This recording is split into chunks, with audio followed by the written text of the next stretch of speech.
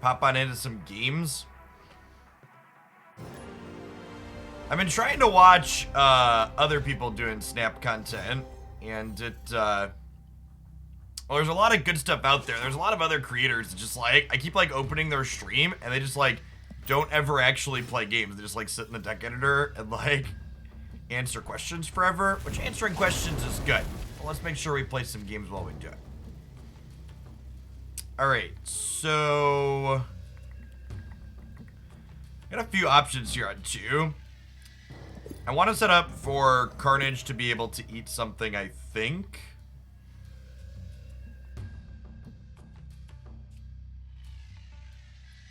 I think we Okoye middle, and then we'll Nakia left, and then we can Mysterio into Carnage, eat everything on the left, including the Mysterio clone to get an 8-power Carnage there. Or sorry, not, it'll be a 10-power Carnage, because Carnage is going to get 2 from Nakia as well.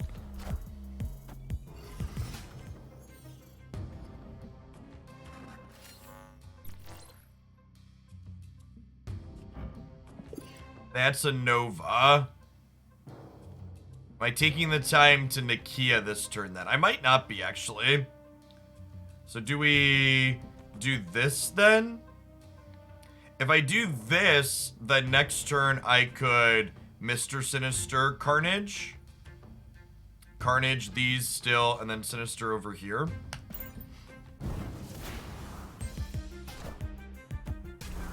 We'll see what this is. Quinjet could be the ongoing deck. It could be a Devil Dino deck.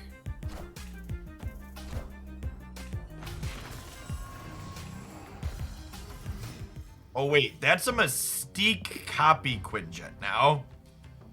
Huh.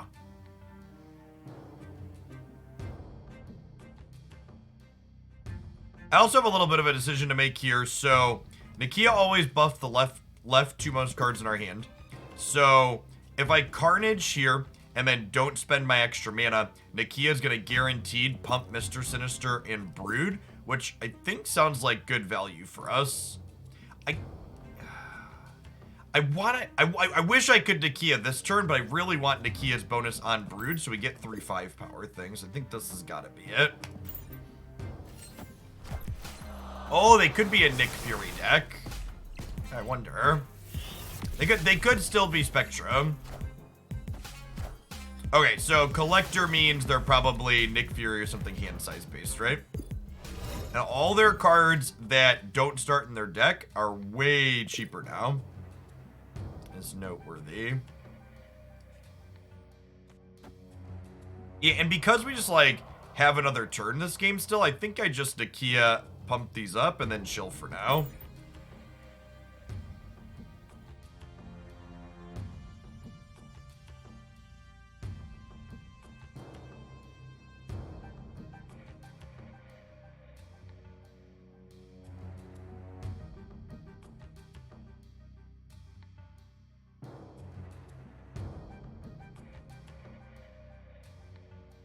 It can be correct to sometimes not play anything. I mean, just watch this game that we just played here, right? We had a couple of turns where I played nothing. Like, even here, I could play Mr. Sinister, Deadpool, or Brood, but I don't really want to. And part of the reason why I'm waiting to play stuff here is because we have a turn 7 from Limbo this game, meaning I'm gonna have extra resources to go around. I am Iron Man. Them Iron Manning Limbo is kind of great for us, because I think this is the location we were kind of punting anyways.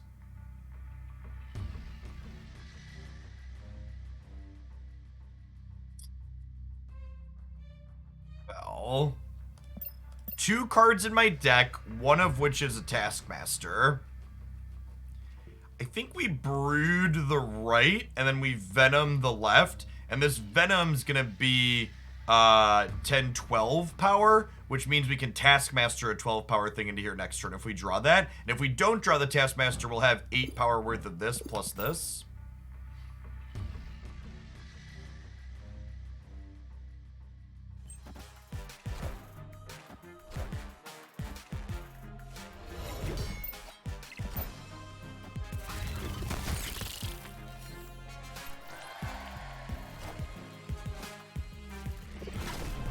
Oh, this is our Forge, you're right. From their cable. Alright, sick. And there's the Taskmaster. So I guess they could put 2 things into here. We could lose this, but...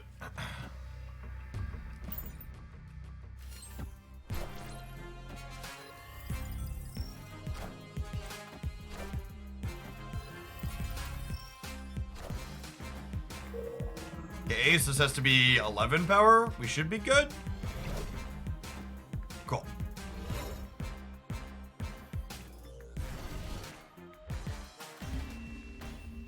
Cool. Solid first game. Victory.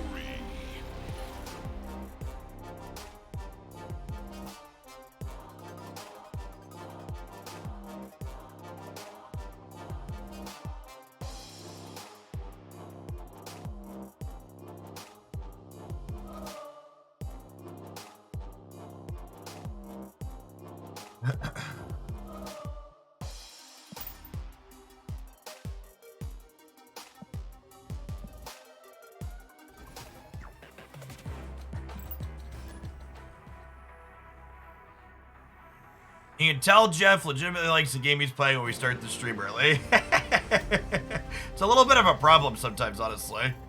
Part of the reason we would always do Magic first because I'd never start early. I can control myself for that game.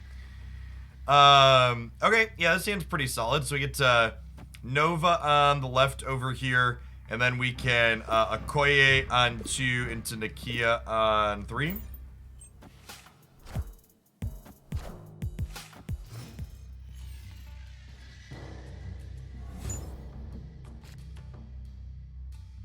Huh. So this actually makes Okoye a bit worse. So what are the cards left in my deck here? There's a Carnage, there's a Venom, there is a Deadpool left in my deck still. That would get, I'm trying to figure out what's getting Okoye here. So Carnage, Venom, Deadpool, Forge. Drawing a Deadpool that's +1 power has value. So I think I'm still Okoye-ing here.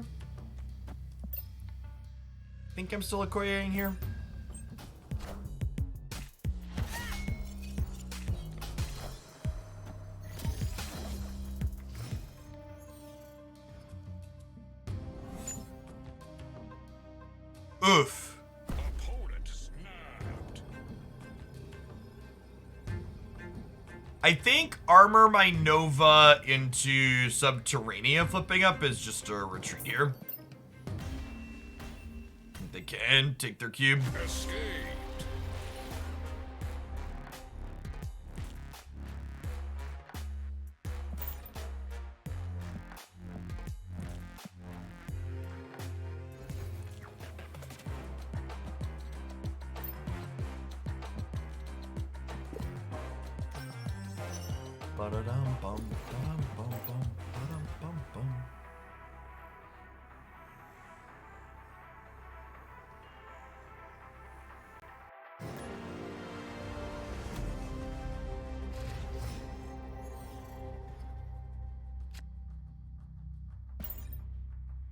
Big house doesn't bother us at all.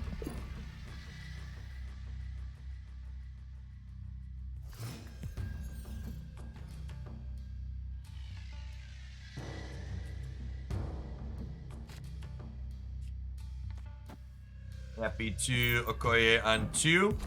Got a bunch of the cards in our deck powered up here.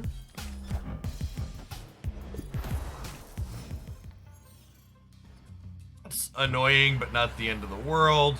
The Death's Domain, I think, is actually pretty good for us. Not only does it synergize with our Deadpool if we pick it up, but Mr. Sinister and Brood can sneak into here, and the Mysterio clone that's going to be -1 getting killed is great, and the other Mysterio clone that's -1, Carnage, is going to eat on the left, so I think I'm going to snap on Death's Domain, pop it up here.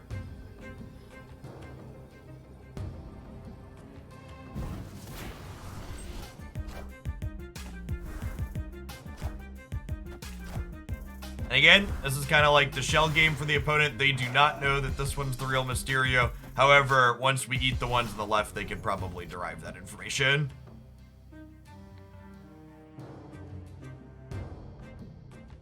This is a Sinister, right, Carnage left.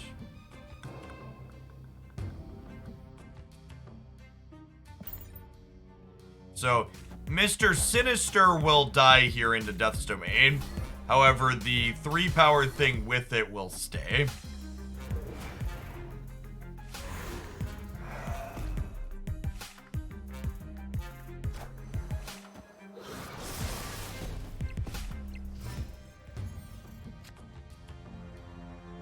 It's a Deadpool. Oh,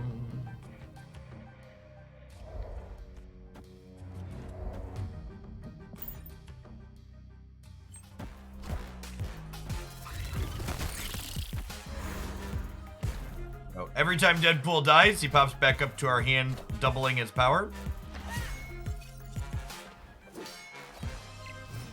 So they're down 7 here, but Angela lets them...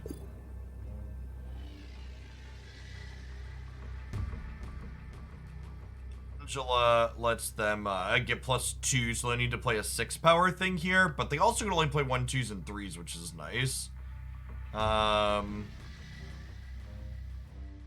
We're winning Death's Domain here almost assuredly. And then if I Deadpool plus Taskmaster mid, this will turn into Deadpool's power being a 4, so we'll have a 4, a 4, and a 4, so we'll be 12 here. I think this is probably a win. They need to put a 6 here and a 3 here.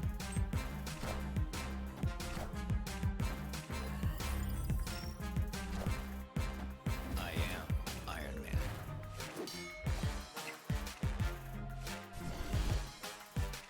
Obi-Wan Kenobi, thank you for the 27 months. I appreciate that. Welcome back.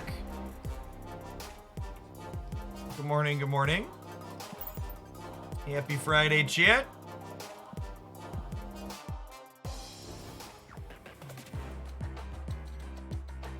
That was a bot, chat.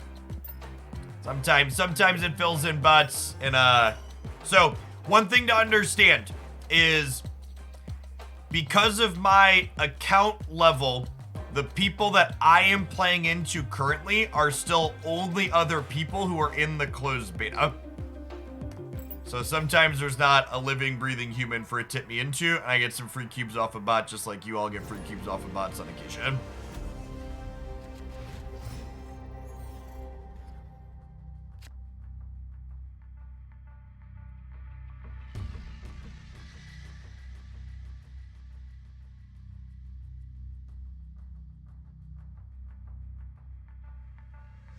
This is still the BlueStacks version. There is a bug in the Steam version where you have an issue selecting which deck you can play if you have too many decks listed in your deck selection.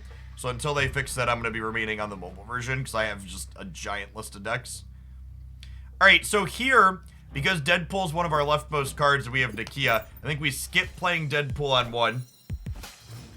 So that way we can Nakia him up to 3 before we start destroying him to double our power.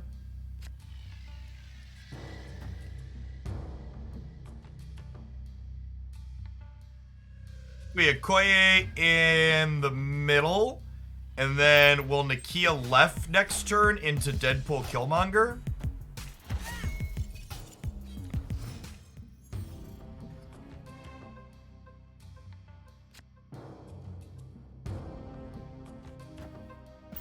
Killmonger will clean out all these squirrels as well.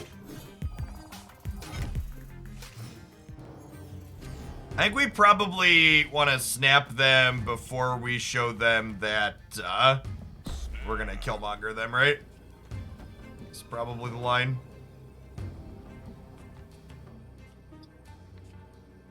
Let's not Killmonger here because if we draw Carnage, I want Carnage to eat Nakia.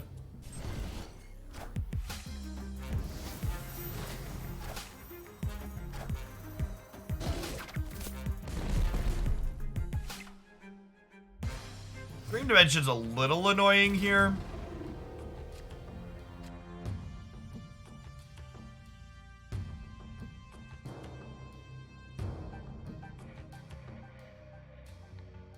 Not gonna have It actually really throws off our timing on things, huh? Do I just lead on Brood this turn, actually? Yeah, I think we need to Brood this turn, and then next turn we could go like 1, 2, 3 potentially. The Venom might not even be good at this point, because if I destroy the Deadpool, I'm not going to be able to replay it back down. This throwing all of our mana costs off by 1 this turn really screwed with our curve. Our deck plays a lot of cheap things.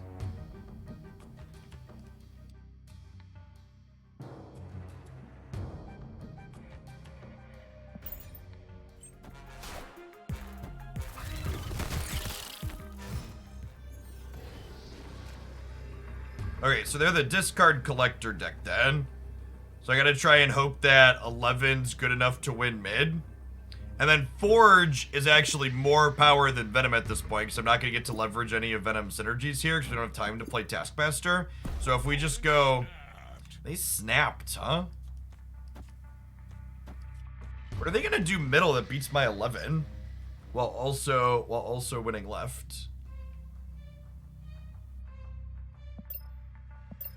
I assume they're about to, like, discard Apocalypse a whole ton.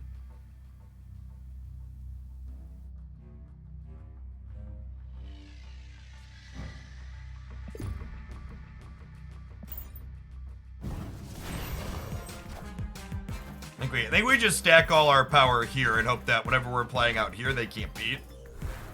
We're about to add a ton of power, right? Yeah, they just didn't play for this. So they're gonna have something big over here with the collector, but we're just gonna beat them here on the right, I believe.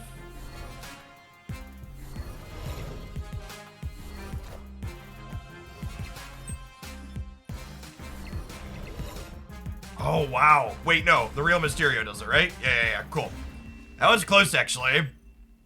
Victory. So Morbius gets 2 power for every card they've discarded.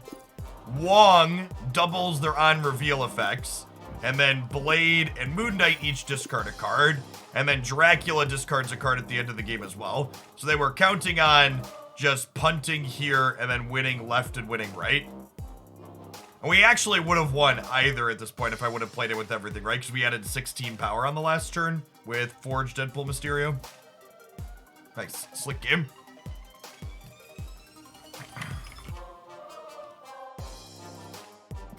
Someone asked, what kind of metrics do I need for a full-time to be full-time on Snap? I honestly, chat, I think we're going to try and full-time Snap for the next, next 2 to 3 weeks at least and see what things look like.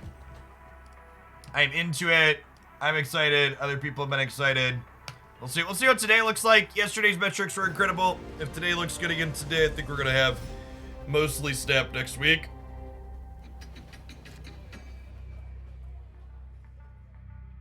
Remember, it's not just viewer count metrics that count. They're nice, but ultimately the big thing I'm going to be looking at the end of the 3 to 4 weeks is my subscriber count. So, like, for point of reference, I currently have 1,395 subscribers, but a good chunk of those are people that are here looking for Magic the Gathering stuff. So if you want more Snap stuff from me, you have a Prime sub, or you can afford to do a paid sub, those are the things that help put food on my table and keep a roof over my head. So those are the things that can help keep me here doing more Snap.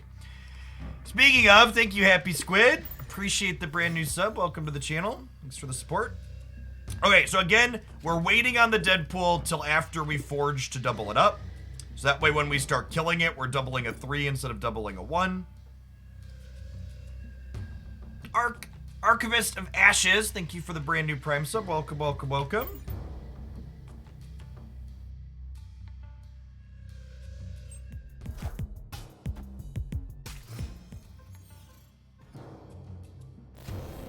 Danger Room. Okay, so Mr. Sinister. Oh, we need to play Deadpool first, because I want that Forge. The Forge animation reminding me of my sequencing is so nice. And I think we Mr. Sinister right just to fill in the rest of our mana. And then we've got Deadpool ready to start getting destroyed by Killmonger and Venom to get doubled real quickly here. Vicarian, thank you for the 31 months. Welcome back. Good to have you, Pierogi. Thank you for the 20 months, by the way. Wind, aid my hand.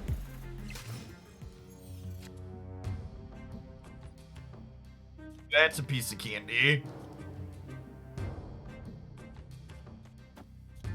Now, unfortunately, with Nova coming down after Deadpool, it means that Deadpool won't go to 4 and then double, but I think we still get the Nova in while the Nova exists. Actually, do I?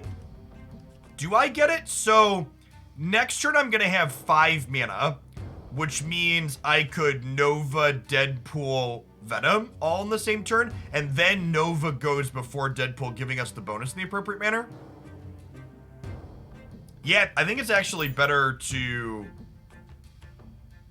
Yeah, I think it's actually better to wait on the Nova, because I don't have any other 1-drops in my deck, and my next turn is definitely Deadpool Venom.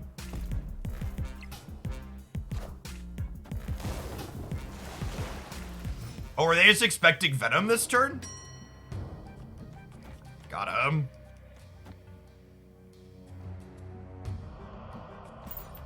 So, Deadpool is going to be 14 power when it bounces back to my hand here.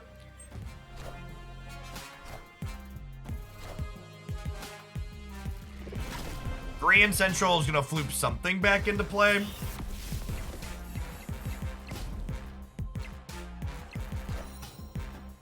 Ooh, magic. Okay. That was actually the optimal thing for this to put into play. Oh, that's an adorable interaction. When Grand Central puts Mysterio into play, there's no... Okay, yeah, there's no clones. Turn 7. Am I just passing? Or do I play Deadpool out? I'm gonna play Deadpool out right, I think. And chill. Deadpool and chill? Deadpool and chill. Now, I'm gonna wait. There's no reason to play this, right? Like, there's no 2-drop I could draw that I want to play. I could draw Okoye, I guess. Okoye is one of my 3 cards. I'm not playing Carnage, though. Our last 3 cards are Okoye, Nakia, and Carnage. And if I draw Okoye, I'm gonna wish that I played Deadpool out first. She lets me add 2 more powers. Let's do it.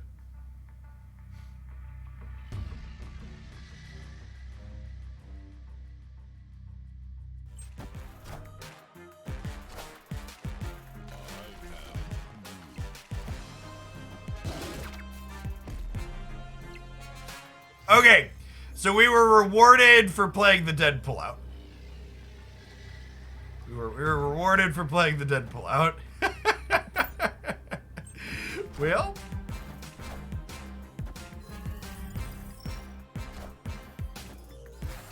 I didn't snap there because there's no way they call, right?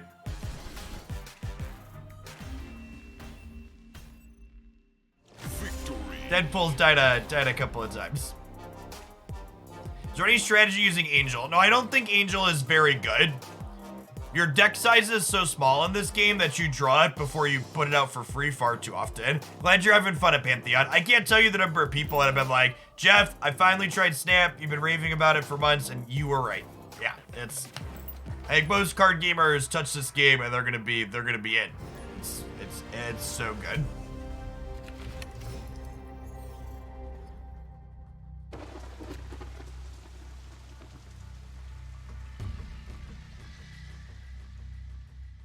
First to fill this location draws a free 6 cost. Honestly, I think I snapped them here because we're going to fill this on turn 3, right? We go Deadpool into Mr. Sinister into Venom. Venom fills it, we get the raft thing, and then he eats everything.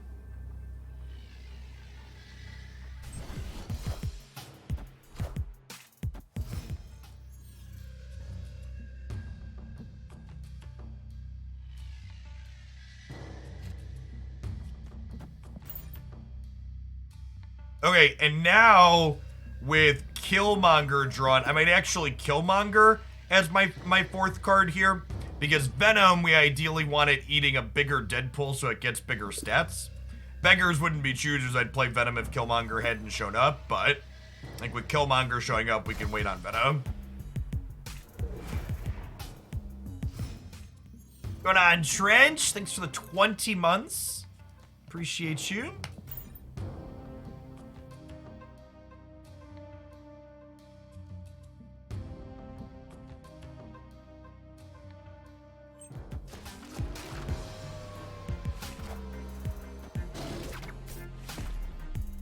killing their Nova here before it can do anything is also big game. We got a free Chavez. Having priority here was busted. Love it. This is turn 4.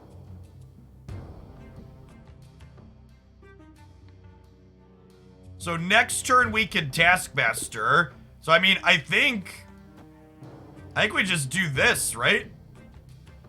And we're gonna have this is 11, 12, the level 12 power Taskmaster next turn.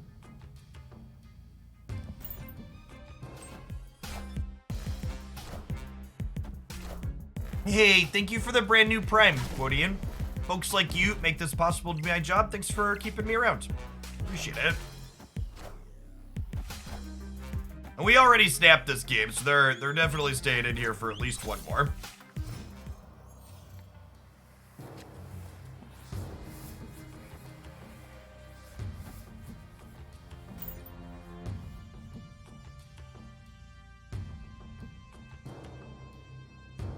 Oh, you know what? I wonder if I'm supposed to play Taskmaster left here. No, we're not supposed to play Taskmaster left. I was gonna say, it's a little awkward if Strange Academy kicks both of these right. But I guess Strange Academy can also kick both of theirs right, giving them a very finite amount of power they can have here. We could also see a Professor X here. Please be Professor X. Please be Professor X. Wave. Okay, so they're the Death Wave deck. And my Venom went left. So we're currently winning in all 3 locations, right? So because I'm winning in all 3 locations, yeah, they're bouncing out. Good stuff. Good stuff. Another vote for more Snap. Thanks, Quodium. For the new subs too that are popping in, you should make sure you link your Twitch account to your Discord account and pop it into the subs Discord server. Got super active channels in there for Snap and a bunch of other games. A lot of the miscellaneous deck lists I'm pulling to play on stream are things people are suggesting in the Snap channel and the Discord server.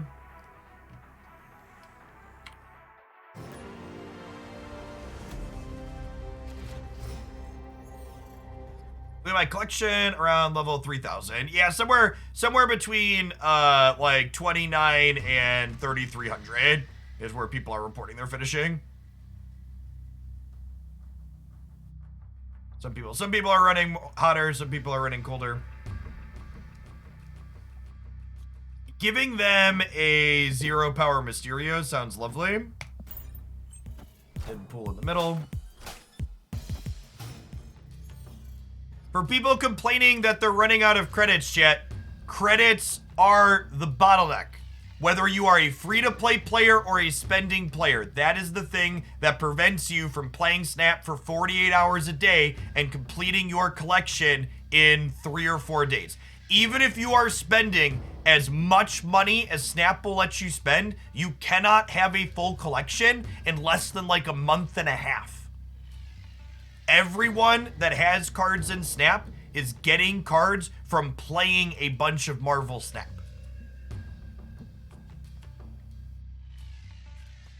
Maybe a little risky to play the real Mysterio right here.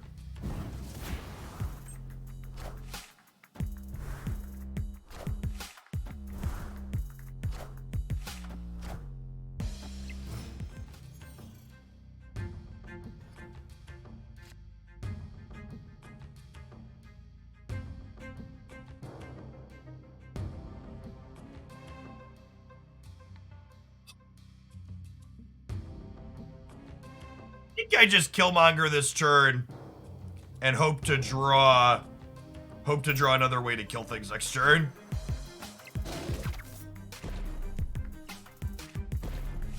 No, there's no account wipe coming. Players like myself that played in the closed beta get to keep our cards too. That's why I still have a full collection.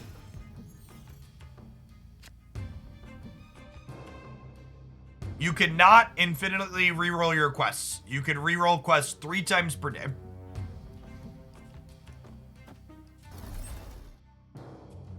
Wait, I want Nova before Deadpool, so that way Nova doubles Deadpool's, or increases Deadpool's power. So we'll play these here, and then we're hoping to draw Venom or Carnage next turn.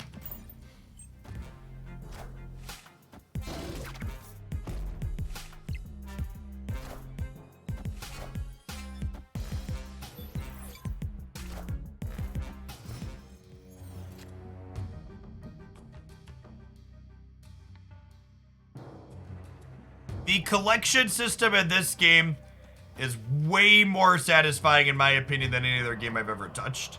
This is probably a retreat, actually. We just didn't find another destroy thing, and like, even if we find it next turn, we're just too far behind, and like, their Deadpool's coming down here. Just didn't have enough for our destroy enablers. Escaped. Well, so Trench, a lot of times when games do account wipes, they obviously refund the in-game currency for everything that you spent. But because Snap also has that time factor to it too, I think that's why they're not resetting anything. Like, the card pull system is really well done. Agreed. By the way, I'm hoping to have it up tomorrow. I'm gonna spend tonight at the computer doing some video editing. But I've crunched all the numbers, and if you're curious how long it takes to get a full collection, free to play, spending, whaling, I'm gonna have all those numbers up on the Snap YouTube channel tomorrow. I already spent a couple hours in a spreadsheet figuring out all the math. I'm just gonna compile it into video form tonight for folks. You know, 1-drops.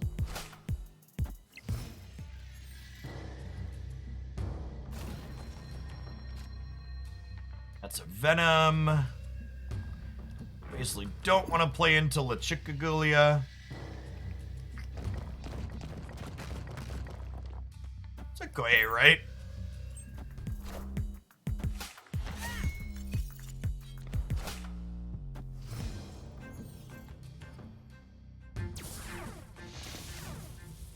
Rewarded for a Koei, right?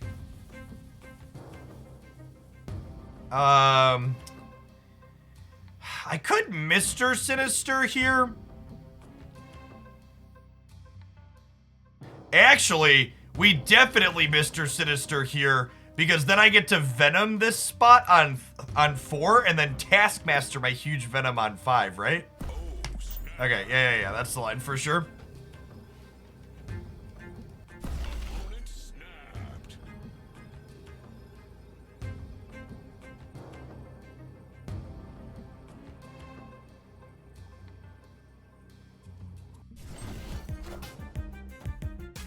Oh, they have a Mysteria. Sure.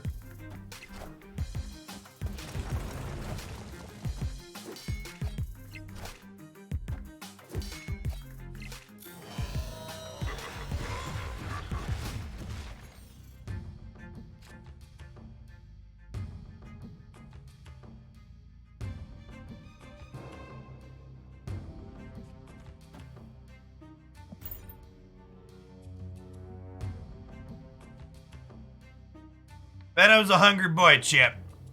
Hungry boy.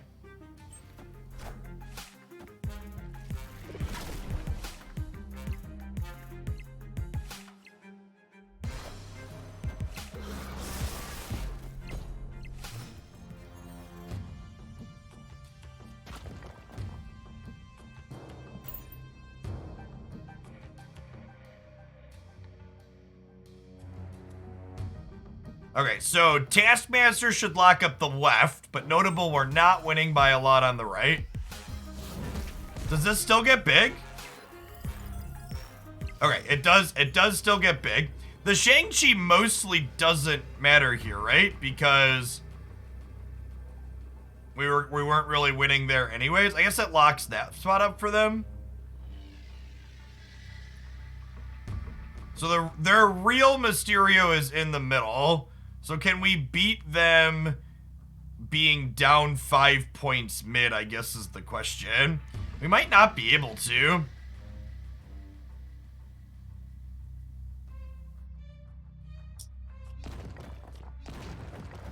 I could do this, I guess, which is 5, 6, 7, 8, 9, 10.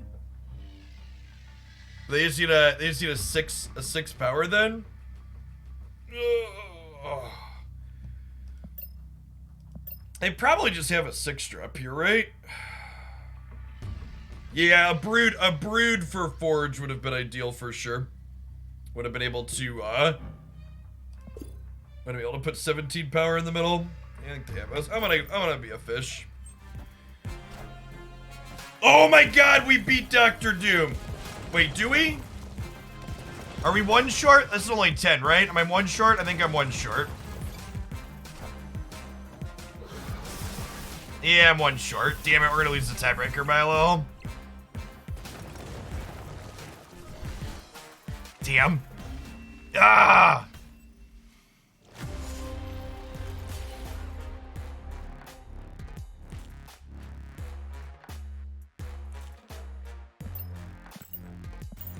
Fuck off. Imagine emoting me after you Shang-Chi me. Get out of here. I gave you your cubes like a fish. You don't gotta BM me afterwards. I would like it always be an option for emotes. 9 times out of 10, they're just people being annoying. Yeah, we still don't have a mute all option. No, we knew it was a person from the start, chat. Alright, not playing into La Chicaglia.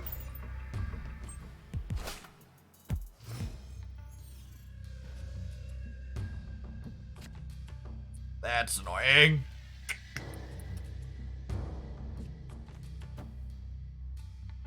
Guess we'll forge. Mysterio counts as playing into La Chicaglia.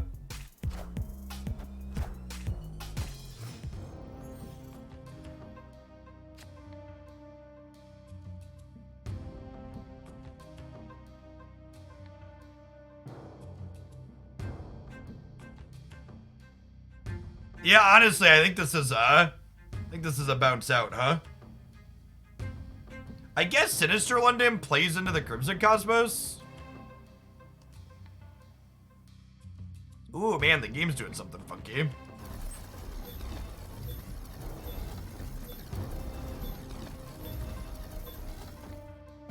I guess this lets me kill their Hood and their Nova before they do anything.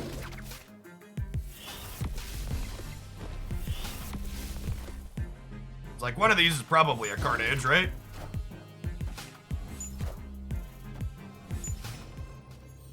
It's a little sad to use this before they demon, I guess.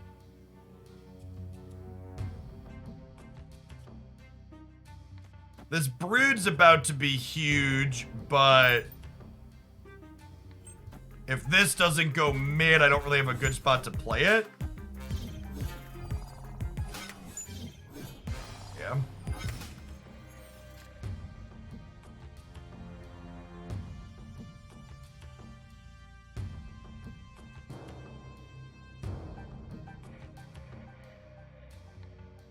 I mean, I guess I could Brood here to try and hit center.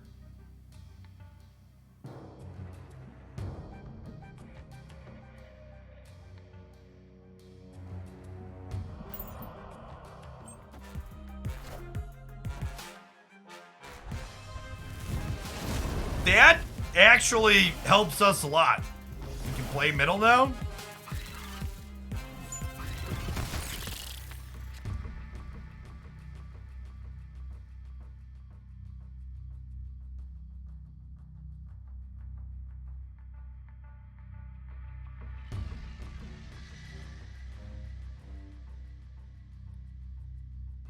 So Taskmaster is 6 power currently, which is not great.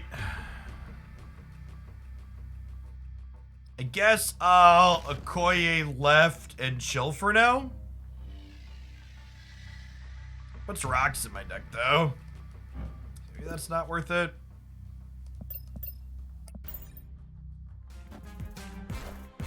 Taskmaster after Mysterio does not work how we want it to.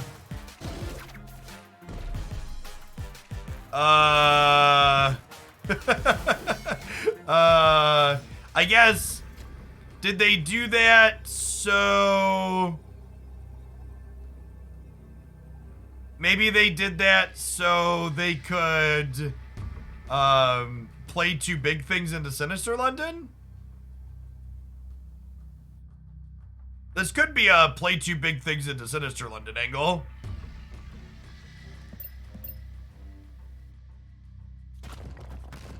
I'm at 11 power here, and I'm up a bunch already. So I guess we stay. I'm up 9. I'm gonna be up a bunch here. Okay. Yeah, I think the Killmonger was a mistake there.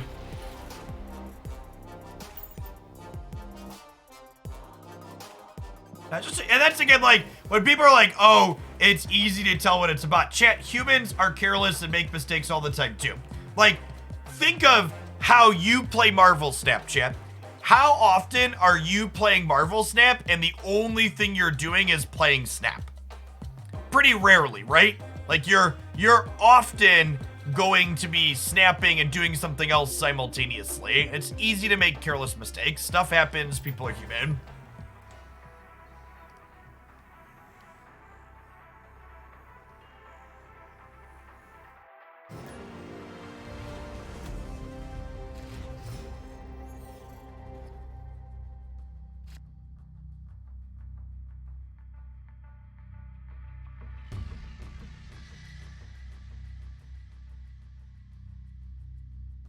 Someone asked, is it worth it to buy the season pass? You want a little bit of a spoiler for my video that's going to go up tomorrow, chat?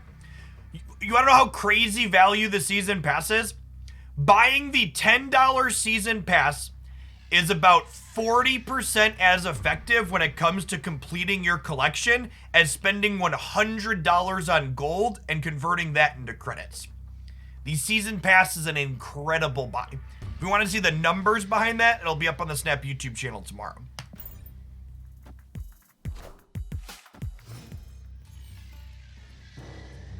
Okay, we've got Forge into Brood here, which is pretty great.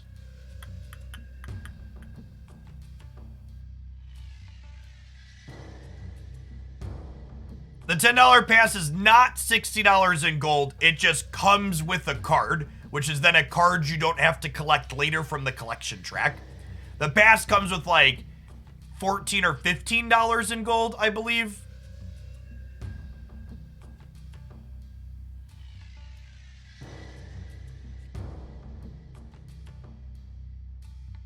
We forge left. I'm gonna forge left just in case expansion pops out something we don't mind to eat.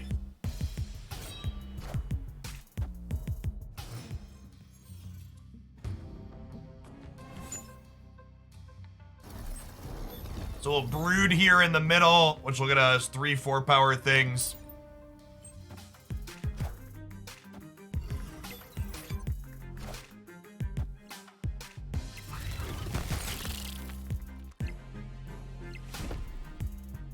Whenever people make a comment like Buggy and say, well, that's just how Snap and mobile games work, I feel like I've developed brain worms because that's how Snap does things is not how every other mobile game works that I've played a fuck ton of mobile games, chat, and Snap does things in a way that's much better than most of them.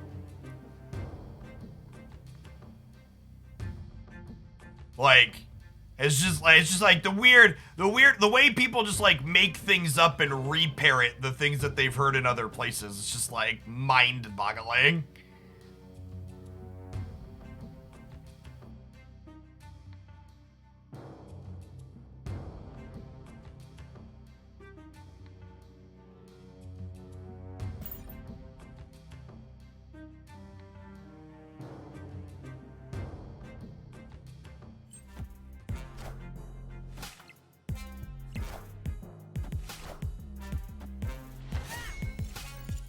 Chat, I spend $2,000+ a year to maintain a full Magic the Gathering arena collection.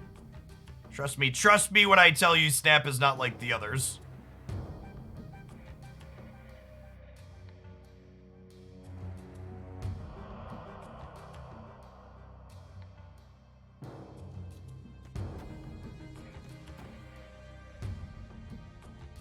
This is gonna murder the Sunspot. Do we snap before we murder the Sunspot? I think we snap before we murder the Sunspot. Try and grab an extra cube here. Gonna kill the rock off too.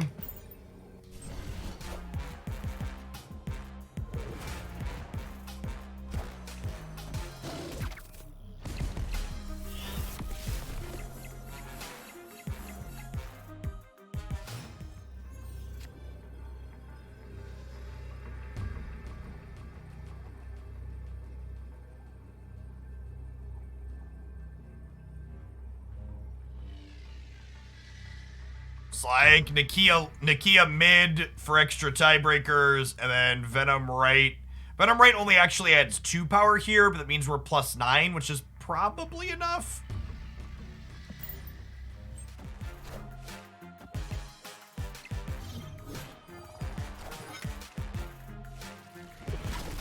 Arena is free to play, you just need a 70% draft win rate.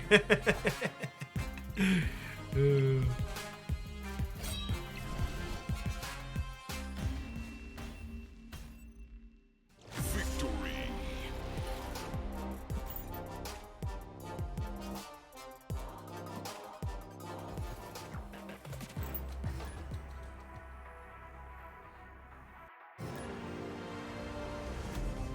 Lord, grant me the confidence to go online in front of God and everyone and show my ass. Well, you have to remember, chat, when, like, people are hiding behind their, you know, Twitch username and their anime avatar, they're emboldened to say things they wouldn't say or do if they were, you know, their actual person out in self, where there was, you know, repercussions for the things that they say and do and accountability for their actions.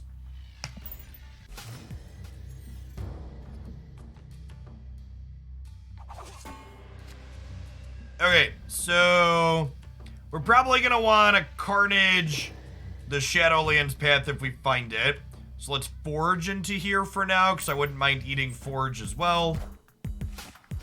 Hopefully we draw carnage in our next 2 draws, so we go like Mr. Sinister next turn. Our ideal draws here are brood followed by carnage. Okay, so this will put 8 power over here, and then we're hoping to draw carnage next turn so we can go Mysterio Carnage, clean out the middle.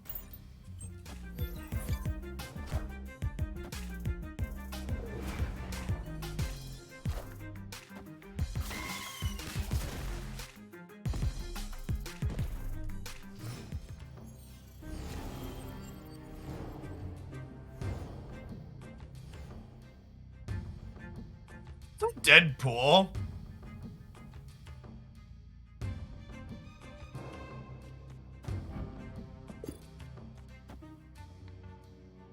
Is it too late to get Deadpool going? Might not be.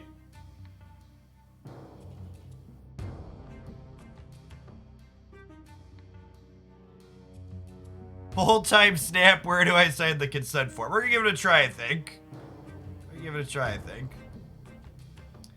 Do I wait on this? Do I Killmonger here, actually? Yeah, I think we Killmonger, actually, because it's more power into Asgard.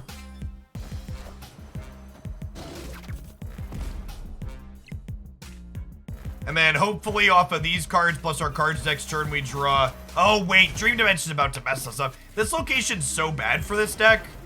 This deck really... I wanted to draw Nova this turn, but Dream Dimension just, like, completely rails us. That's so unfortunate.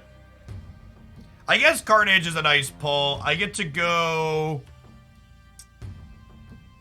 But I'd rather Nova or Deadpool this turn. Do I retreat? I mean, their board state's not very good either. Like, I'm still ahead on board. I just don't get to go crazy now.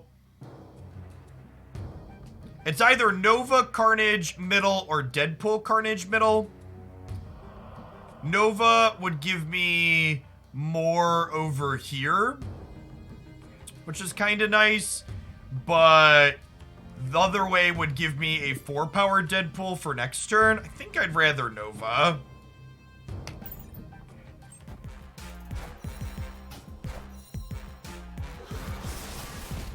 Okay, so this is the real Mysterio. So this is +5 over here.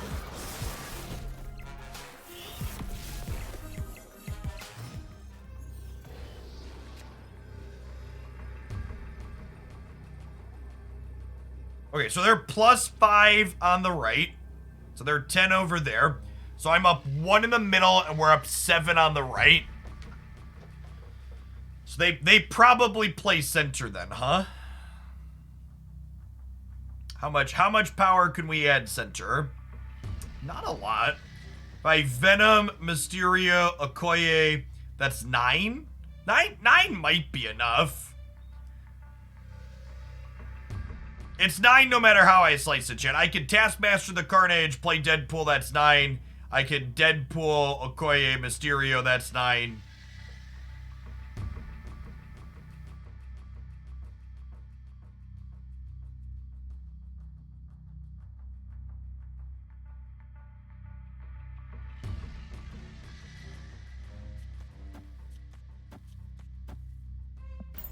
Staying for a cube. We do lose to death here. Well, if they had death, they probably play death plus something else, so what's the 6 drop? Just a Taskmaster. That's not good enough.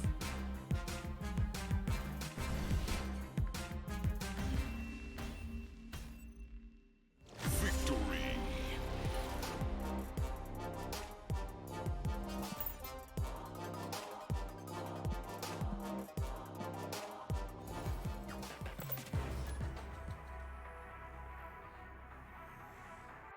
Yeah, the opponent was doing some similar things to us there. Alright, we have Forge into Brood here. Our deck really likes Mojo World and the Raft. We're gonna fill in things up with Brood and Mr. Sinister. And actually, do we snap here? I get to Forge into Oh, I can't. I was just saying I get to Forge into Nakia buff both these, but it doesn't actually work because the Forge will go on Nakia.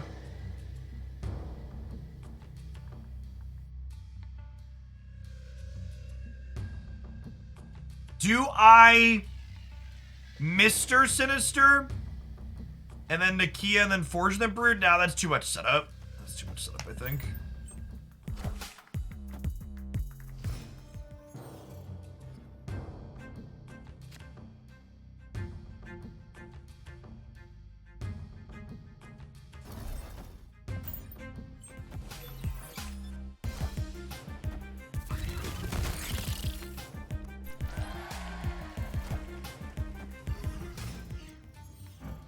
A sweet Patriot variant with a wonderful Patriot avatar.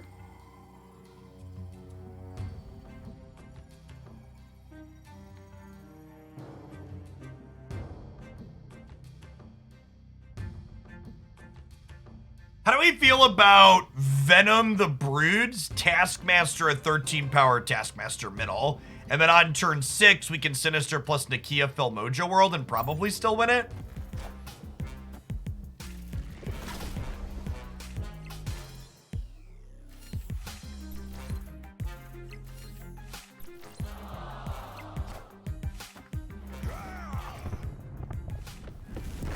Alright, so last turn, we can play to the vault. That's probably an incredible draw against their Khazar deck, huh?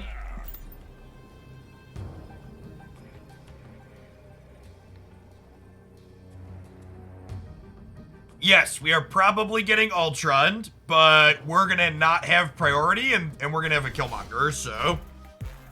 Yes, we are 100% getting Ultroned, and it doesn't matter. Because they're ahead, because they have the tiebreaker. Oh, gosh. And I have the Killmonger to boot. Or I have the Nova to boot. So again, my cards are flipping second because their name is highlighted in gold, and their name is highlighted in gold because they're currently winning on board. We're each winning one location, but the Mojo World tiebreaker means they're up by a lot. Opponent snapped. Yeah. Come on, put your cubes in the pot, bud.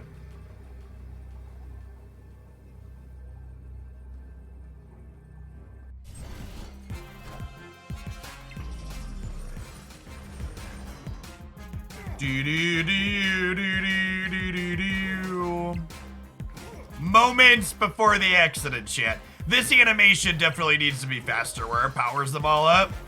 Killmonger's nice and quick at knocking him down at least.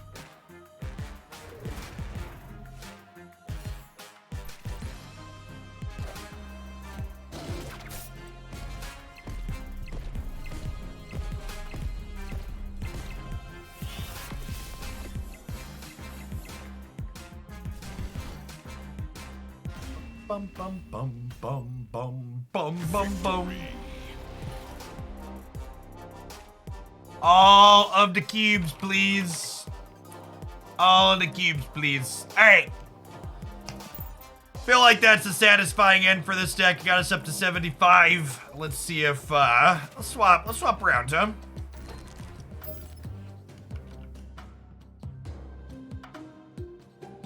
This is an archetype I haven't played with for a little bit. Let's see how this feels. So, the move archetype I think is the single worst build around archetype in the game, and it is not playable. Deck needs mad buffs. So, this is a deck that my Magic players will appreciate the name of Show and Tell. It's got 6 drops in it here, chat. This is a deck designed around kind of cheating things out. So we've got Wave, who makes cards the next turn cost 4. So we can play one of these sooner. We've got Dracula, who's basically a 4-drop that's gonna discard one of our chonkers at the end of the game and get chonky himself. We got Jubilee, who spins the wheel and flips a random into play with us, which is likely to be a chunker. And we've got Magic, who you can play on turn 5 to get a turn 6 and 7, so we have more time to play 6 drops out. Let's pop on into some games with this one and see how it goes.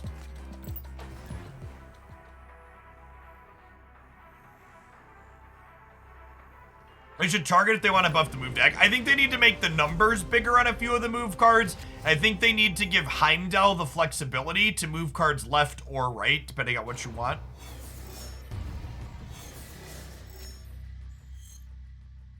So, the Superflow is kind of an incredible first location for us, huh?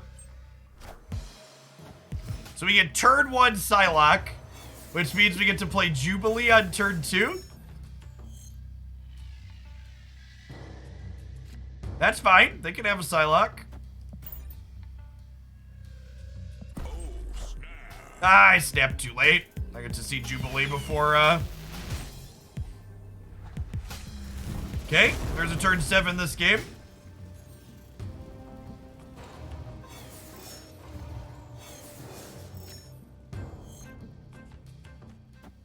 We can get our hand empty. The Infinite is a lovely discard for Dracula.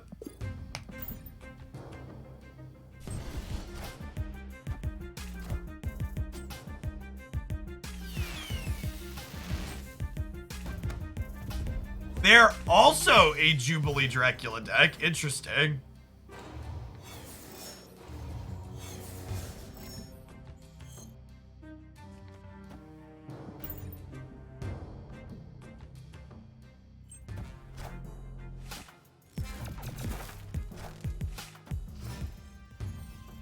Marvel's a good one.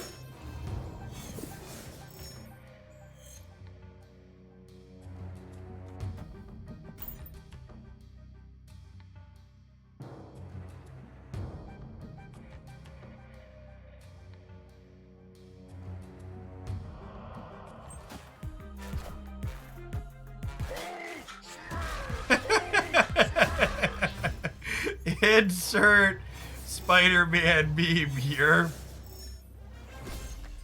So Chavez always shows up on 6. We knew that was coming.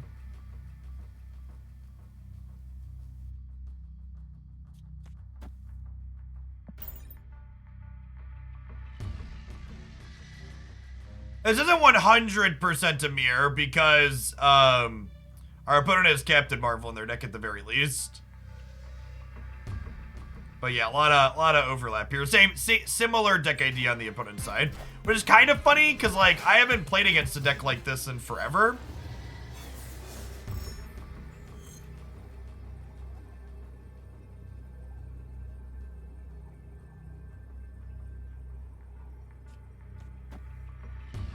Tie, middle, and then hope that we can bin an Infinite on the right.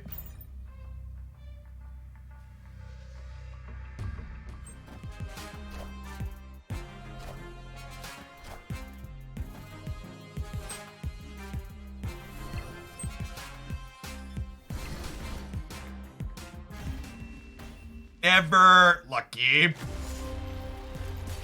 They're playing Wasp. They must be playing the Lockjaw variation of this deck. There's a version of this deck that plays Lockjaw, but it has to play cheap things like Wasp, and like flipping into Wasp off your Jubilee does not sound great. I think 3 low drops is enough. Yeah, we were 1 and 3 to win that. We missed it. Dracula grabs a card at random. What are the tie rules in this game? The tie, they definitely need to do a better interface explaining how ties work on the interface. Whoever has the most total power wins in the event of a tie.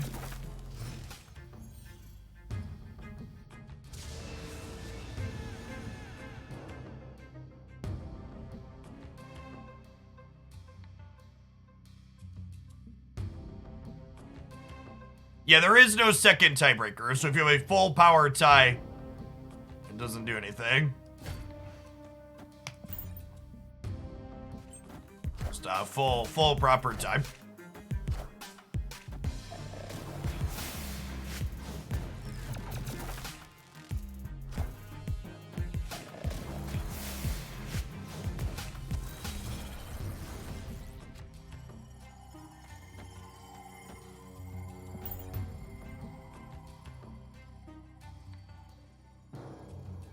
Lockjaw card that I was talking about for the last game. Face the might of Asgard. Mjolnir.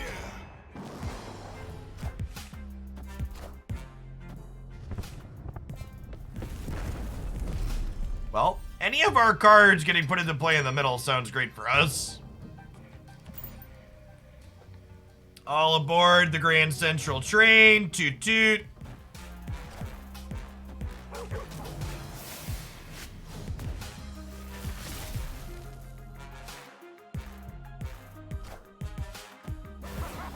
Oh my god, please put Odin down. Please put Odin down.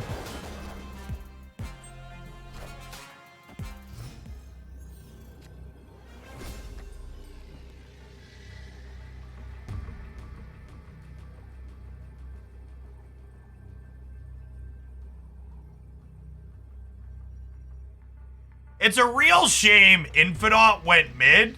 Because if Infinite hadn't gone mid, if we'd have put anything else here, I could have Infinite left this turn to lock that up.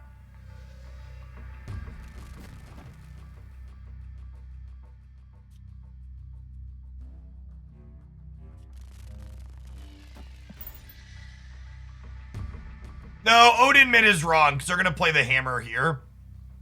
I guess it takes Odin out of my hand to mean Dracula discards something bigger. I gotta retreat here. I think on average we lose. Because they're +4 here already, and they're gonna play hammer here, which means we're winning middle, but then they have 6 mana to play out here. Yeah, they have to play Mjolnir mid because nowhere is right.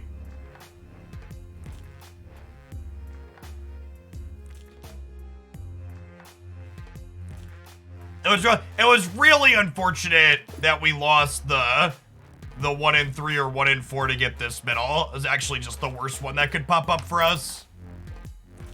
Because if that hadn't gone middle, we would have gotten to play it right left, and then we probably win the game, because we would have been in a position to win all 3 paths.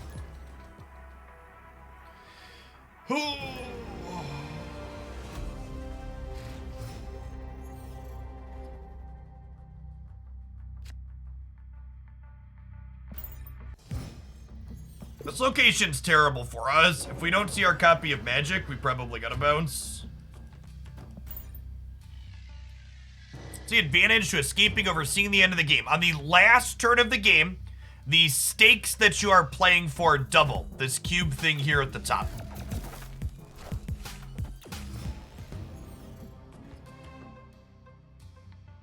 What are your thoughts on how much grinding it takes to get to infinite?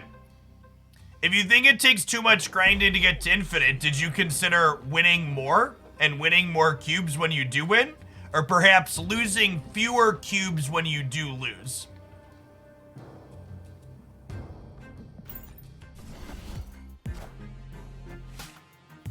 getting good, perhaps.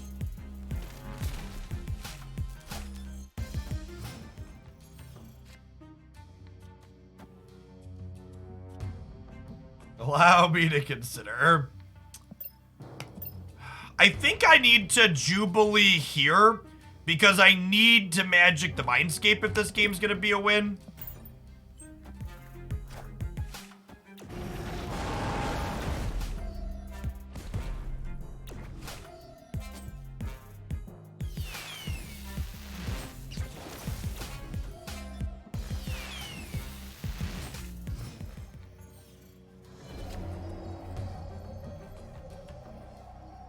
You know, 18 power for 4 resources, not bad. Okay, so this is actually kind of adorable.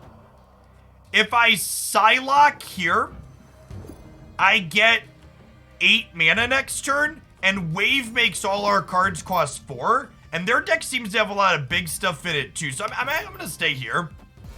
I think this seems good for us.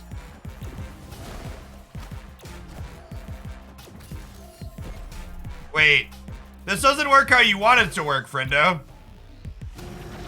No, friendo. Wait, do all their stuff die?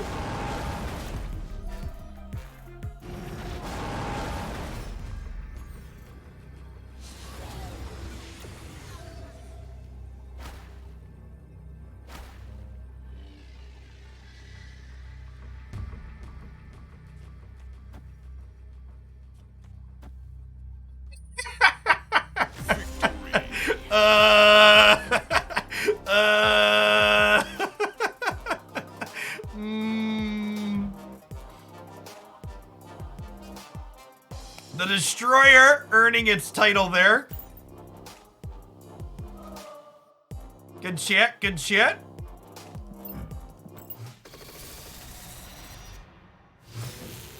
Thanks everybody for coming in today. We've had a bunch of new follows while you've been in the Snap channel. For anybody that's not familiar with me, my name is Jeff Hoagland. I make content full-time here on the internet. Magic the Gathering and other strategy games are primarily what I've done up until this point in my streaming career. But I'm kind of hooked on Snapchat, and it seems like there's a lot of other people that are hooked on Snap, and we are gonna make a huge go of making a bunch of Snap content here. So if you're into that sort of thing, make sure you drop a follow. If you want to keep me here making lots of Snap content, you have a Prime sub, consider using your Prime sub here. This is my full-time job. I wouldn't be able to be here without the support of my subscribers. So there are cards with death effects, Andrew, and there are cards that shield an entire lane. The Destroyer deck is actually probably one of the best decks in the full card pool at the moment. It's very, very competitive. That last opponent wasn't leveraging Destroyer appropriately. They made some questionable positions with it, but the card overall is very strong. Ricky Bobby, thank you for the sub gifts. That's super generous. I appreciate the support. Happy Friday, folks. We're gonna be snap-a-lapping all day. Black Widow on 2, lovely. This is one of my favorite disruptive cards in the game. So it gives your opponent a Widow's Bite, which denies their card draw, and then they have to play this 0-cost card to the board, taking up one of their 12 board spaces.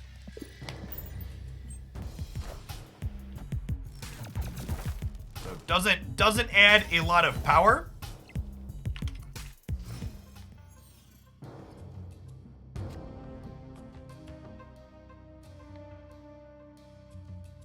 And now we get to execute one of my favorite 2, 3, 4 combos. So Black Widow gives that Widow's Bite we just talked about. Wave makes all cards cost 4 next turn. And then Odin will cost 4, and he re-triggers all the on-reveals at his locations. So he will give them another Widow's Bite, and then Wave will make that Widow's Bite cost 4. So with this curve, we cut our opponent off of 50% of their draws this game. They lose 1 the turn this happens, and then they lose 2 after we Odin these 2.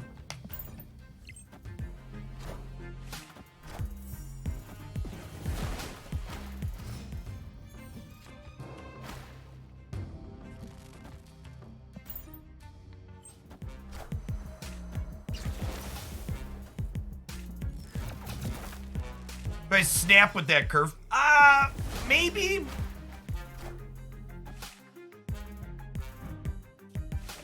Oh, the location. I was like, why did they play that into the Isle of Silence? Locations are about to change. Got it.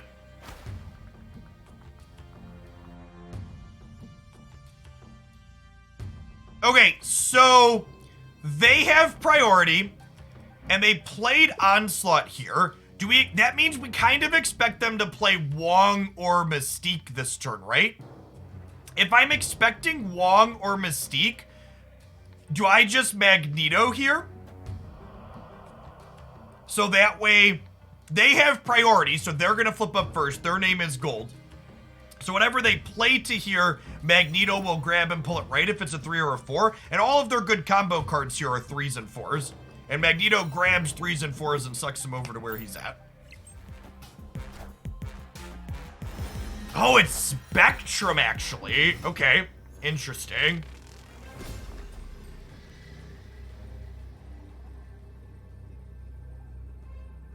Interesting. We just Giganto left, right? Get Shang-Chi'd, curl up in a little ball and cry.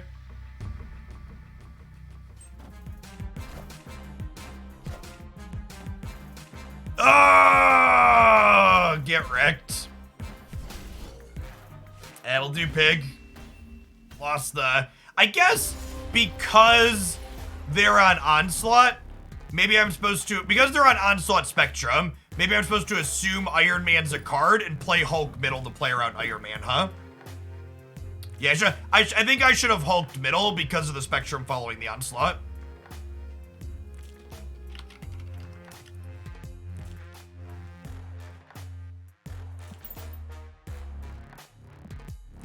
The long shot. Thanks for making my my dream to be a bunch of snap streams not a long shot. Appreciate the prime. Happy Friday. Ba-dum-bum-bum.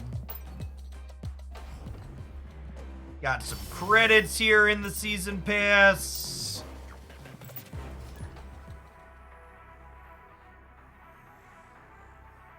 Is the discard deck any good? I don't think so. We spent some time playing the discard deck on my live stream on YouTube last night for like an hour, and I don't think there's the tools there to make it work currently.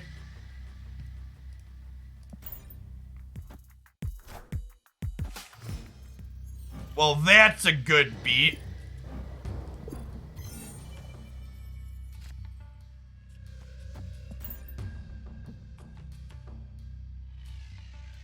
You do get small amounts of season pass experience just for playing the game. At the end of a game, you get 10 season pass experience for every lane you won during the game, win or lose. So if you lose 2-1, you get 10 from that. And then you get 1 season pass experience for every turn the game lasted.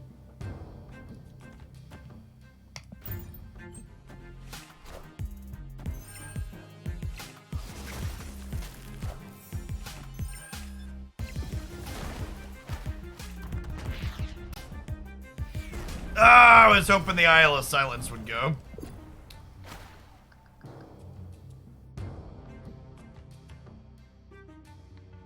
Just like Giganto left, I think. Then we'll Jubilee next turn. Actually, we might Magic next turn.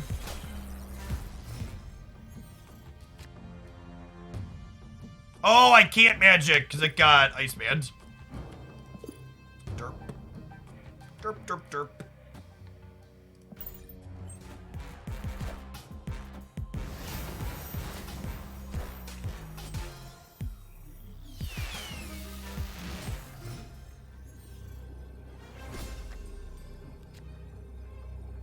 Okay, and then because we're ahead here, I get to play Magneto. Opponent snapped. I play Magneto mid probably, right? Well, I guess I'm only down 1 here. Well, if I play Magneto mid and he pulls Wongers, then I'm up how much here? So what's our better line? So this is 14 to 11 if we pull Wong. But I could also Magneto here, and then I'm up 12 over here. Sorry, 12, I'll be up 10 over here. Okay, I think I do this. Come here, Wongers.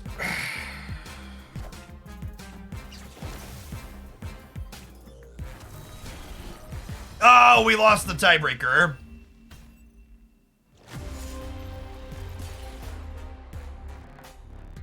Do we lose the tiebreaker here regardless?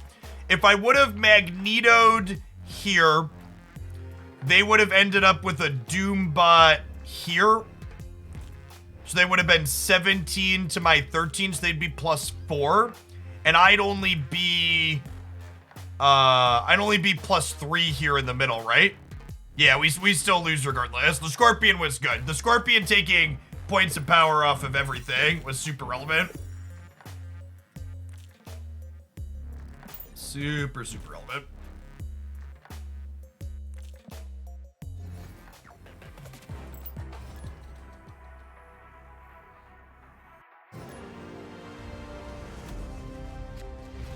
Get that. We're up over 800 people for Snap for the second day in a row, chat. All right, we're gonna give it a go, chat. We're gonna do Snap every day again next week for basically the entire day. Let's take a run at it. People are excited. I'm excited. Nova Robot. That's not really helping anybody. Hey, at least it's a castable card. That's nice. So we get Psylocke into a Jubilee here.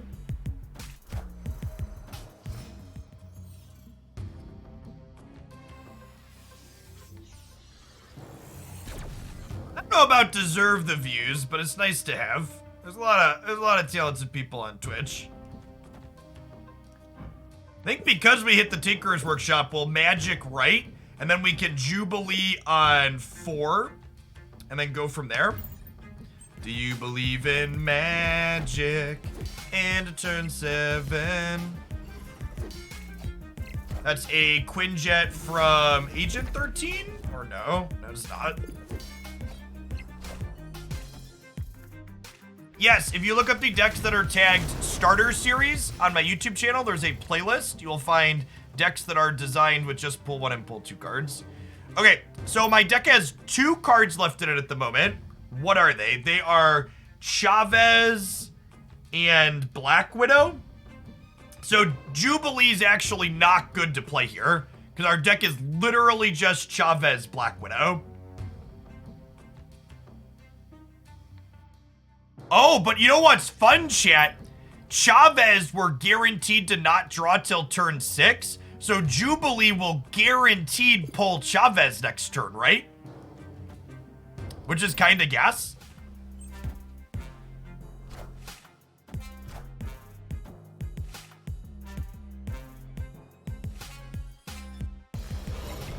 So Beast bounces all the cards back to their hand at the location it's played out at, making them cost less. And then Collector gets bigger every time a card enters their hand from anywhere.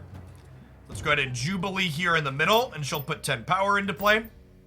Oh, that's true. Cable could have stolen. I forgot. We're missing. What's the other card in my deck then? Oh my god, they had priority and they took my last card. Fuck. Damn it, Cable.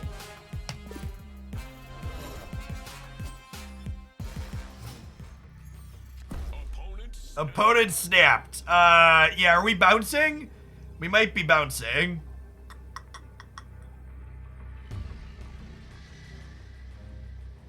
Cable's very good.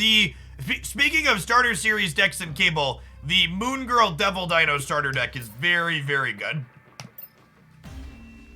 I was shouting at my screen, Jeff. Why didn't you hear it? Well, so we're not really losing left here, right? Like, Dracula is a lot more than 0.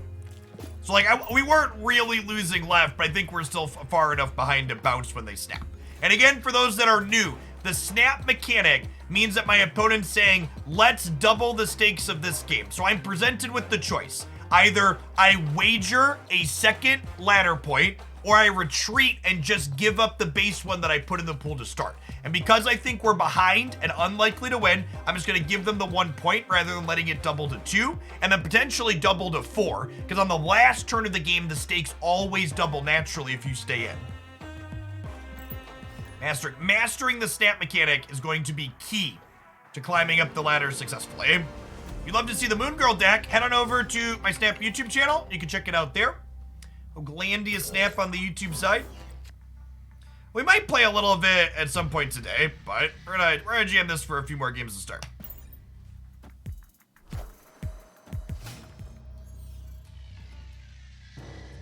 Yeah, no reason to raise the blinds. You can't win the hand. Big house. That's rude, chat. They're discriminating against our large lands.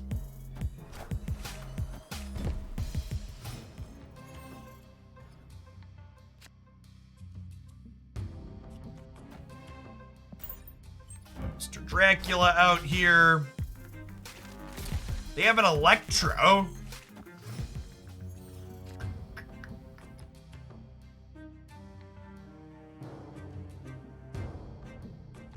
Huh. So, if they're an Electro deck, they might actually have a hard time playing into the big house too. Is it crazy to zero wave here just for power in the big house? Because we can magic the Necrosh next turn anyways.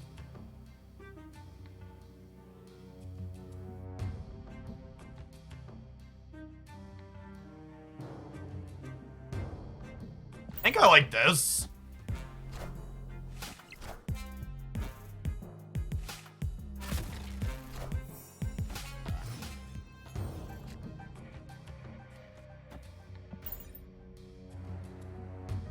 Okay, so we gotta try, Captain Marvel can sneak into the big house, is noteworthy here. The end of the game, she jumps to another location. Oh, Doombots get in there as well. Yep.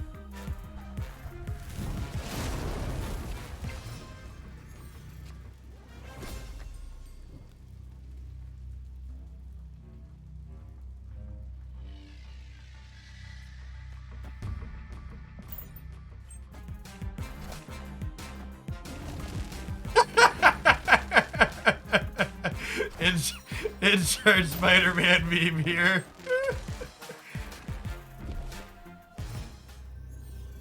Opponent snapped. Probably dead.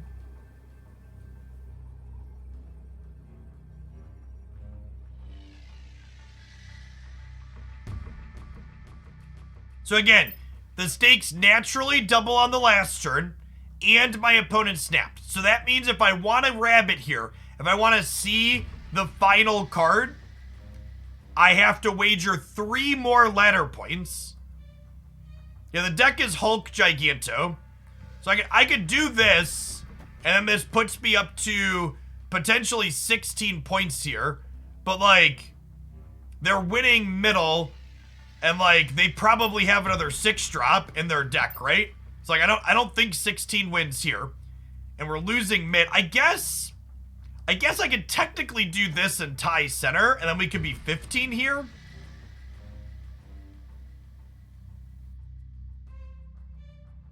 Yeah, Marvel moves into the big house too. I'm retreating. We have lost.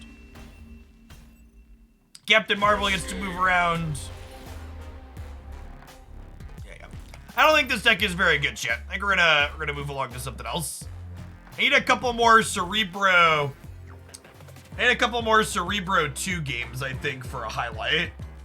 Yeah, let's play some more Cerebro 2. I need a couple more games for a highlight for that. I think that deck's very good. Discard the Show and Tell deck.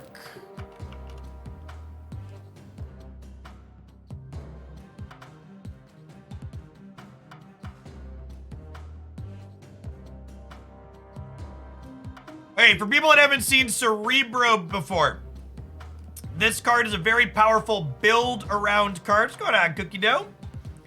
Ongoing effect, your highest power cards get +2 power. This means if we construct our deck in a manner that a bunch of our cards are tied for the highest power, it powers up basically our entire board. So this deck's called Cerebro 2 because it's playing all cards that have 2 power, with the exception of Blue Marvel, who increases all of our 2 power cards to 3 power cards, which is in line with him, so they all still keep the bonus.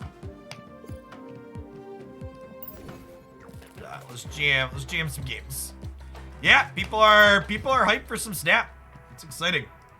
There's a obviously you can build around Cerebro at almost every power level. I think with the current card pool, Cerebro 2 power and Cerebro 5 power are probably the best options, but you can do stuff with 3 and 4 as well. Opponent snapped on 1. Sure.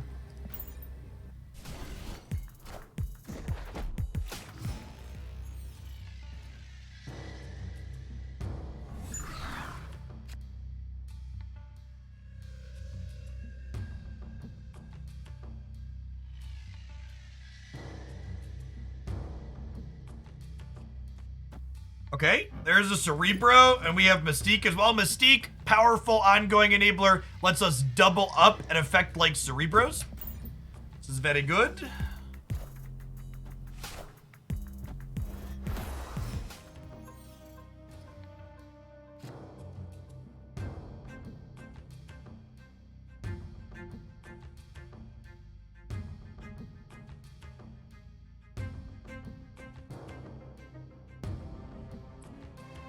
Storm the Savage Lands, make them commit there early.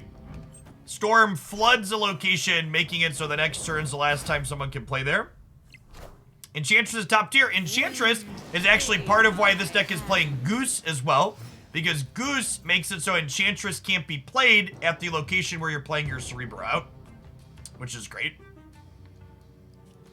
Putting Cerebro into your flooded location, also quite good.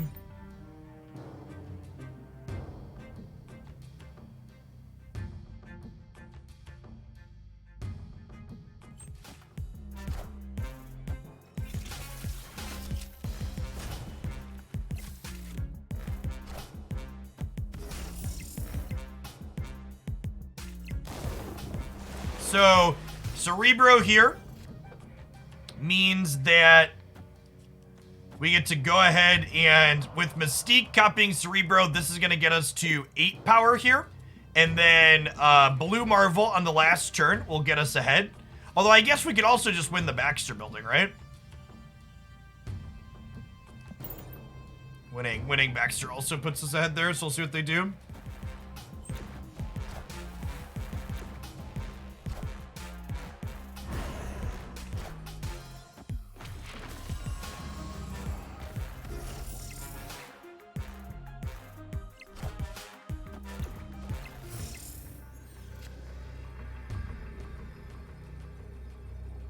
Wait, they cloaked the Baxter building?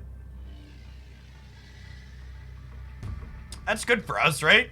So I get to slide. If I put Storm into here, they lose 3, I gain 3. So they'll have a total of 8 here. Sorry, 6, 8. And then I'll have 2, 3, and then another 3. So that's probably not worth it.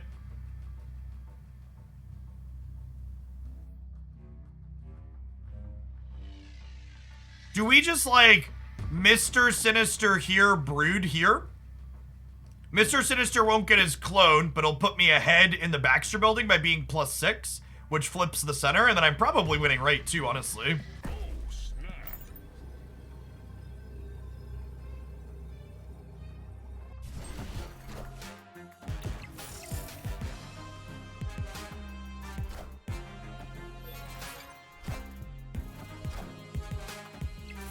Yeah, I agree. I think there's a few permutations that win the end here. Victory.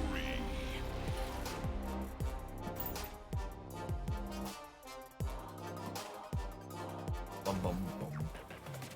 think Iron Man is best used to steal a location from an opponent, or is it a win more card? So Iron Man generally comes up in the games where you don't draw Cerebro. It's kind of just like an extra ongoing thing you can do with Mystique on occasion. Yeah, a good chance that was a bot opponent shit. Makes it extra good to snap them.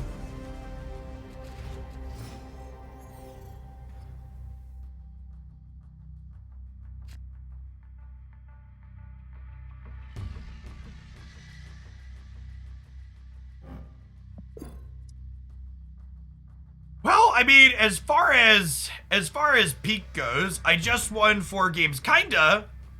It's not a direct translation how the system works. My opponent snapped on 1. Honestly, the peak wasn't very good for me here, and it might have been good for them. I'm gonna give him a cube. Escape. Don't be afraid of doing this, chat. Don't like limp into games when your hand is mediocre and your opponent snaps on 1. Like we just got 8 cubes for the previous. Let's not spew a bunch of them back. It's fine. It's very similar to poker theory. You fold a lot in poker, you're gonna punt a lot of 1 cubes and you're gonna punt a lot of 1 cubes in this.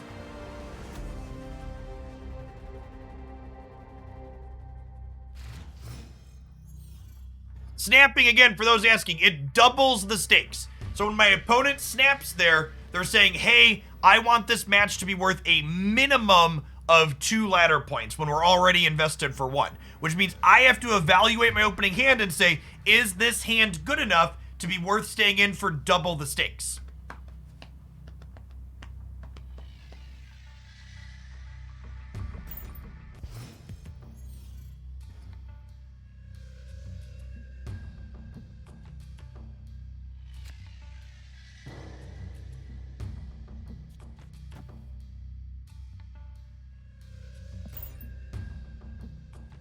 I'm gonna lock them out of playing big things in Sinister London with Goose here. Angela into London isn't that good. Scorpion into London's pretty good. Is this a snap? Do I snap Scorpion on London? Maybe I do. Maybe I should have Scorpioned on London on 2, actually.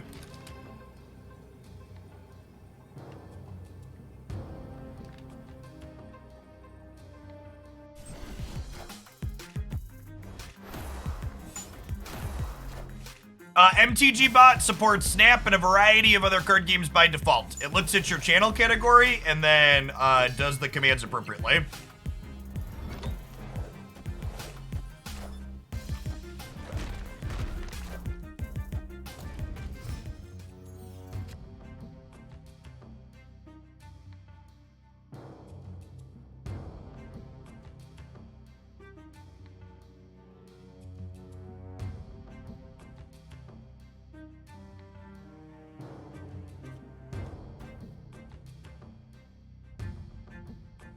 Okay, so this is a Blue Marvel into Mystique my Blue Marvel game, right?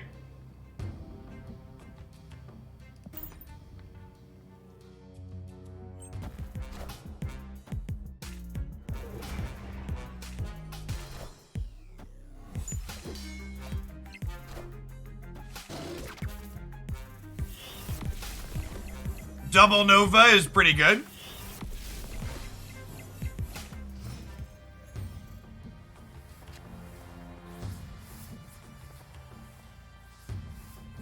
So, I think we do...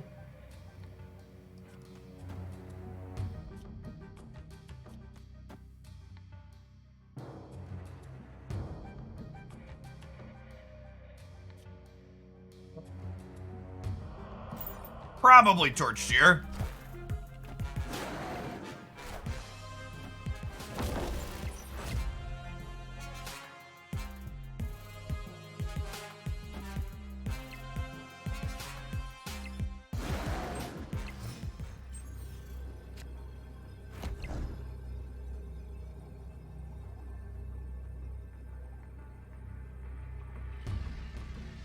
Is 20 enough to win left, chat? Or enough to win right? To people asking why I didn't get 2 blue marbles, because Goose prevents it. So I can Mystique into Brood. 20 might win, right? Because they can't play big things there because of Goose. And then my Broods are gonna be a total of 12. I'm 13 mid. I think we have a shot.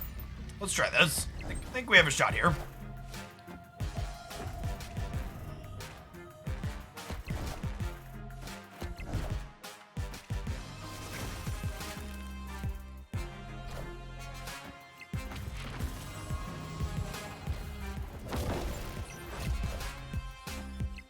Able to win without drawing the card our deck is named after or not being able to play it is so good, chat. Like I said, I think this is the best Cerebro variation right now. That's felt really consistent.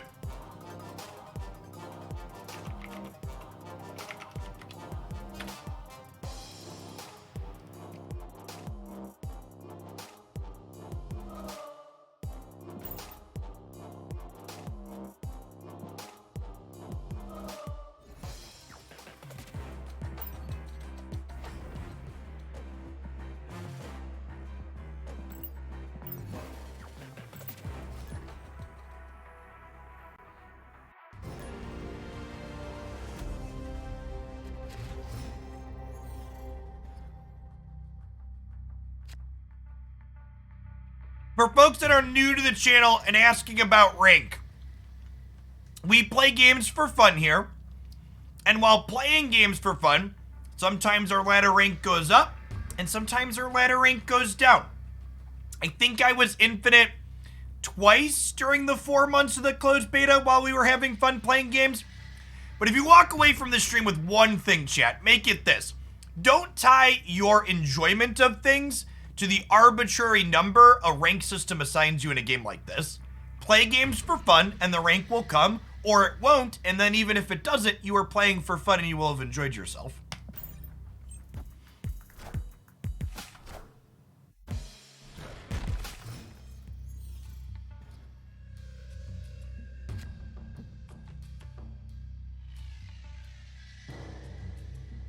What is your MMR, Hey Young? So collection level 600 means you are in the final card pool.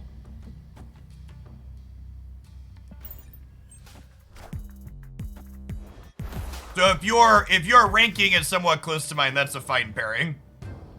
Again, the rank-based matchmaking only exists for those first couple of card pools.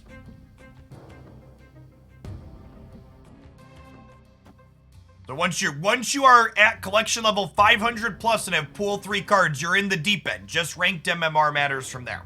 Harris, thanks for the brand new Prime. Really appreciate that. Welcome. Opponent snapped. Do we just storm right?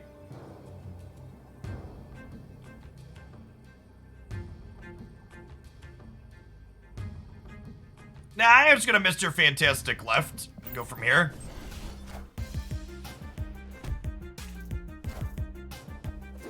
I agree, Vinny. The depth of play and the amount of permutations you go through inside of the games of Snap are incredible. Okay, so what if I Iceman left and then just Storm now, and then we play a 5-drop next turn? I'm gonna snap them. I think we Iceman here, and then we Storm right, and then we like plan to win right and center. That's a lot of cards. Them playing out that many. Hopefully one of these is Mysterio. If this is 3 1s, we're probably in trouble. Okay, that's a Mysterio at least.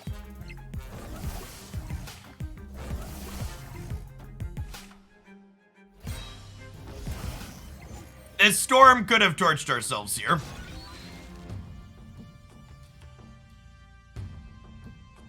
The Brood.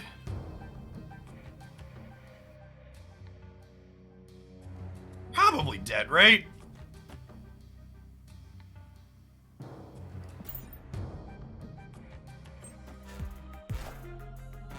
Maximus, definitely dead. All right, and again, If I want to stay in and visually confirm that I am dead, it costs me points. The storm here was wrong. I should have just played something else that set up Cerebro Mystique. Escape.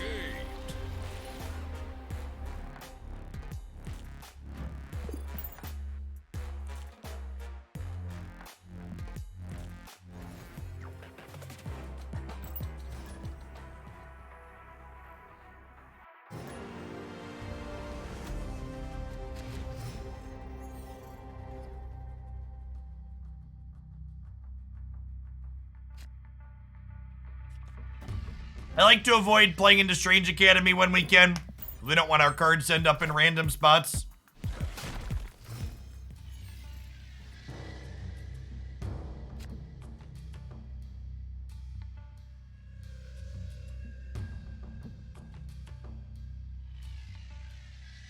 Our Scorpion getting +1 is very sad. I wanted to play him this turn. On a different 2-drop at least, I suppose.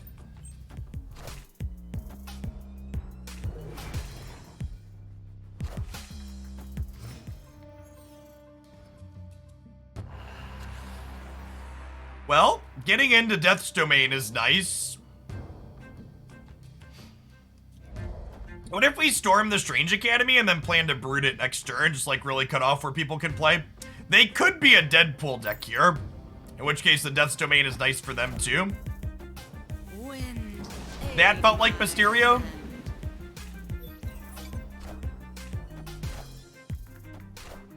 Again, this is like the shell game, chat. One of these is the real Mysterio. Probably not that one. I'm gonna go out on a limb and suggest that the real Mysterio was not in Death's Domain. The left one could be real, or it could just be a 2-drop, a 2-power one over there, and they could have 5 in the middle.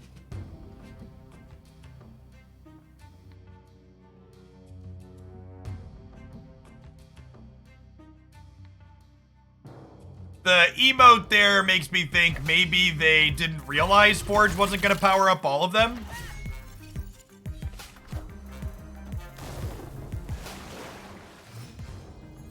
I think this is my opponent's definitely retreating if I snap angle, so we're just chilling for now.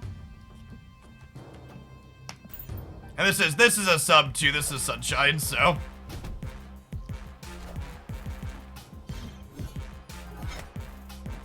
Okay. So that's probably the real Mysterio on the left then, right? Although I guess they didn't know we were gonna flood that, so maybe not.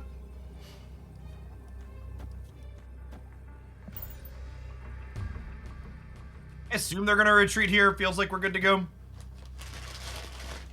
Victory.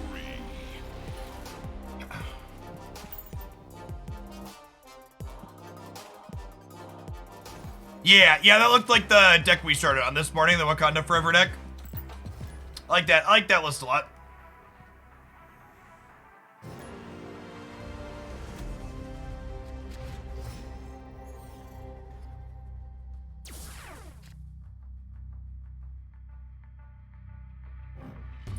So, like, on one hand, our deck could be really good at flooding this location. On the other hand, if we make 13/13s, our Cerebros don't work. Oh man, Stark Tower is also not good for us. All right, I need a Mighty Storm, chat. We need a Mighty Storm. I guess I could play Iron Man and Cerebro into Stark Tower and have it be fine. Wow, what an incredible punish. Just the absolute stone cold bratwurst.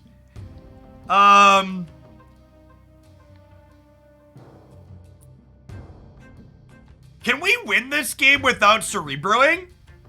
What if I brood into Gamma Lab and then like we Iron Man and play other things middle?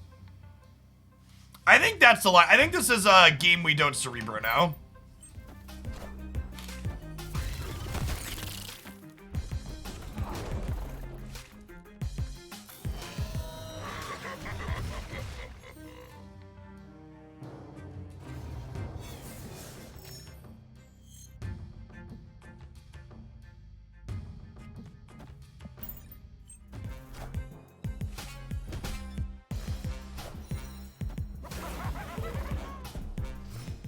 Okay, do I Iron Man?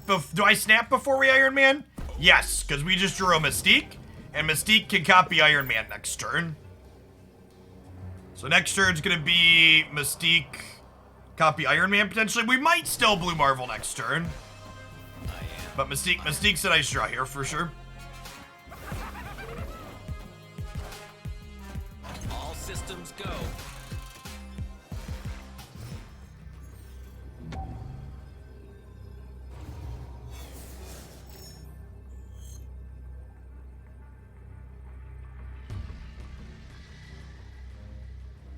And yeah, I think this is just like Mystique, Goose, Korg, right? This puts us up to 24 here in the middle. And just obviously infinite on the left. Oh, they're gonna Shang-Chi me, aren't they? We do that in Shang-Chi. And the range of stuff they can do here.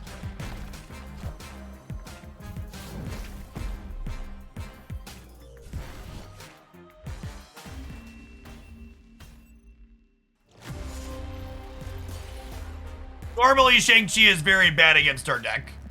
When we get pushed into a Gamelan Corber, it's obviously good, though. This is one of those cards that's very polarized into a location like Gamelab.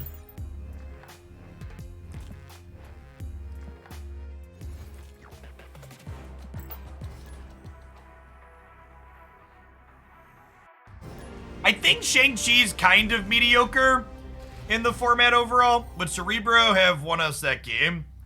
I don't know, all the locations are just kind of fucked for us, my sticks.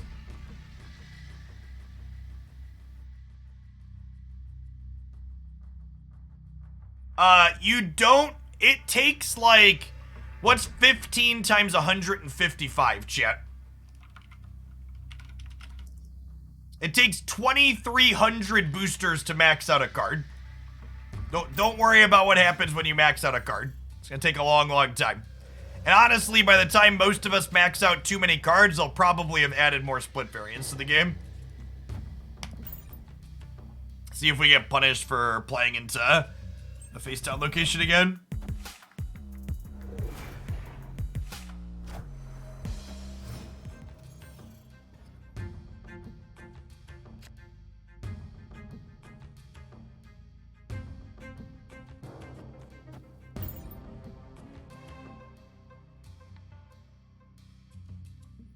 Mindscape and Jotunheim are kind of bad for us.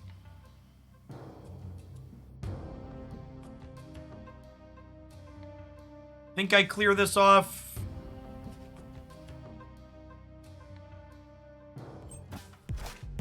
Maybe they're gonna clear off Mindscape.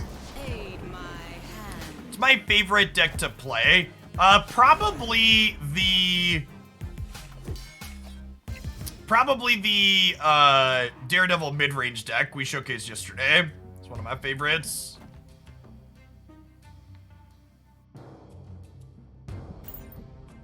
Hey, Scholar, thank you for the 43 months. I appreciate the over 3.5 years. Welcome back. Good morning, good morning. Honestly, I wouldn't even worry about leveling up all your comments first that much. It's a pretty marginal gain overall. Like, if you have them, upgrade them, but I wouldn't make yourself crazy focusing on getting just common upgrades first. Alright, I would just upgrade cards as you have resources to upgrade them and not stress out about it too much.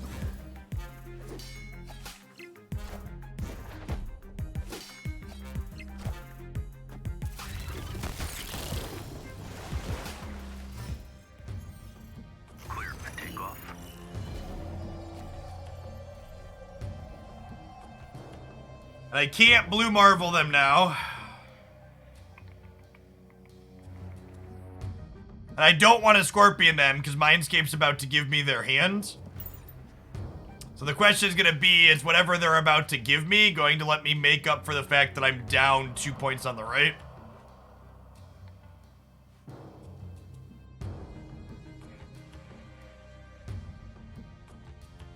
I can't Goose right, chat. We have to play into the Avengers compound this turn. So I'll need to be conscious of the fact that we gave them a Blue Marvel.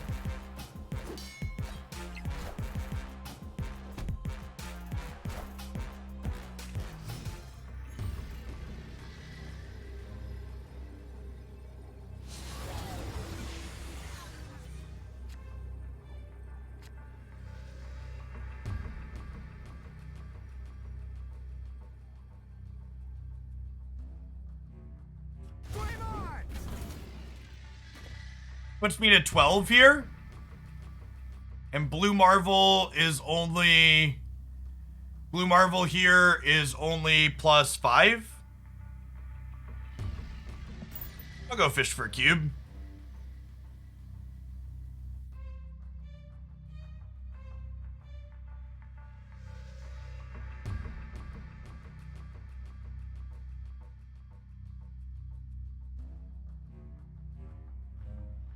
Arrow plus torch is more right. Yeah, but I'm still losing right.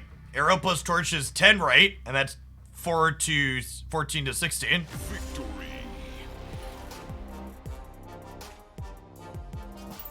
I also can't arrow right because Goose is there. Goose. Goose is a very powerful disruptive card, chat. Very, very powerful.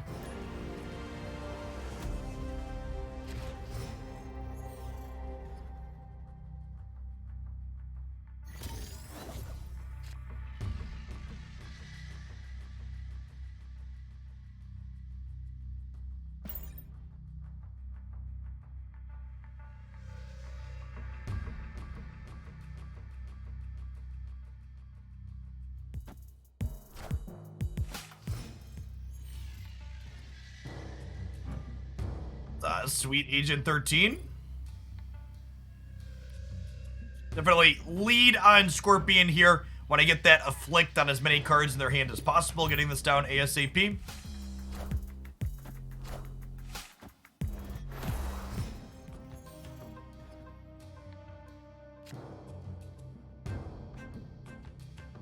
It's our namesake card. You love to see it.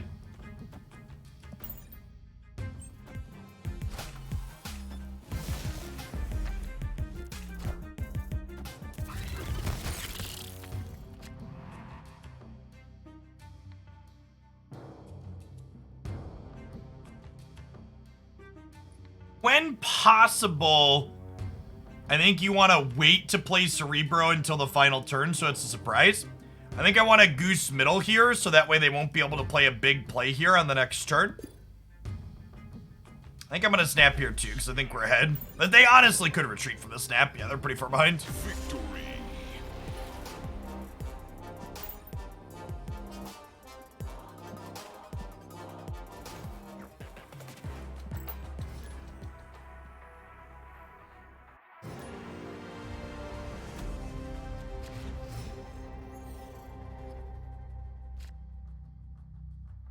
It's a prime storm location.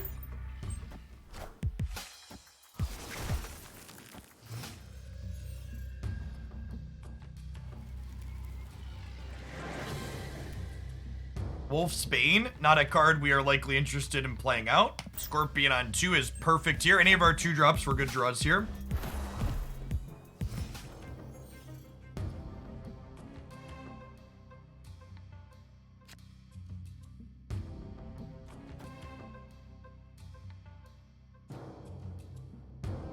From the negative zone. Obviously, no one's playing into Oscorp Tower here. Wind aid my hand. Okay, well they were done playing there regardless.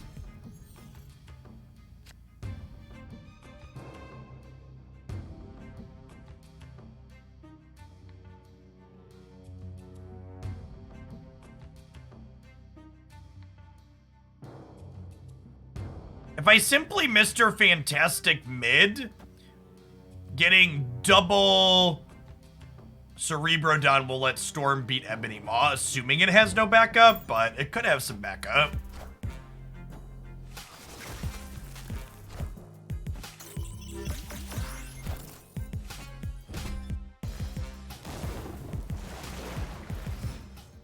Ironheart throws a little bit of a wiggle in that plan. They're snapping.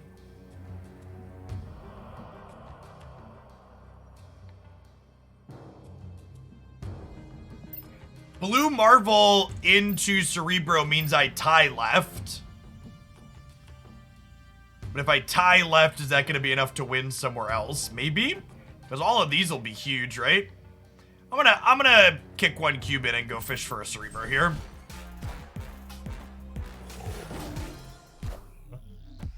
That's a good snap from the opponent.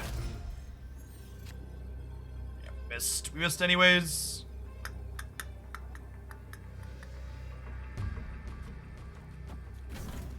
We can do this, and this will be 3, 4, 12 power, right? But then they only need to put 6 into the middle to win. They could Odin right. Yeah, Odin right probably beats us. Yeah, we'll bounce out now. I guess because they played Ironheart, White Tiger should be a card on my radar, and maybe the Ironheart indicating that they could have something like this is a reason to bounce when they snap on 4. Is probably a good read.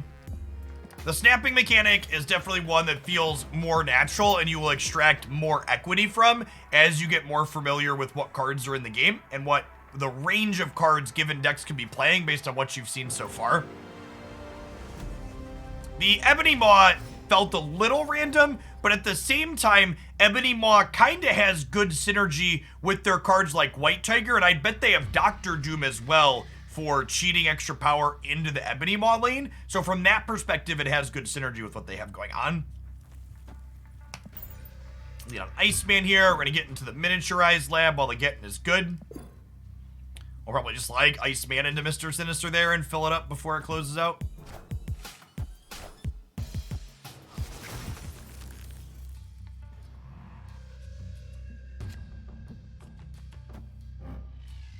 We snap on the Onslaught Citadel. Next full of powerful ongoing effects.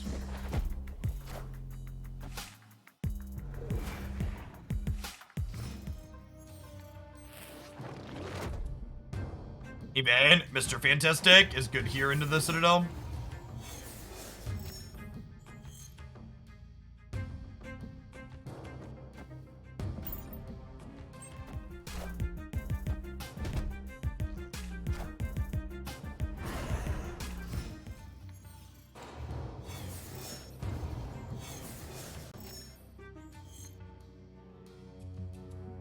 Okay, and then we'll Goose Middle to hedge. We'll Goose Middle to hedge. What's it called happening? Enchantress? This locks people out from playing big cards at this location.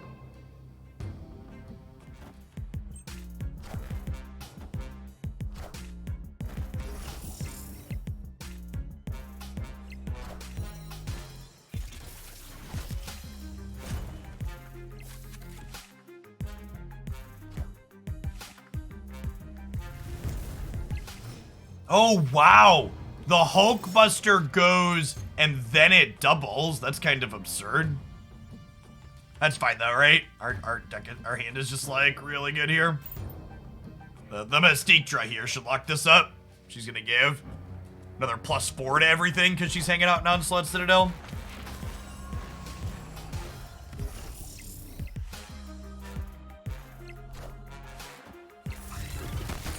Casual 30 power brood, no big deal.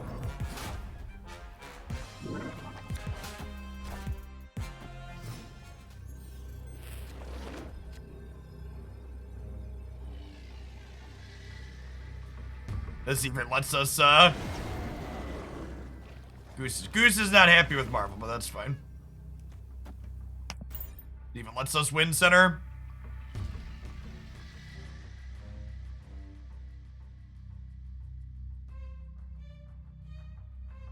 They haven't retreated yet. It's a really embarrassing Heimdall. It is in fact a really embarrassing Heimdall. When your 24 power Human Torch is nowhere near enough to win. Oof. Oof. Victory. Yeah, the move archetype needs some buffs, chat. Even when it works, it still comes up very short.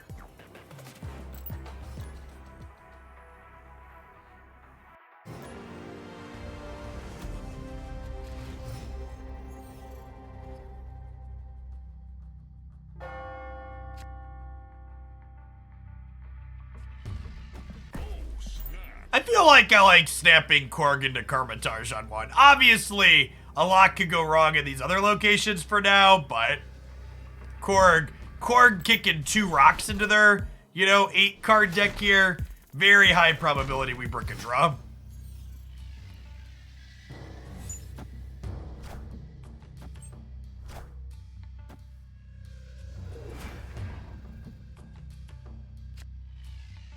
That was not the Scorpion I wanted for Christmas. And unfortunately, this put our 2-drop into play, so we have nothing to do this turn.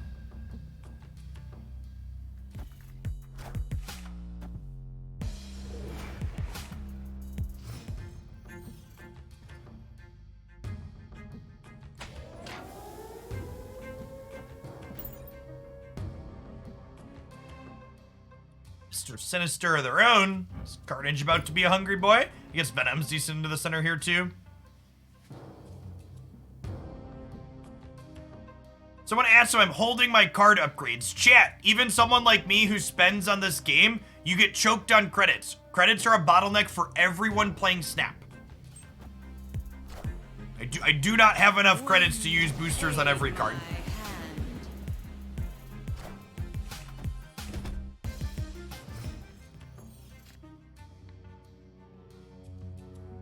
Slag, Brood Right, easy peasy.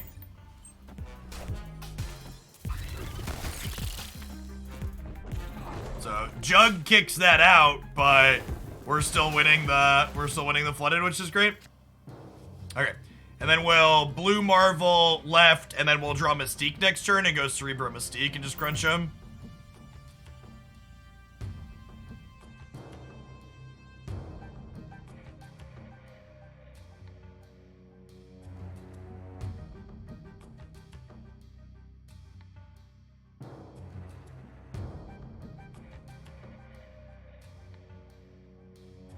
And there's really no incentive for them to retreat yet because I already snapped on turn 1 when we had the Korg, so they might as well stay and see one more turn's worth of plays. Now, next turn, they might be incentivized to retreat before the stakes naturally double on 6, but unless they're, like, super over it, they should definitely just chill for one more turn.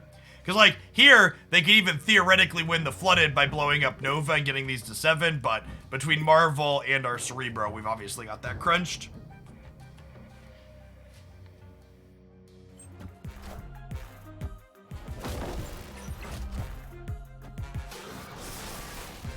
They carnaged the Nova before their left card flipped up. Small mistake, maybe?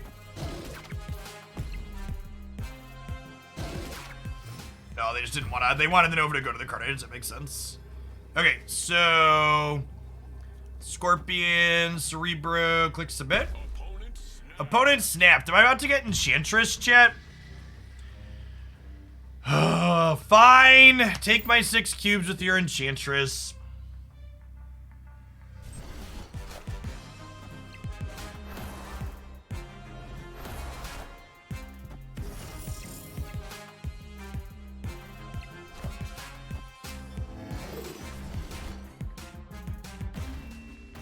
I thought 13 was gonna be enough to win mid. Get out of here.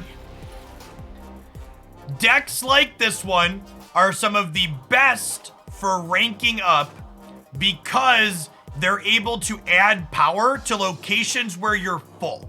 Being able to surprise add power to this location that had 4 things is phenomenal for getting these 8 cube games. For new folks that are coming in, welcome, welcome, welcome. Make sure you check out the Snap Guide linked on the YouTube channel that answers all the questions about the Marvel Snap in-game economy, how you should be using your gold, how you should be using your credits, etc. If you're new, welcome. My name's Jeff Hoagland. I stream full-time here on Twitch and make YouTube content as well. I'm absolutely addicted to Marvel Snap, and we're going to be streaming a ton of it here on the channel. Thanks, everybody, for hanging out today. We're going to be live probably this weekend and a bunch next week for sure. Let's change decks though. Even Cerebro 2 in for a little bit. We try and play a bunch of different things here. I was in the part of the closed beta. I've got a full collection. We're showcasing the best of what Snap has to offer and some of the silliest things that Snap has to offer. So I know a lot of the mid-sized streamers or bigger streamers I've been doing sponsored stuff for this. This is not sponsored. I love the game. It's great. I think it's one of the best new card games that's come down in a little bit. It's a good time. All right, this is Lockthor, chat. Lockjaw is a good boy. When you play a card here, swap it with a card in your deck. So this works really well with Wasp, who is a free card. You play Wasp out at Lockjaw and you swap him out for something in your deck. It works really well with Thor's Mjolnir.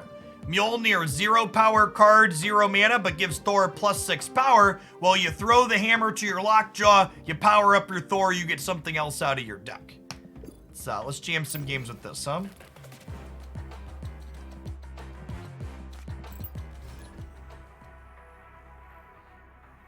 If you've not played Have Some Crap yet today, we will have to do that at some point. To deal with Agatha Harkness. We can play some Agatha Harkness before we're done today. I got time for probably 3 or 4 more decks playing 45 minutes to an hour. Agatha's a build-around exercise. You basically are trying to build a deck that the AI messes up the least. So, this deck never plays Wasp on 1. You're basically always holding on to this until like the last turn or until you have a Lockjaw to throw it to. Yeah, whew, we're up to almost 1,000 people. It's great to see people pumped for this game. It deserves every bit of the hype. Central Park is a location that's kind of medium for our deck. Our deck is very board space hungry, and getting some of it clunked up like this is a little bit of an oof. That being said, Central Park does make our Black Widow a touch better, because not only does this Widow Bite deny our opponent at least 1 draw, but it also means they have to play this 0 power card out to their board and take up some dead space.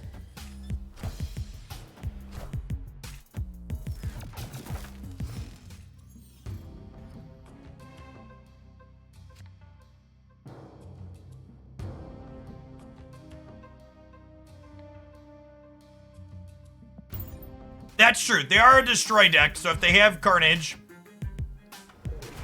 that's pretty good. I wonder if I'm supposed to play Wasp out into Murray Isle to get her building up. It's a lot there now. Super rewarded for holding on to the Wasp, just like we drew it up. All right, Lockjaw, fetch.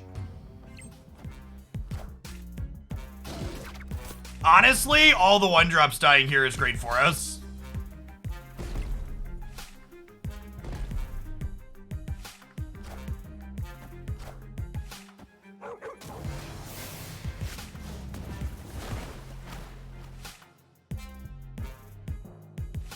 All right, so Wave says all cards cost 4 this turn. Death incoming, not necessarily. So the opponent looks to be playing a deck that we played earlier that was not playing Death. Obviously that could be in the range of things, but the Mr. Sinister that they're playing, I think is indicative that they could be Deathless.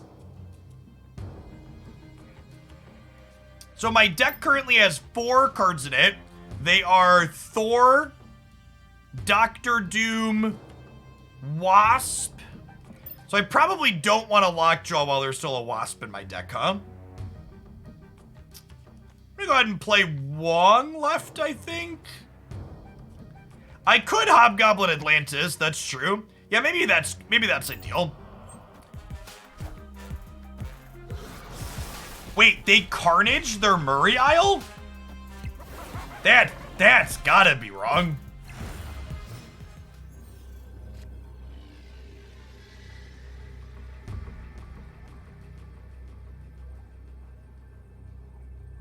Yeah, maybe they thought it was Venom. Okay, so Dr. Doom is one of the 3 cards in my deck. So I think we Jubilee here, because she grabs a random card from my deck, and then she slips in off the Lockjaw and grabs another card out of my deck. I don't think I snap here, because I think we're far enough ahead that they might leave if I snap, so I think I'm going to try and get them for 1 more cube here. Doombots, ippy-dot, my Doombots. Really love these Doombots, whipping up some Doom. Yeah, yeah. Okay, so that explains the Carnage play. They were trying to set up the Taskmaster.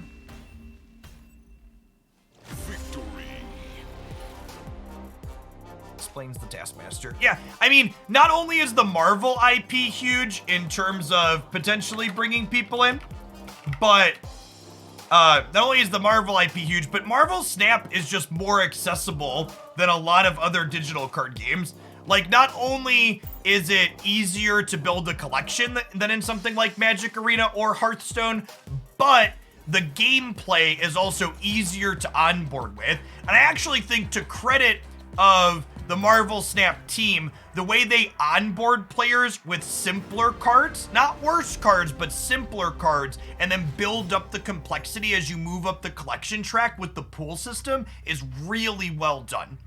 It does a phenomenal job of introducing players to the game slowly without overwhelming them. 2-drop. 2-drop. Rats. You got bored by the lack of complexity. I do think if you're a seasoned card game player, the ramp up is a little bit slow. And I think if you're watching a game like this on Twitch, you're more likely to be in that category. But if you get past and keep playing, the depth of this game as you get into Pool 2 and especially Pool 3 is very, very deep. In fact, because I've heard so much of people complaining about some of the starter cards, if you look at my YouTube channel from today, there's a deck highlight that's a competitive Pool 3 deck that features both Shocker and Misty Knight, because I got tired of people telling me those cards were bad. Okay, so this is an interesting gambit. So TVA here is saying, let's end the game on turn 4, and Los Diablos base is going to destroy something here. They're snapping. I'm going to wave, because if the game is ending next turn, Dr. Doom's probably nuts, right? They snapped already, I'm going to stay. Ooh, okay, that's pretty good. They hood into Carnage. That... Okay, TVA is gone. Okay, TVA is gone, so the game is no longer ending. If the game is no longer ending, what am I doing? So, because the game is no longer ending, I think we actually Wong this turn, right? Because if I Wong one of these locations, we can White Tiger on 5 to get 2 7-power Tigers, speaking of starter cards that are good. And then we can Dr. Doom the following turn. They retreated. Really? Okay, sure. Yeah, I think if they don't retreat there, we would Wong into Tiger into Doom.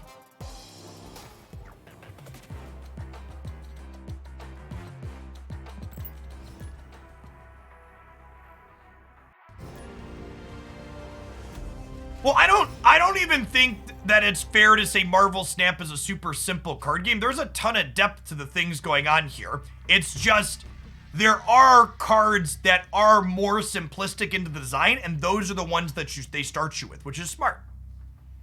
Is a retreat concede? So it is a concede, but there is benefit to retreating as opposed to staying in, and that's the cube system here. So on the last turn of the game, the stakes that you're playing for double, so you wager more ladder points if you stay in longer. So if you know you're likely to be beat, it's beneficial to retreat rather than let the game end in an actual loss. Yeah, I think chess is the best comparison for that. Completely agree. Chess is a game that's very simple to explain the base rules of. I play chess with my 7 and 8-year-old, but they're obviously not chess masters, and neither am I, right? Because there's a ton of depth there to master these things.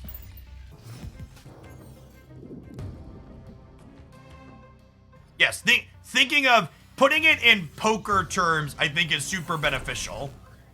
A retreat isn't a loss, it's your folding for later.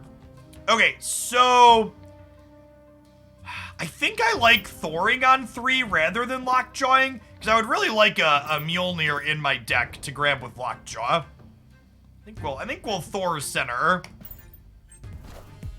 Yes, poker is also a crazy neat game with a simplistic base rules.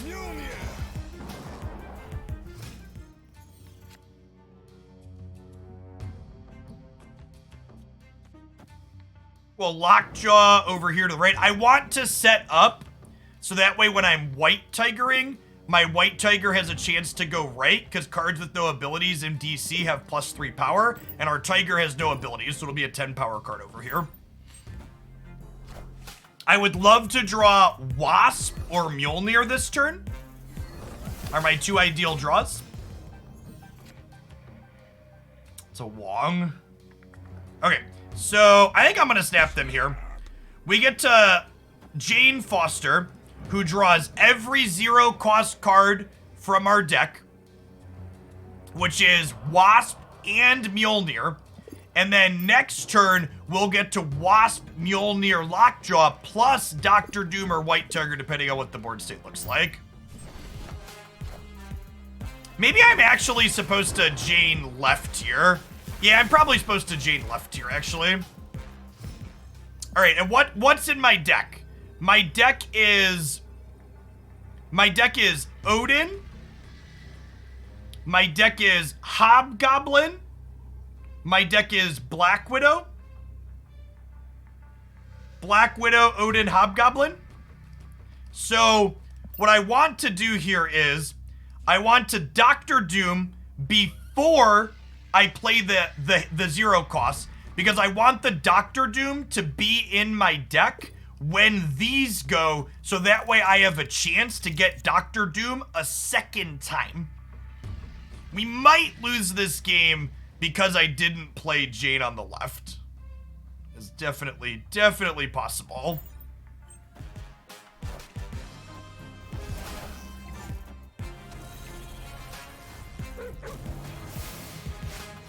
Hobgoblin, hop on over. Mjolnir powers up Thor. 1 in 3 to get a Dr. Doom again here and win left. Bot, tippy dot, my Doom bots. Really love the Doom bots. Whipping up some Doom. Yeah, yeah.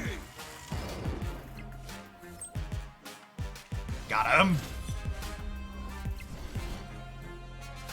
Really good showcase of what this deck's looking to do there. Victory.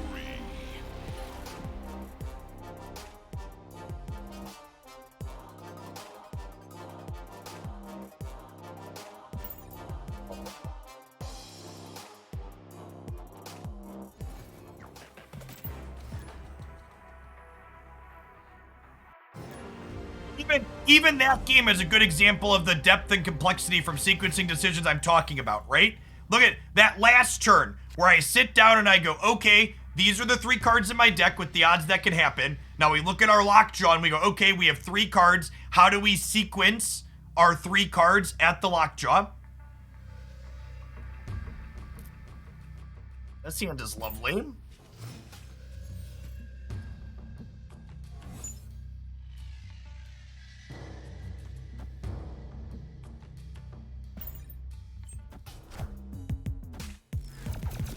So they didn't get to draw a card this turn, and now they don't get to draw a card next turn because of this. I would like a Lockjaw, I think. And then these cheap cards are actually really sick with Lockjaw.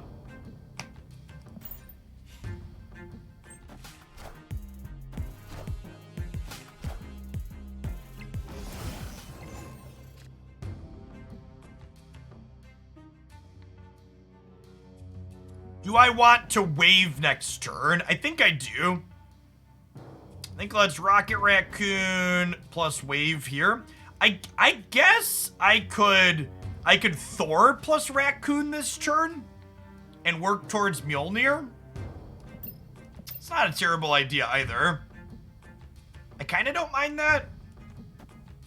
Let's do that actually.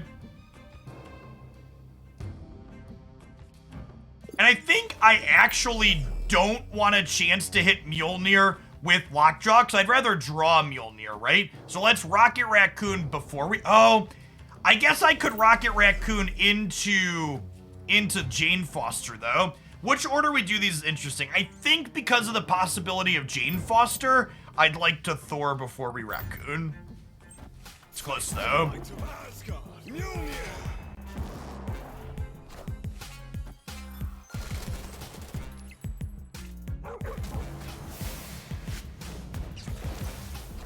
Alright, so no effect on Odin there, but we still traded a Rocket Raccoon for an 8-power card, so hard to be too upset about that.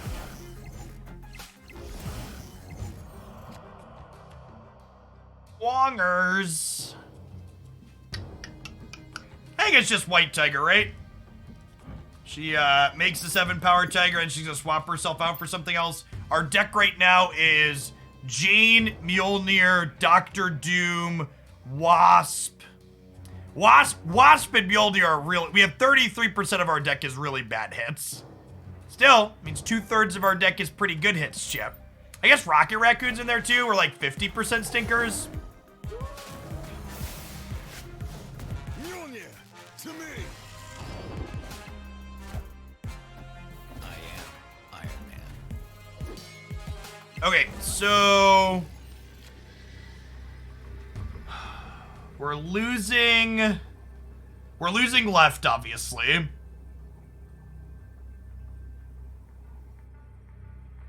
Losing left. We can Colossus right and add 3 power there.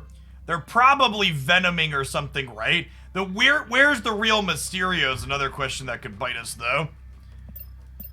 We're definitely limping in for one more cube here, but things gonna not great for us. Wow, they retreated. All right, I was gonna limp in.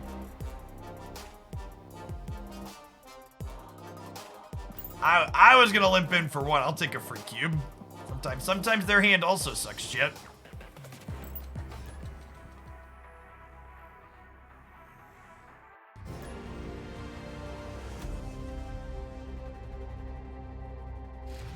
But Hobgoblin left get the -16 power with Iron Man. Yes. I think I snap Sanctum Dr. Doom.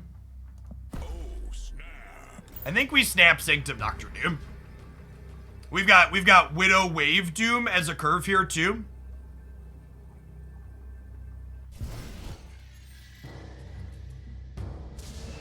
It's not every deck has the ability to get into this location, and the fact that our deck both does and we have it in our hand heads up here is great. Obviously, I have to play into the face down location because on reveal effects won't happen here. Okay, that's fun. Wait, I guess this actually doesn't do a lot for us, right? Because Nowhere is here. Sanctum is good for us, but Nowhere is kind of not.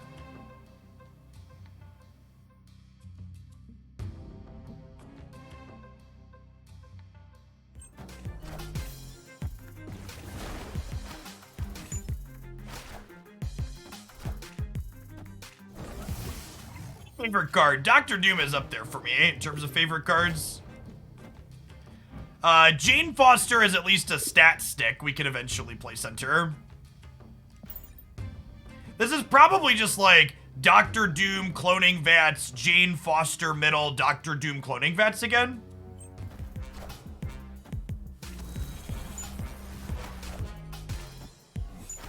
Their waived card was a Nova. Oh, honey.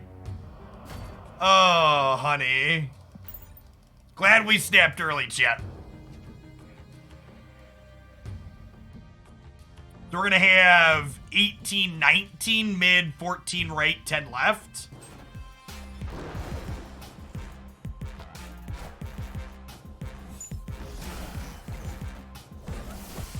Okay, so this is the real Mysterio.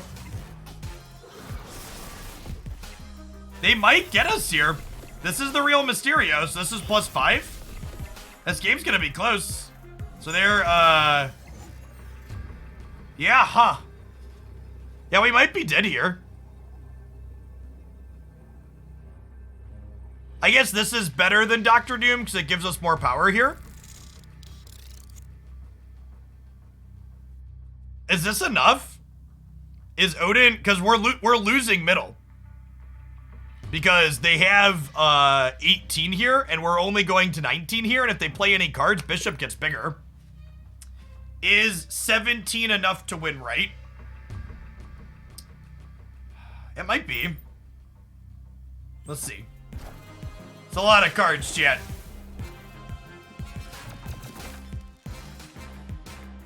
Why not wasp left? Not an option.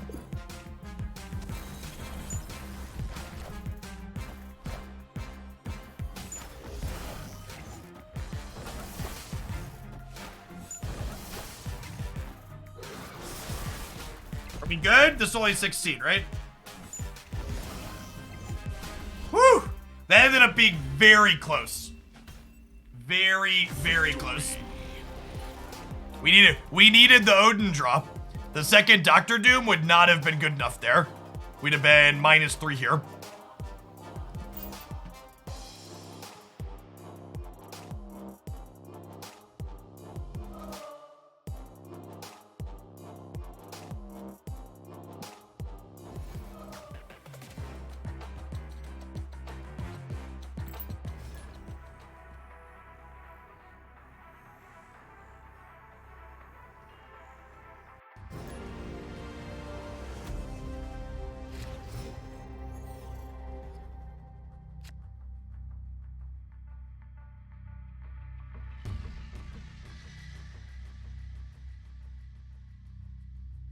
Again, we're basically never playing Wasp out early. We're saving that to flip in with Lockjaw.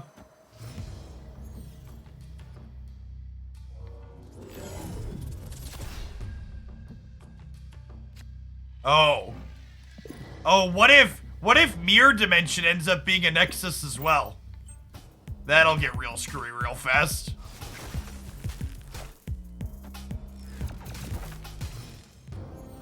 A native widescreen PC version is coming, chat. They are definitely aware that that is something that is needed. They just didn't have it ready for the global launch.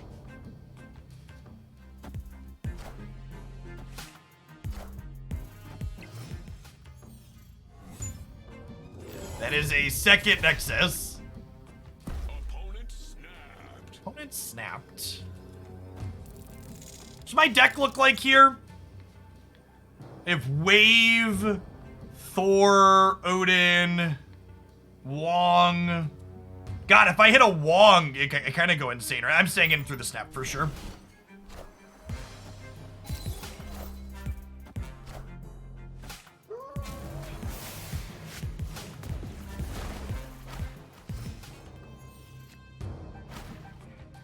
And even the wave here is fine, because it lets me Dr. Doom instead of White Tiger.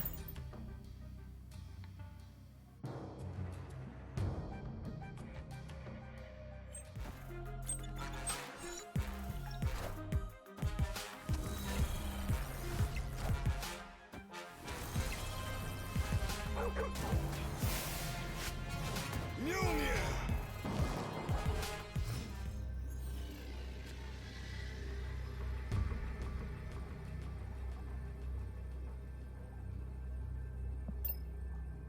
Deck has 4 cards in it. They are Odin, Dr. Doom, Jubilee, Wong.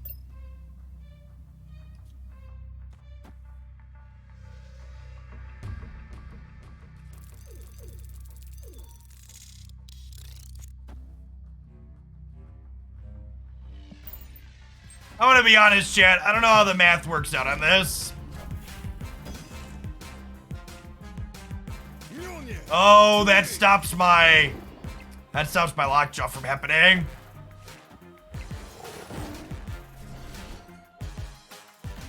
We won somehow, chat. Don't ask me to explain how the double Nexus works. Just take the 4 cubes and cash them in, okay? Add them to the ladder points. I have not a clue. I'm sure somebody could go back and count exactly how these things were interacting with each other, but I don't care enough to do that. So if someone figures it out, DM me on Twitter. I'd be happy to know.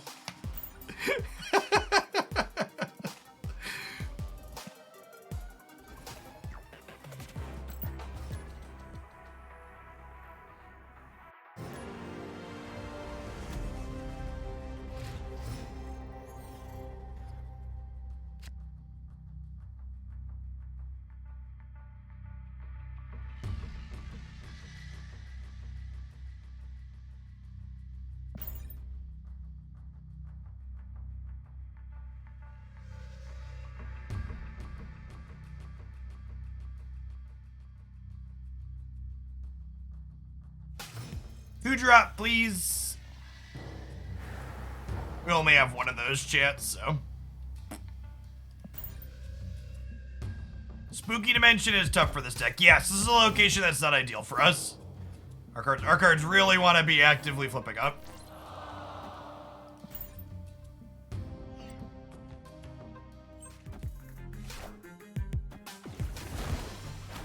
Face the might of Asgard. Mjolnir.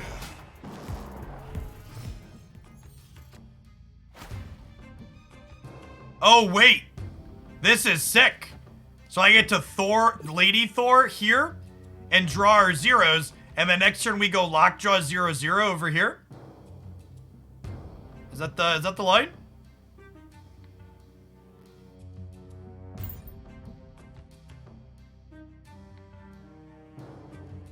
Just for the wave, friend.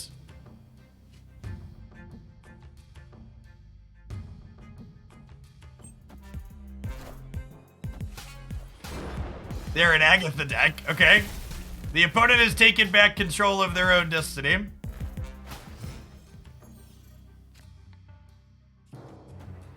Now, do I Mjolnir this turn so I could redraw it next turn potentially? Or do I save the Mjolnir? Do I save the Mjolnir for next turn so that way it can have a chance to flip back into Doctor Doom after Doctor Doom goes into my deck? I think that's the line. I think we're supposed to hold these for after we flip Doctor Doom back into the deck.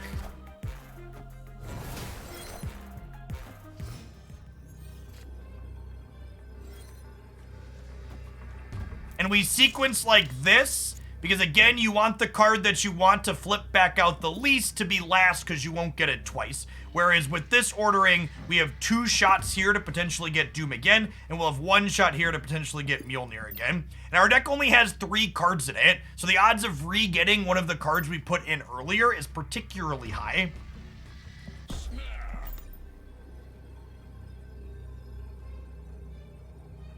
How much money have I spent on this game? You can spend $22 a day buying extra credits. And I did that every single day until I had to have a full account. And how long does it take to get a full account? That question and more answered tomorrow in a YouTube video on the Hooglandia Snap channel. I spent 2 hours crunching all the numbers in a spreadsheet. You cannot just spend however much money you want in this game. And past that, even if you're spending the maximum amount of money per day in this game, you still have to be playing a ton in order to get the cards. Because in addition to getting credits to level up your cards, you also need approximately 15,000 boosters, which you can't buy for money to progress your collection level to that point. Spoiler, it takes 2 to 3 months to free to play a full account. Wrong. Wrong. You can find out why you're wrong with all my sources cited and the math shown out tomorrow on the YouTube channel in the video.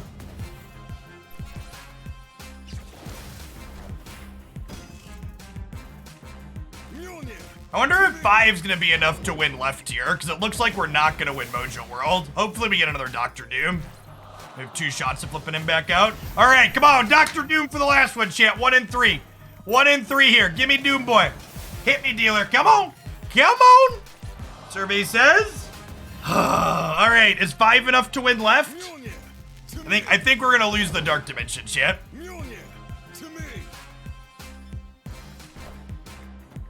Typhoid Berry. Close game. We had 2 1 and 3s that would have let us beat Typhoid Mary and then win the tiebreaker here. So we lost a 33%er twice, which is like, we were, quick maths, like 70% to win this game. Sometimes you hit your 30%. What collection level do you unlock? Thor, learn about Marvel Snap card pulls here.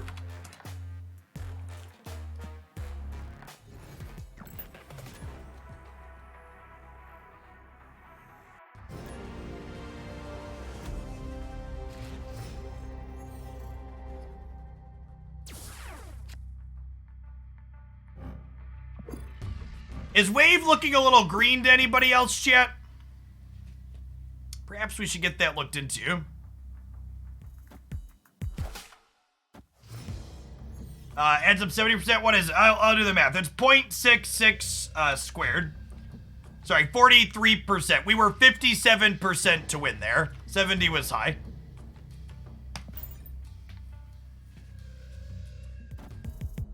Our deck is really not good into Gamma Lab, turns out.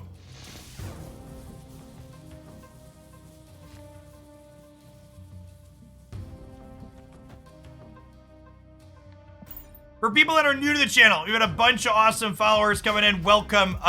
In a former life, before I was a full-time meme here on Twitch, I have a graduate degree and an undergraduate degree in mathematics. I spent time teaching that subject at both the high school and college level. Very analytical focused here. So I stopped streaming on YouTube. I do YouTube streams in the evenings a few nights a week. So we were live on YouTube last night and the night before. I'll be live on YouTube some more next week as well. I think we're probably torched here, huh? One of these is the real Mysterio. We're definitely losing this here, right? So the question is, can we win both of these? Solid maybe?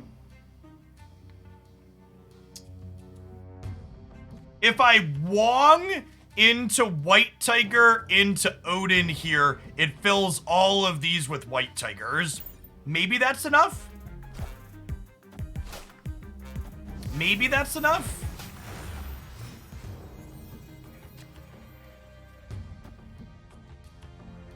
Oh, I guess we'll be 1 tiger short. So this makes 2 tigers, and Odin will make 4 tigers. They're not snapping though, so I get to play Go Fish here for a second. I need these to go right, chat. One of them went right, and then they did nothing. They have an Infinaut? Really?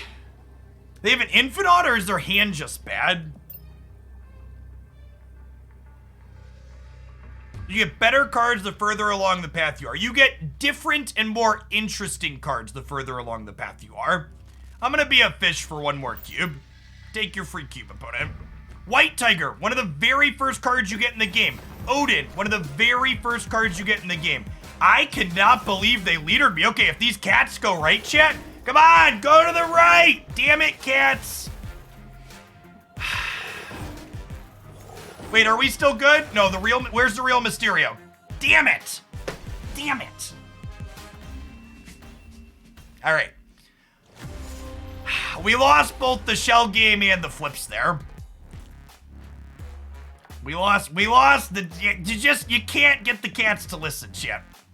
If the last cat, so this puts one at another location, so they always go randomly between the open ones.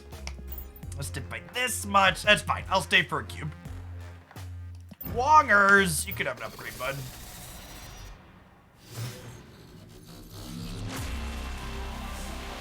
Animated frame. Animated frame. The red border looks good with his red background. Should have pointed the laser pointer at Murray Isle. Yep.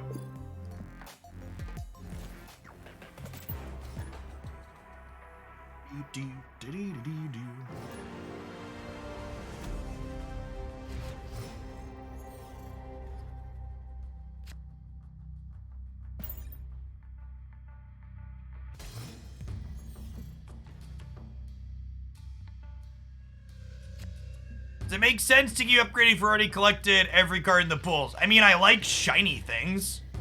Do you not like shiny things? If you notice there, I didn't click on my collector cache or the boosters because my card pool is full. But I do visually enjoy what the cards do as I upgrade them, and like the infinite splits where you get different color backgrounds and stuff, I think is gas.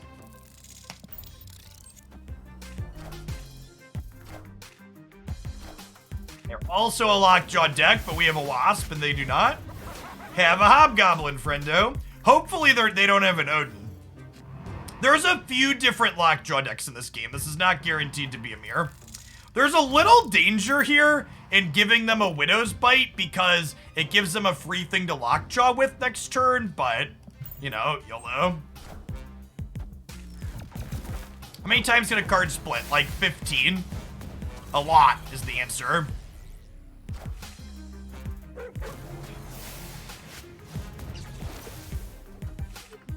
Slightly above average turn 4. Slightly above average turn 4.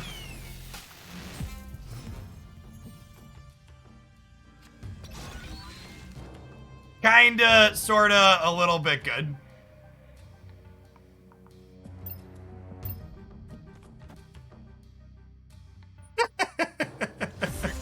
That was delicious.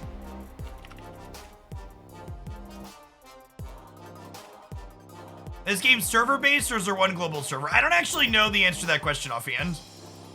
I believe there were regional servers inside of the closed beta that they had, but I also thought they were going to be moving to global servers with the global release, but I don't know that with certainty, so. You've played Americans while you're in the UK. Okay.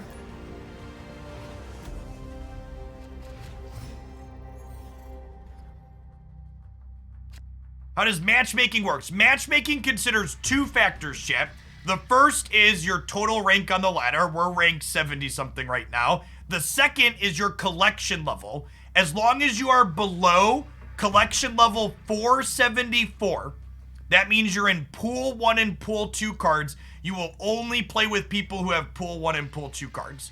When you get past 474 and have pool 3 cards, you're out with everybody because anything's fair game. You can have anything at that point. And if you're thinking to yourself, Jeff, what in the heck's a card pool? Check out this YouTube video explaining it.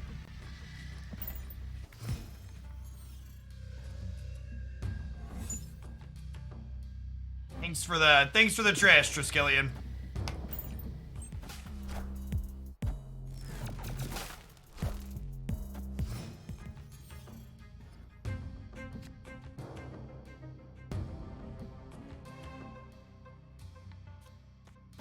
You're 175 and you haven't played people with pool 2 cards. It might segment pool 1 and pool 2 as well. Pool 2 starts like 220 something, I believe. So perhaps if you're pool 1, you only play with pool 1 people as well. That's probably smart. I would wager that's something they did. Oh, I guess I don't really want to deathlock when they bucky, huh? I'm talking and clicking. This was bad, chat. Their bucky makes a thing when it does. Mistakes were made.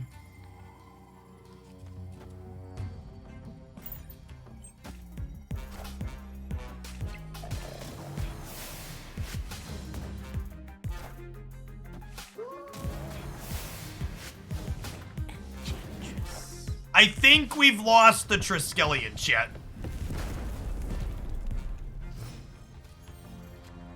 Probably lost the game too, but...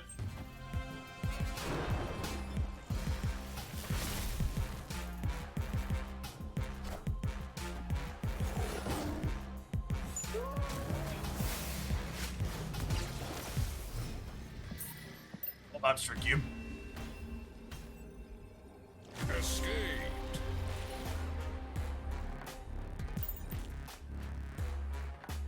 Bum bum bum bum bum bum.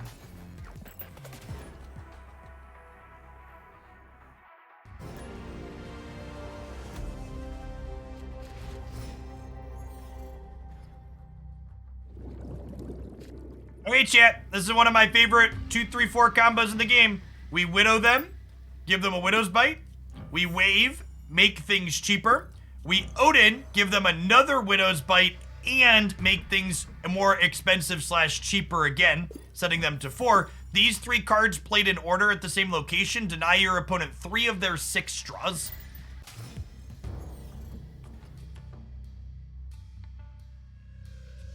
This is a pretty good ratio.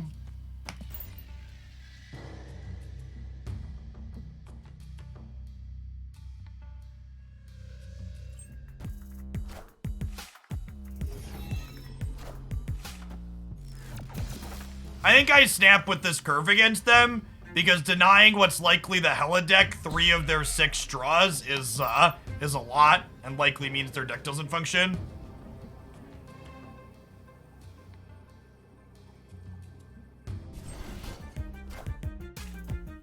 Wind, aid my hand.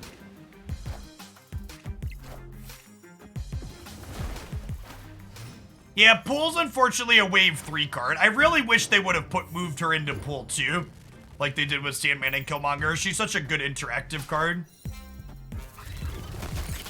Oh, they're a Cerebro deck. Okay, cute. Is Jubilee foil? She has Infinity Split, yes. So she has a shiny cosmetic background. I think this is just Hobgoblin the Atlantis, right? Actually, do I Hobgoblin the Atlantis on the last turn so that way they can't move it into New York? Probably. Is 12 gonna be enough to win New York, though? Hobgoblin probably wins left on its own, huh?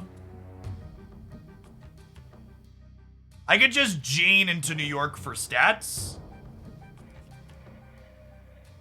I could also Jane into Atlantis for stats and have the option to move her later. Victory. Splitting cosmetically gives your card new effects. So the rainbow background in this instance is a split on Jubilee.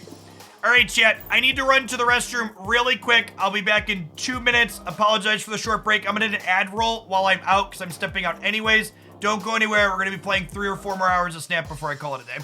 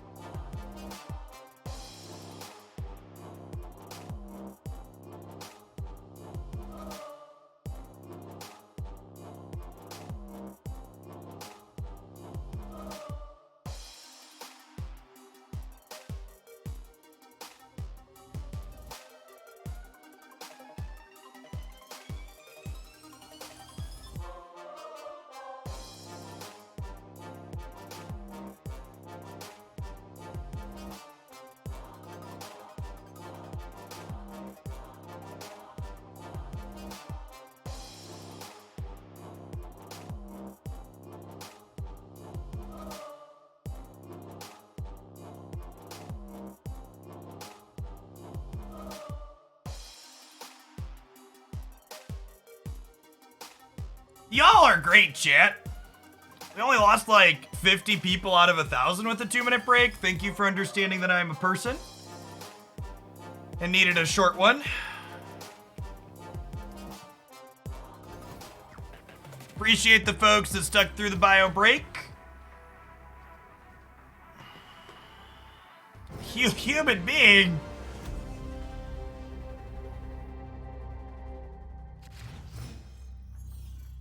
It's not that I have a life, chat. Don't accidentally think that I have a life, okay? My life consists of streaming and hanging out with my kids and my wife. It's what we does. You just, you know, still gotta use the bathroom in there occasionally. Turn 7 this game. Opponent snapped. I'm not gonna snap back, but Widow Wave Odin, we're definitely staying in.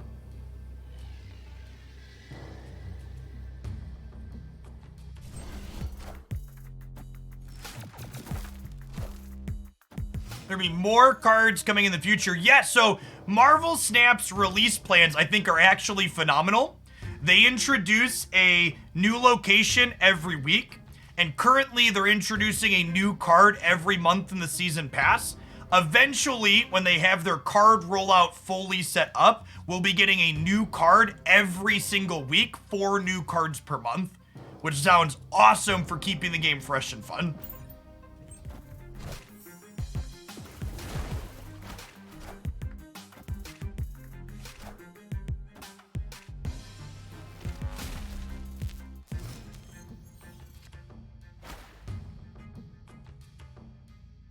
Okay, well, Odining Black Widow is really good into their Electra here, which also says they can only play 1 card per turn. So they're obviously the Destroyer deck at this point, right?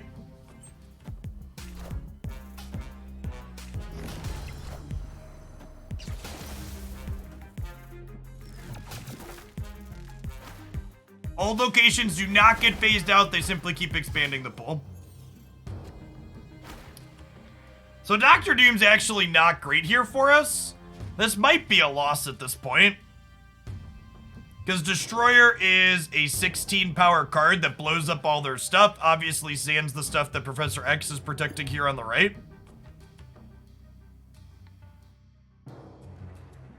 I just don't. And they're gonna... Bucky Barnes leaves behind a 6-drop when he dies. A 6 power card when he dies. So we just like have no means to beat 22 in the middle, right? What is my internet doing, chat?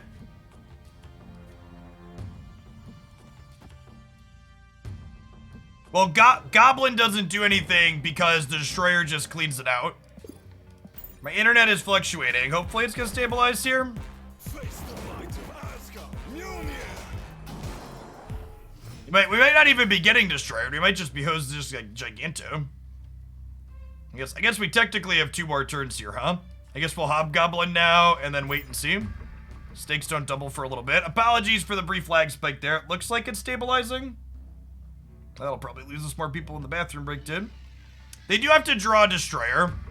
But, chat, you're like... Oh, I guess we did cut them off of a bunch of draws. It's true.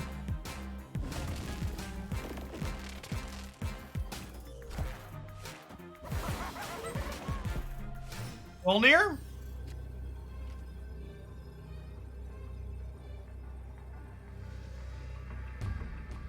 The lack of board space is killing us.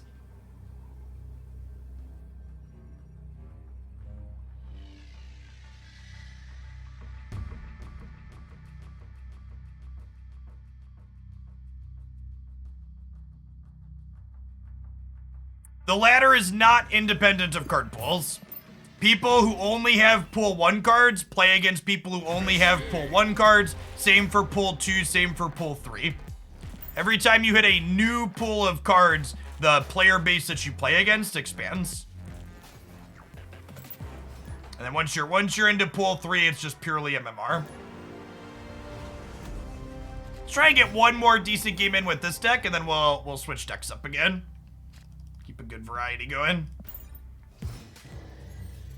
There's suggestions based on collection level. I genuinely think if you're not in pool 3, you can play whatever you want. But if you do want a good starting deck for pool 1 and pool 2, it's literally Khazar, Onslaught, Blue Marvel, 9 of your favorite 1s and 2s.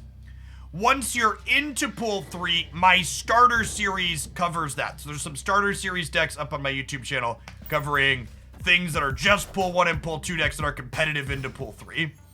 How do you make it so MTG pot? Do you type just Thor? Set your default command to exclamation point card. You can set a default command inside of the bot. Goose. Goose middle probably loses to Thor in most instances, right? Wind, aid my hand. Is this Cerebro 2 from our opponent? Feels like Cerebro 2.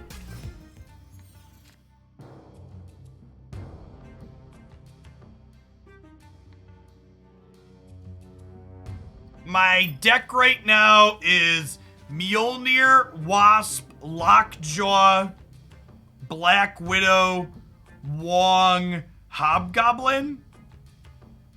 Jubilee's got some solid hits in here, but also it's like what? It's half misses, so Jubilee's probably not good. I guess we're just waving. But I kind of want a Jane Foster next turn, right? The small deck sizes are a huge part of the appeal of this game.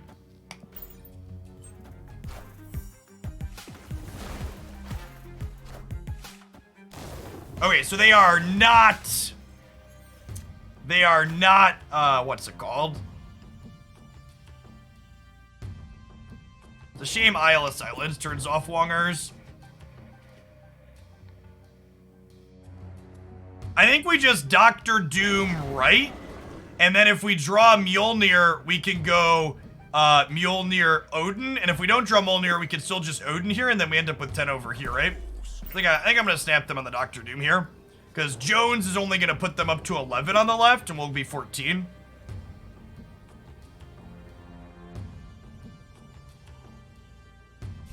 Decks are 12 card singleton.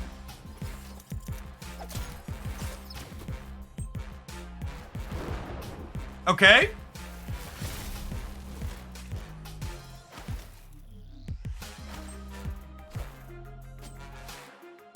That might beat us here. I can't get 2 more power into the right now, right? Because White Tiger can't play middle because of Goose. And good chance that they do this. Yeah, the Doc Ock got pretty fortunate for them. If they would have hit Wong or White Tiger there, we probably win. So the fact that it dodged both is not great. Good, retreat here. Escaped.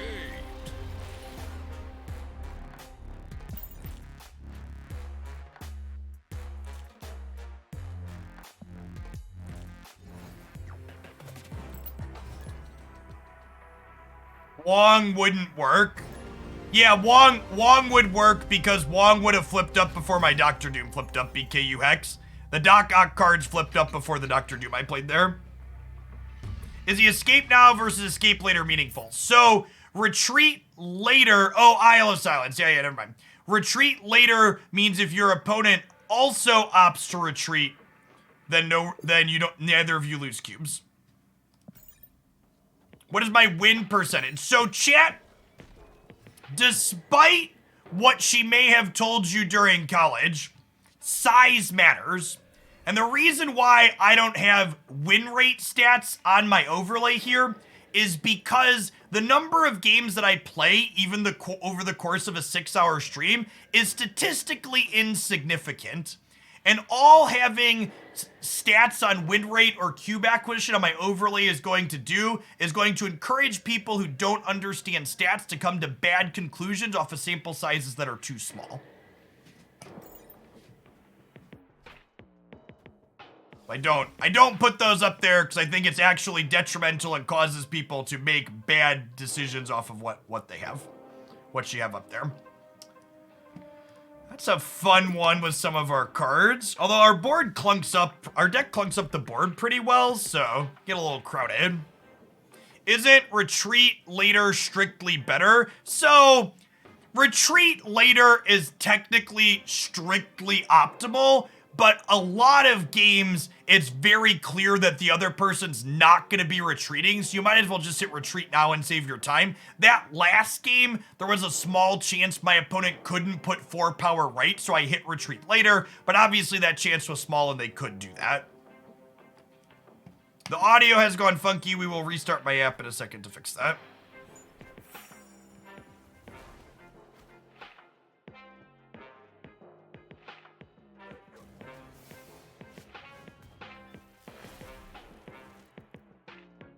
Can a mod who's feeling spicy create a starter series command that will have the starter series playlist on it?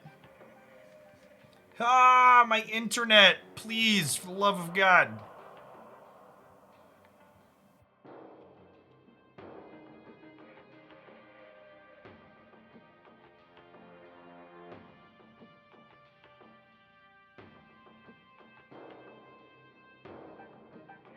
What do we want to do here? This might just be like a Jubilee into London. We could Greed and Hobgoblin into London, too. We're kind of in an awkward zone. I'm going to try and Greed and Hobgoblin into London. Okay, we got punished.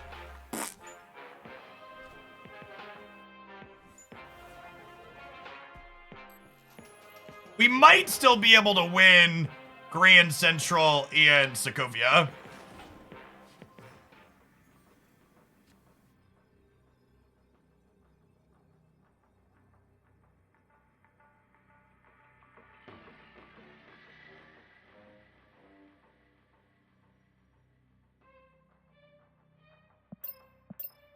Probably not. I'm gonna bounce. I'm gonna bounce. This is your fair warning that I'm making my face large, so that way I can restart the client to fix the audio. Get that cleaned out here real quick.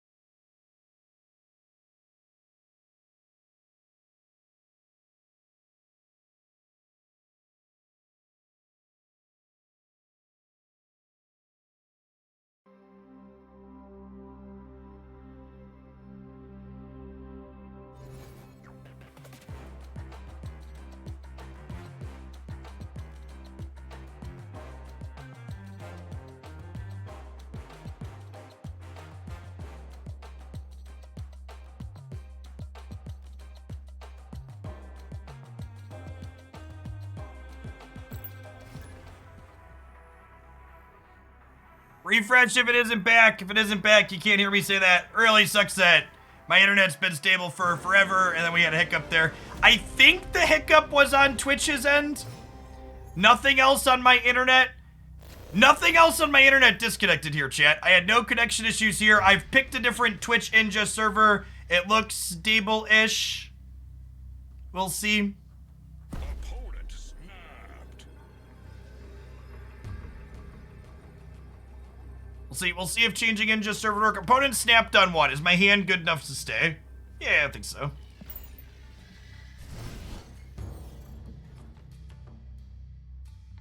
I retreated in the last game.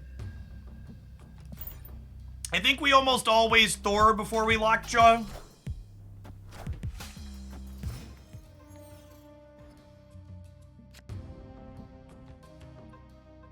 Spear 2. So Starlit Citadel says things are gonna move here after turn 4.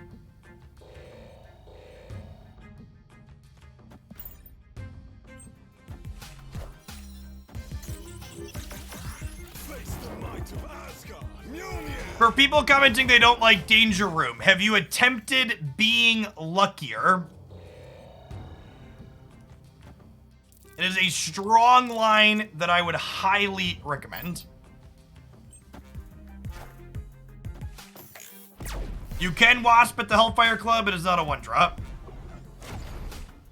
Losing Thor is a rough one there.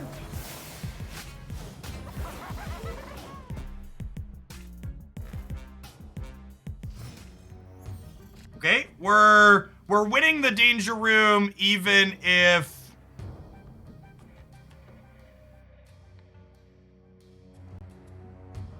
if this is the real Mysterio, which is nice. I think we Mjolnir here, and then we Jane, because redrawing the Mjolnir, even though Thor is gone, is valuable because it gives us free Lockjaw pulls.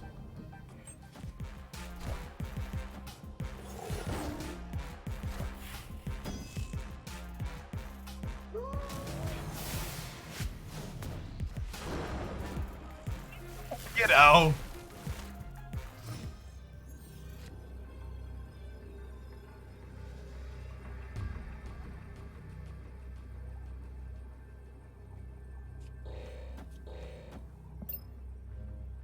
So we're 1 in 3 to get to Doctor Doom twice.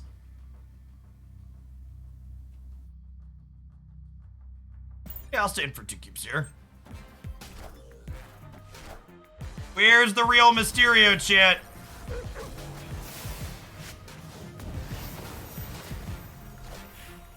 One in 3 to add 10 power to each of these other locations.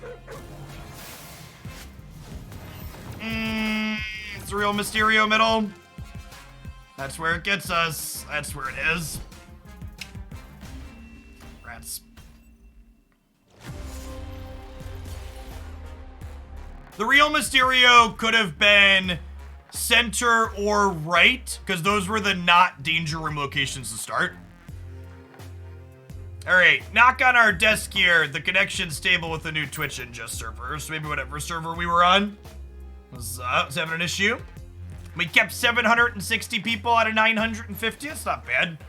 200 drop off. Hopefully some people float back in. We're going to be here for a little bit yet.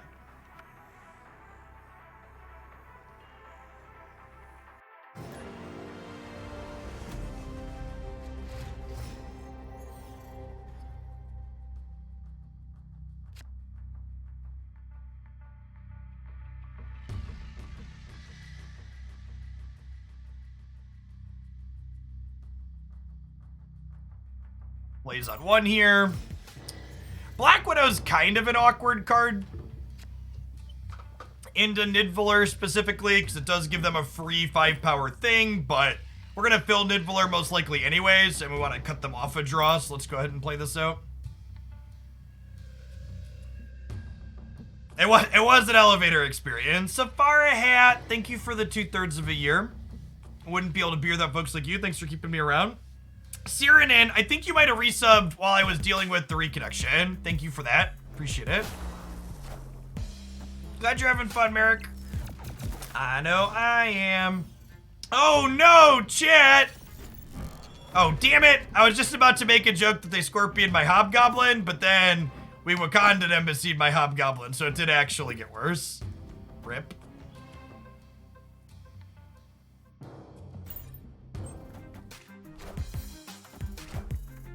Still here from Runeterra to Magic to Snap. Thanks for coming along for the ride, Fear Devil. It's been a trip.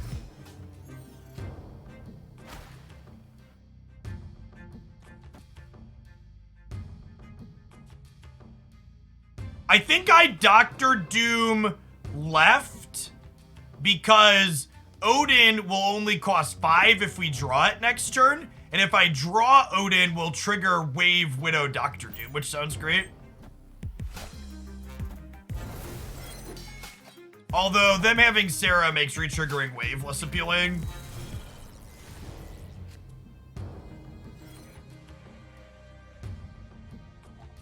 So we Wong middle, so we can White Tiger. Sarah is very scary. All their cards are cheaper. Is that Carnage? Interesting.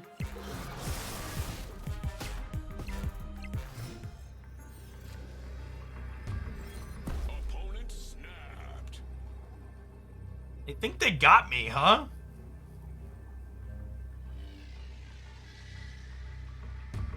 I don't think blue-red counterburn is playable in Explorer. I'm also don't think I'm streaming Magic for a while, so I'm not taking donation decks.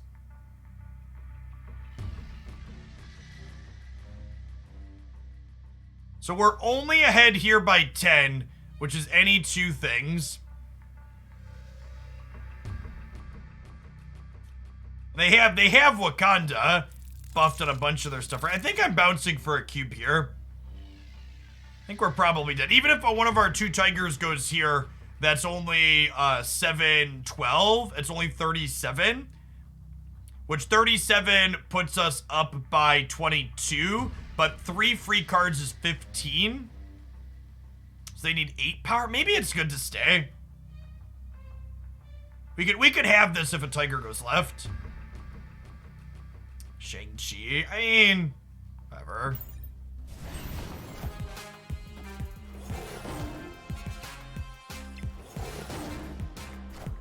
I guess they need 8 power between the 3 things, right?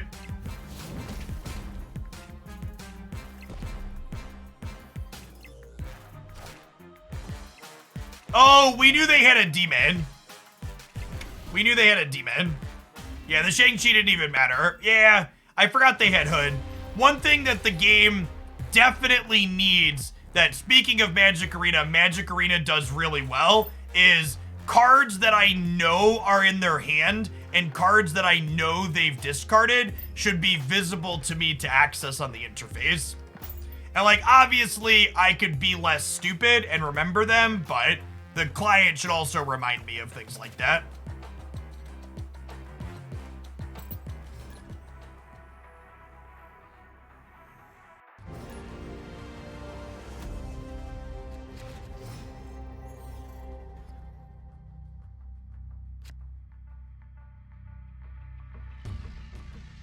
Again, never playing Wasp early. That's something for Lockjaw to go fetch with.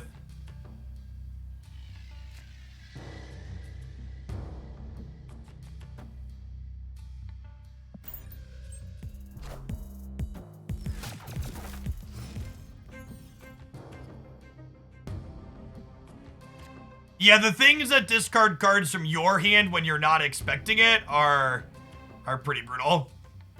Okay, I think with Wongers drawn, we don't wave, and I'm just gonna Thor middle, and then we'll like Wong into Nidvaler here, and then we'll have White Tiger into Nidvaler.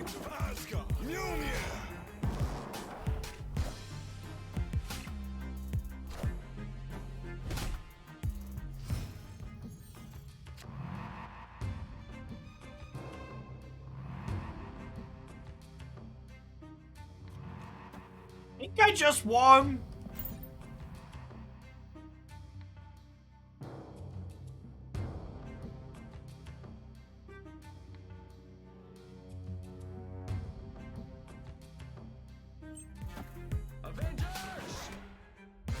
Assemble.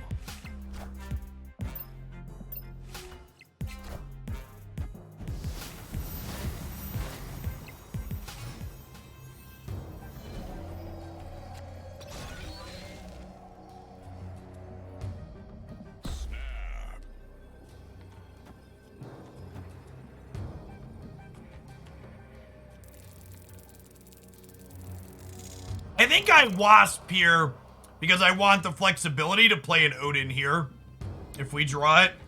Our hands are going to swap, but we get one draw step off our deck.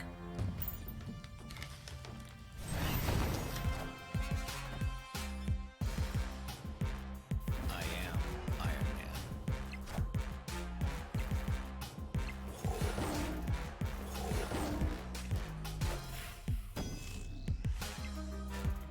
Mjolnir, to me! Mjolnir, to me! All right. So we've lost Nidvaler. They've lost Kiln. Is 20 enough to win Mindscape? Yeah, definitely.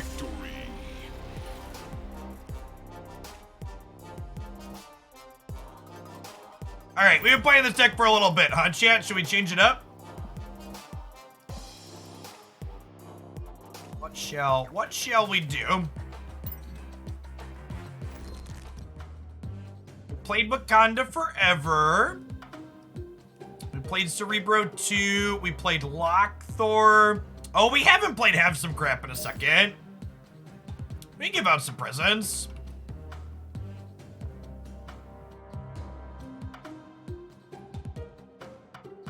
We've not played crap today. Random bullshit, go.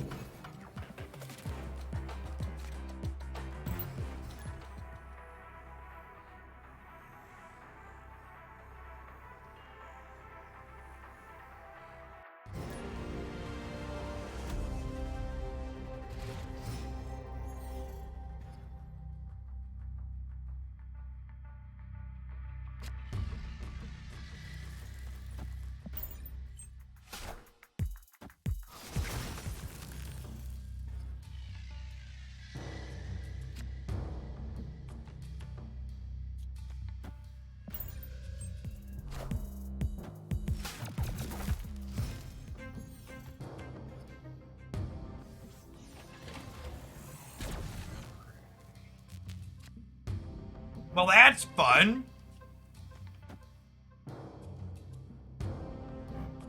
I think Ek Mansion is actually kind of okay for us because it fills up the board more on their side. So I think we're going to Debris, who kicks rocks out over here for everybody. And then we'll Magic right. We'll see where we go from there.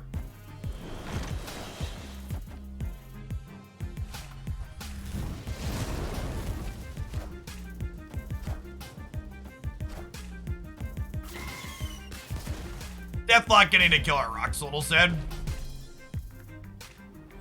I'm kind of surprised they didn't kill the Widow's Bite. They wanted an extra card here. And their Destroy deck flipped another Bucky. That's a good beat.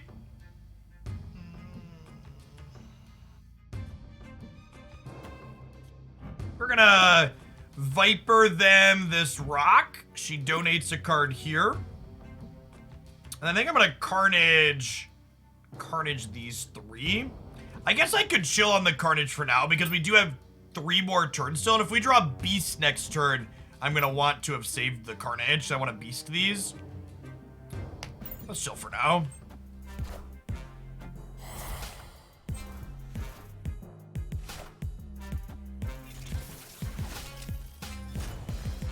Yeah, really excited when they played 1 card there, because we're gonna fill their location. Hulkbuster makes it a little bit less exciting. I'm gonna go for the green, try and Green Goblin in the middle here. New York I guess New York kinda messes with that. They might also be playing a card that destroys stuff here, like this could be a Carnage from the middle. Oh, but yeah. This is one of the reasons I've been playing a little bit less of this deck, is this deck is really bad into opposing Carnage decks. And the Destroy variations have been pretty popular on the ladder. Hey, glad you're having fun with it, Young Vic. I'm having a blast too. Glad to have you here.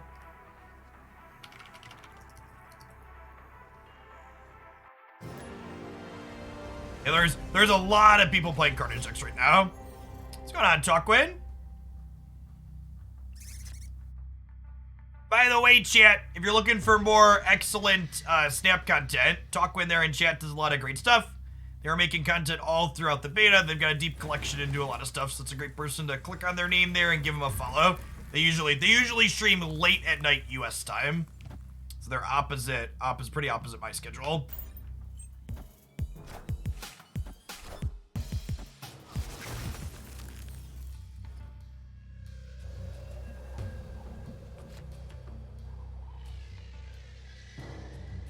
So Beast picks up all of our cards at a location. I don't have any other cheap disruptive things, so I think I'm just picking up Iceman to get to use them again here. Usually you want to try and pick up 2 or 3 things with Beast, but you got what you got. Talkwin there in chat with the little frog emote. That's adorable. Ooh, a piece of candy.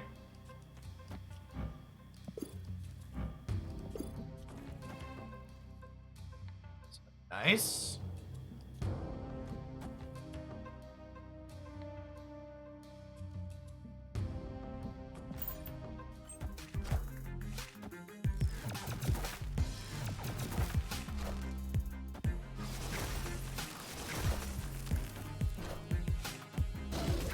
Oh, there goes all the 1-drops. Yeah.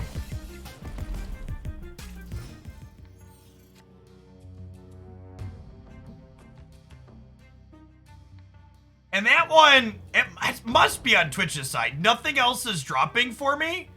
And yeah, the viewer count goes buggy when it disconnects and reconnects.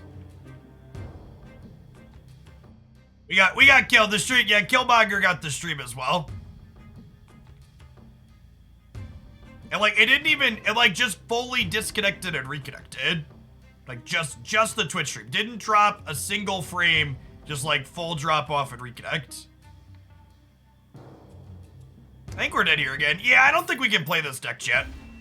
I think we gotta shelve this one until the metagame adjusts.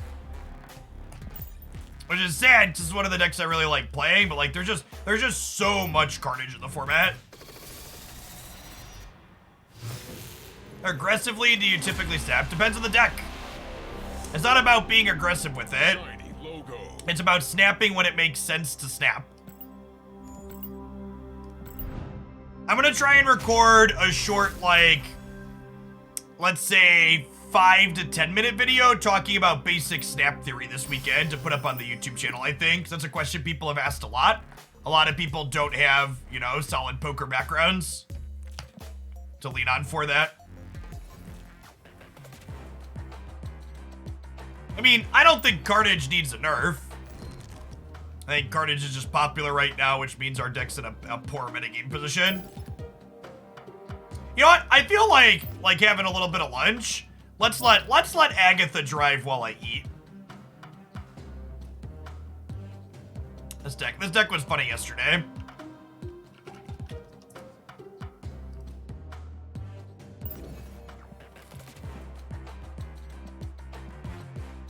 I'm not sure that anything needs nerfs in the game at the moment. Maybe Destroyer is a touch too good. Destroyer got buffed up to 16 power at one point, and perhaps maybe it should be knocked back down to 15 or 14. That card's pretty strong. 15 power Destroyer is probably fine.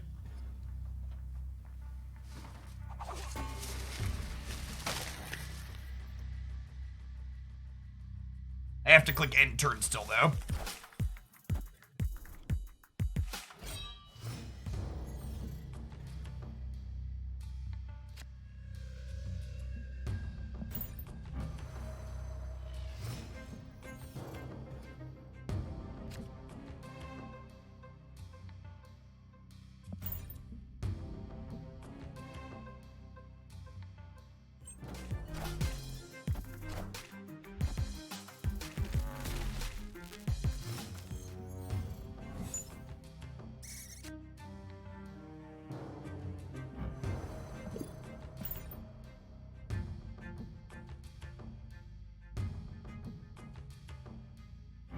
Instance cards are most expensive card.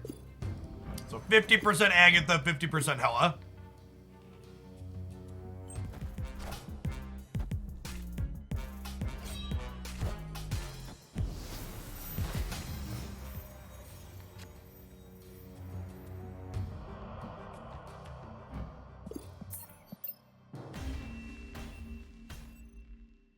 Escaped.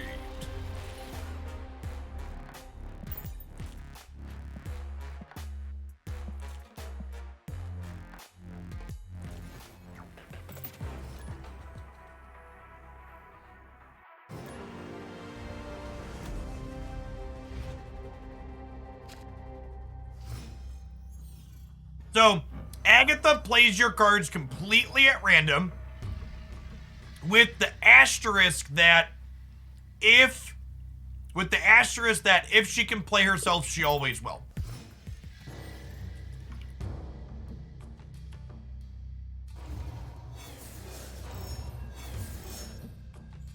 And I'm sure naturally she'll play right into the Superflow.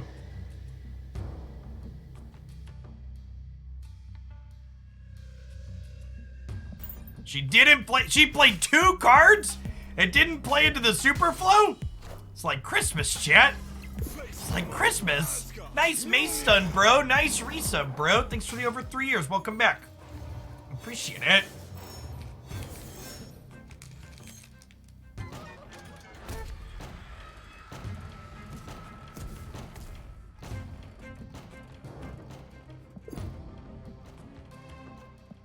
I'm gonna snap them, because Agatha's gonna play herself next turn, and that's great.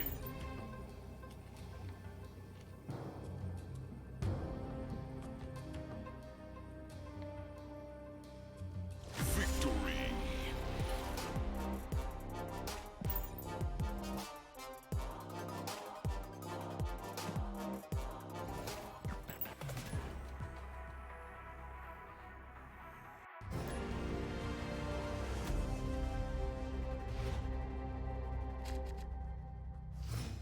This Agatha deck netted us like 30 cubes yesterday, chat.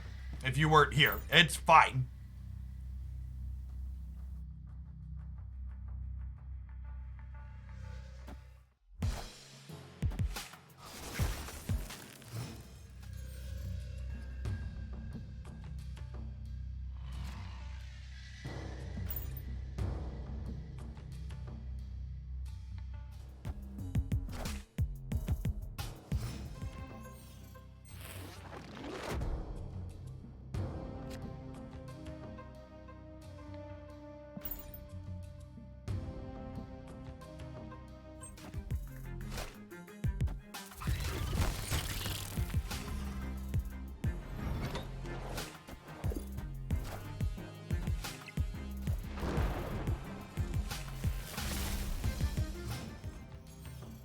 Well, they're probably a Cerebro 2 deck, right? Which means this was atrocious for them? Snap.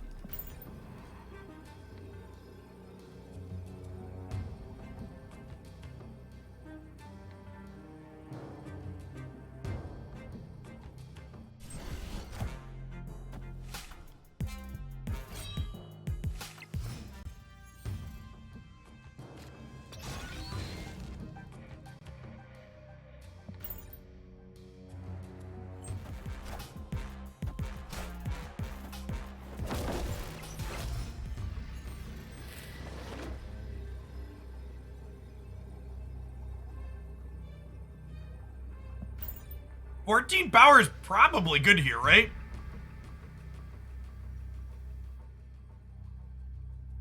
This is the only place she could play herself. The locations here, like, forced Agatha to kind of play okay. Yeah, get out of here. Victory. I told you, chat. Dex Cube positive. What was I eating? Peanut butter on cheese sandwich crackers. We're just snack-a-lacking this afternoon.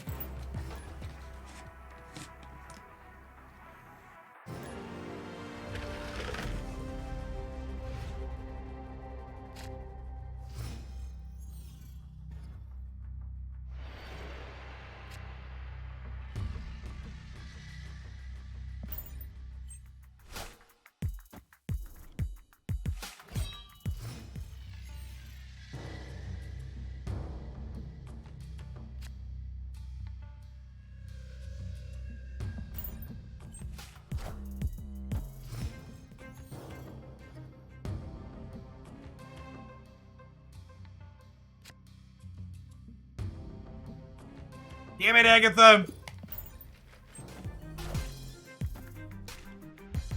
Alright, well, we'll play Wave next turn, hopefully, and then Agatha on 5, and then we'll have control over the last turn.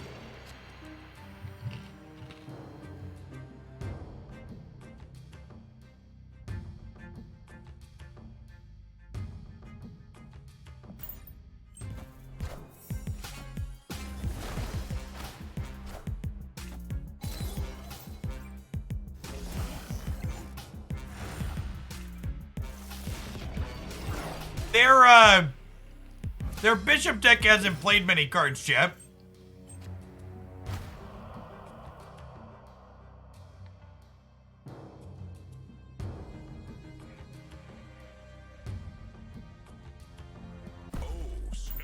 I'm gonna snap here because Agatha going center is kind of fine because we can slide her into New York after the fact, right?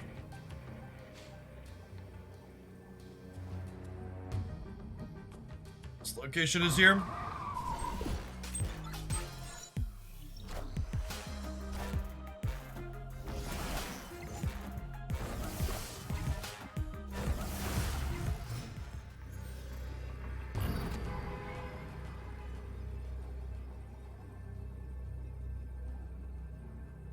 Oh, and Captain Marvel's, like, actually low-key just a great draw.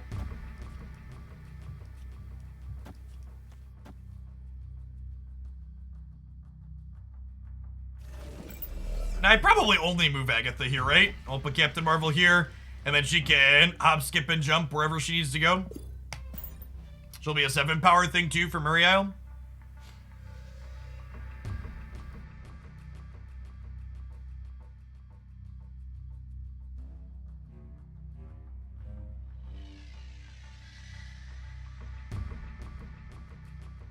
Opponent snapped.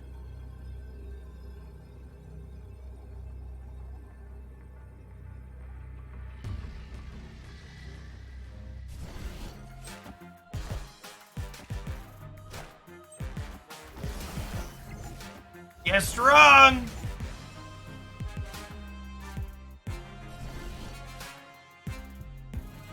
Didn't even need Marvel to move.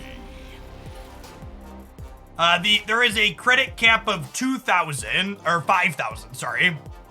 But realistically, unless you're just not playing at all, you shouldn't bump up against that. Yeah, the blue Marvel Khazar is definitely the most powerful thing you can do in pool 1. Once you get into pool 2, you have to start having counterplay against Killmongers, though. So you want to make sure you have armor in your deck.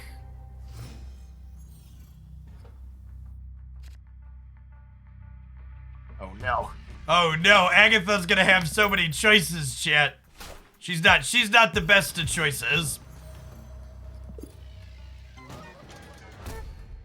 Agatha plays into Murder World 100% of the time.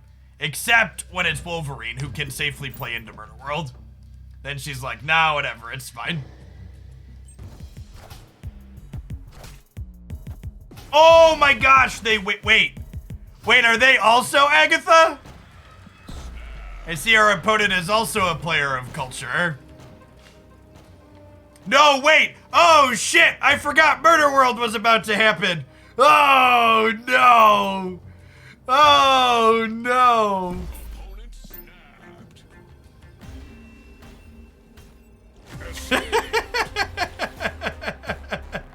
Damn it, Agatha.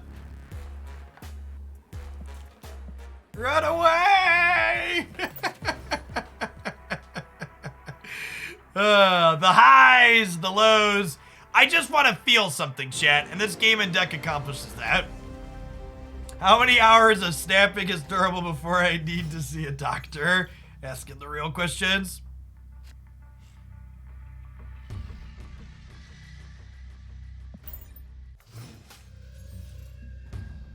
Tips when I have a free-to-play player in this game. Check out my snap guide here, Kimberly.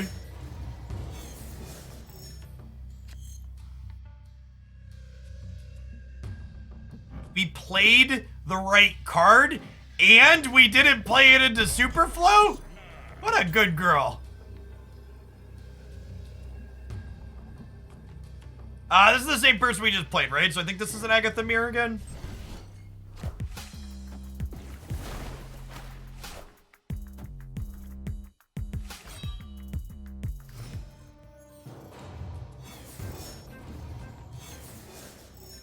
Okay.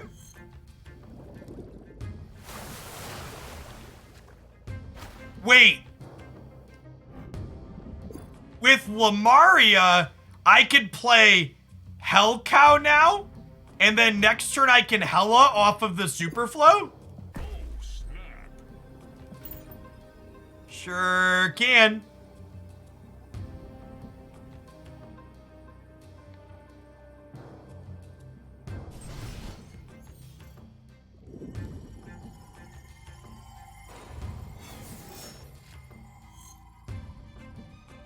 Oh my god, wait, I'm dumb. Counting is hard. She's a 6-drop, not a... Oh, no. Oh, no. It's fine. I'm gonna Ghost Rider. After we Hell Cow, we're gonna bring back Hella. All a part of the plan, chat. All a part of the plan. Everything's gonna be alright. My body is ready to bring back Swordmaster and then discard my last card, but I'm just saying there's a chance.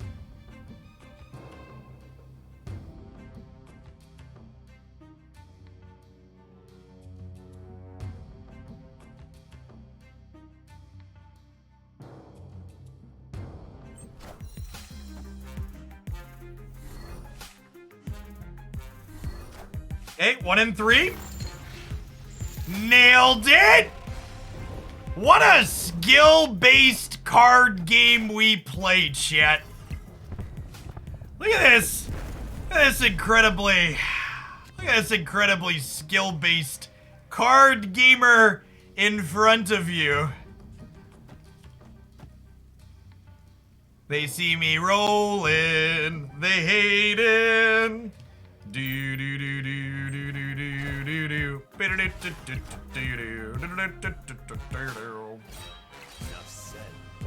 Enough said, bub.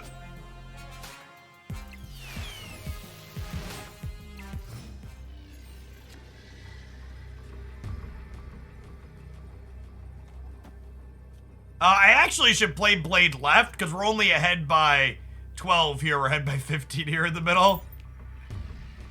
The discards in Snap are not all random. Lady Sif, for example, always discards your most expensive card. Victory.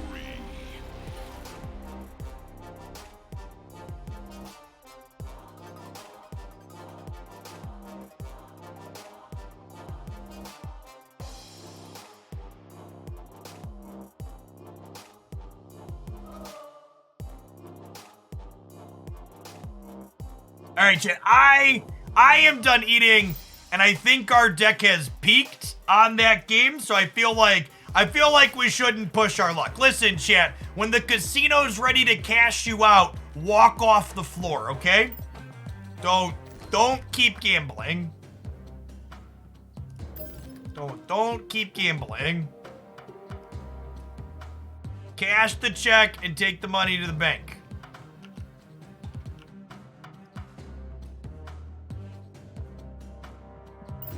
Thanks for all the Snap content. Really appreciate it. Draco Bob, thank you for the Prime support. That makes it possible for me to be here doing Snap content. We are going to be mostly Marvel Snap on this channel for the next 3 to 4 weeks. And at the end of those 3 to 4 weeks, we're going to evaluate viewer counts and sub counts and see if it looks sustainable. I would love for this to be my primary content moving forward. And if the metrics can justify it, we're going to do it. Double Agent 13 with a Quinjet to make things cheaper. Sounds lovely.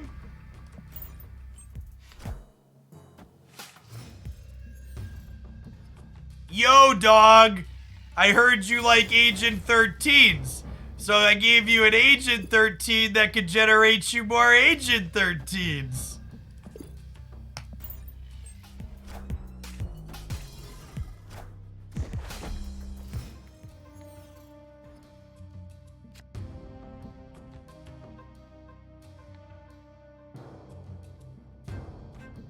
Opponent snapped.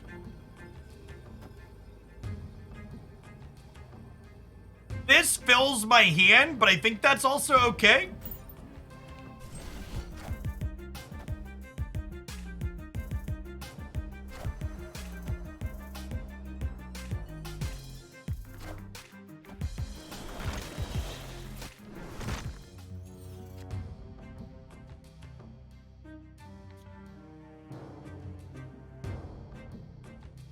Now, again, things to note about order here, or about Moon Girl. Hard hand size limit of 7, but Moon Girl always copies from left to right, which means if I go Moon Girl here, Agent 13 here, Moon Girl's gonna flip up first and copy Captain Marvel Devil Dino, which is exactly what we want. I want 2 Devil Dinos for the last 2 turns. Excuse me.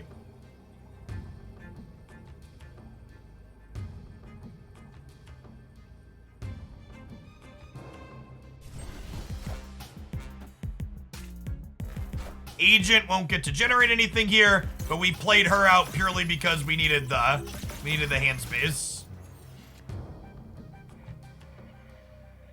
We'll play the not Quinjetted Devil Dino here because it costs 5 as opposed to 4. This can be more resource efficient later.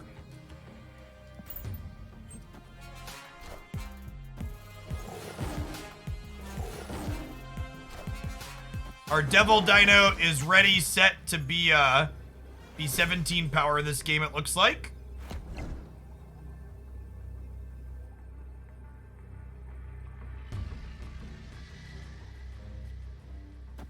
We do this, we do Devil Dino here, we do Agent 13 here, which will fill our hand thanks to Carmitage.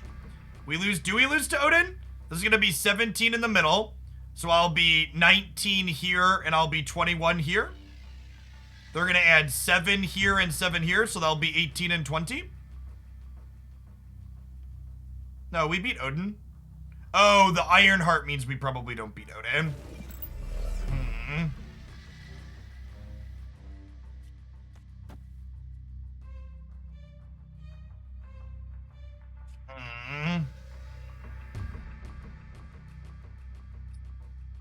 What if I Blue Marvel Punisher? That's still less over here. Yeah, maybe we lose. I think we gotta bounce because of Odin. Yeah, Odin re-triggering Iron Heart. Why can't they Odin? Oh, the debris hits before the... Yeah, it totally does. Yeah. Okay. Yeah. Right, because then they won't get Tigers. Right. We could still lose to the Iron Heart, chat. This is a lot of Iron Hearts.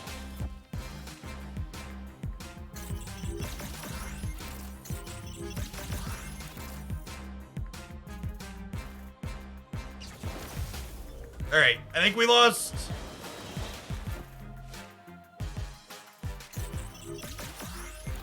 Yep.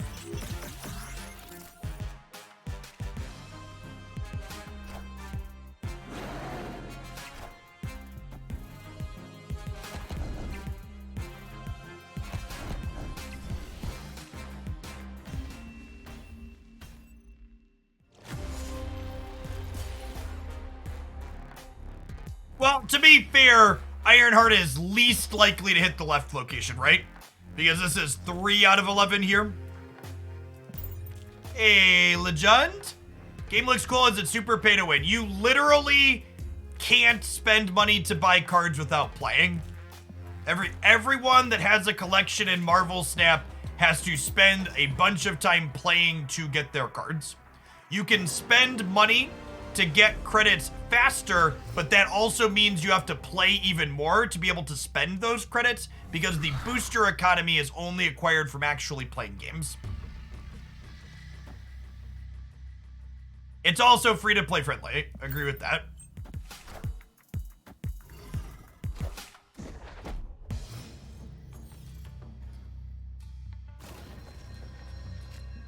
So we'll Collector before we Agent 13. Because Agent will make Collector bigger. Is Moon Dynamo yeah, definitely. If you have Moon Girl and Devil Dino, you can basically slot those into any 2 decks and play along. Like, most of this deck is pull 1 and pull 2. There are 2 pull 3 cards in here that you can get by without for sure. Alright, so I think this is Agent 13 into Beast here. So we'll get a random from her, and then we'll pick her back up with Beast, and that'll make Collector bigger.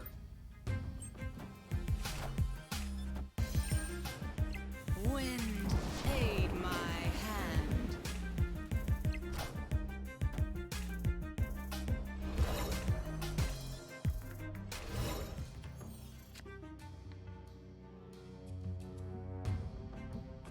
Well, I don't want to Killmonger... I don't want to Killmonger my Quinjet, I don't think. Or do I? Oh, do I? I don't really have anything great to copy with this. I kind of want...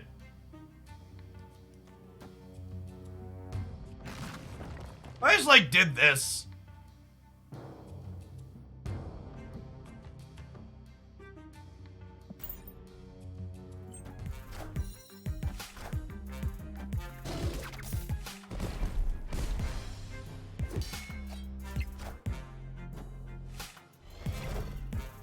Maybe I'm supposed to play Agent 13 here, actually. Yeah, I probably should have put Agent on the right. For more stats. Opponent snapped. Yeah, I'm gonna bounce. I mean, honestly, they're probably Cerebro too, so we probably lose this regardless. Yes, as someone who spent a lot of time in the last 2 or 3 days watching other Snap streams, when people don't have it clipped up like this, it's much harder to watch. So I just made my overlay what I would like to look at. It's very narrow and small in the middle. It's not a great experience.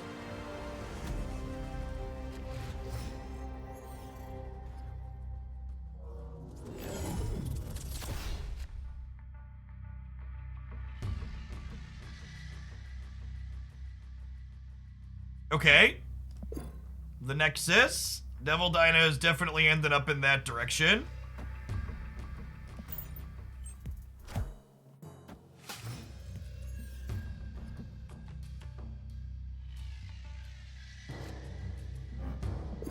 That's fine.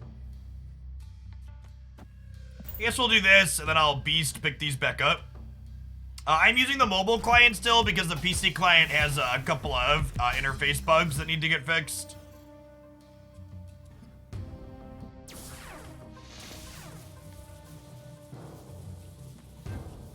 Well, I was gonna Nightcrawler here and then, like, make him free, but now we'll just give them a Beast, I suppose.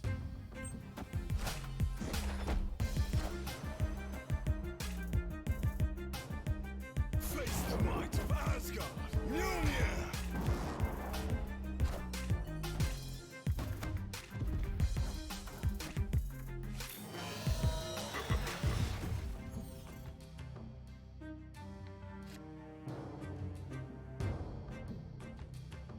Okay, so now we just Moon Girl the Dino, right?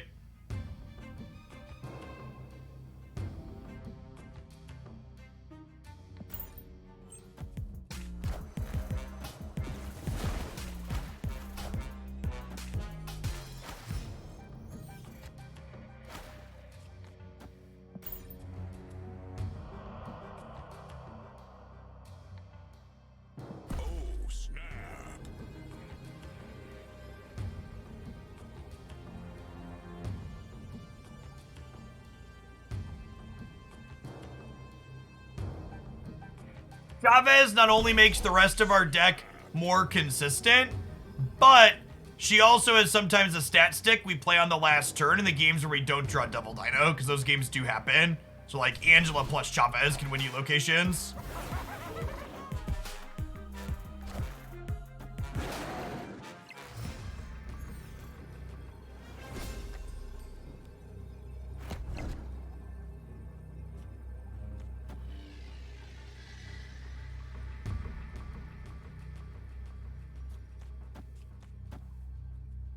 So these will end up at 15 power a pop.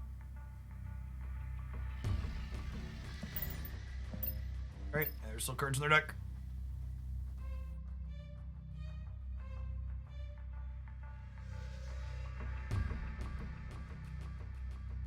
What's going on, Narfist? Yeah, we're gonna be a primarily Snap stream for the next month, and we'll see where the metrics shake out. But if they continue to look good, this might be our main content moving forward. Seems like there's a lot of people excited about it. I'm excited about it.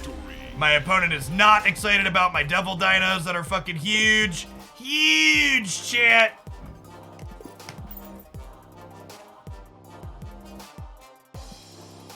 Hey, Gregoria. Thanks for the quarter of year. Welcome back to my collection score, 5,300. Your collection score stops mattering after like level 3,000 because you're full. Marvel Snap is a significantly better game than Magic the Gathering. I agree with that. Like on a core design level principle, this game is much better than Magic. You know, it's also 30 years newer. A lot of the issues with Magic's core design are from games, you know, they were decisions made 30 years ago.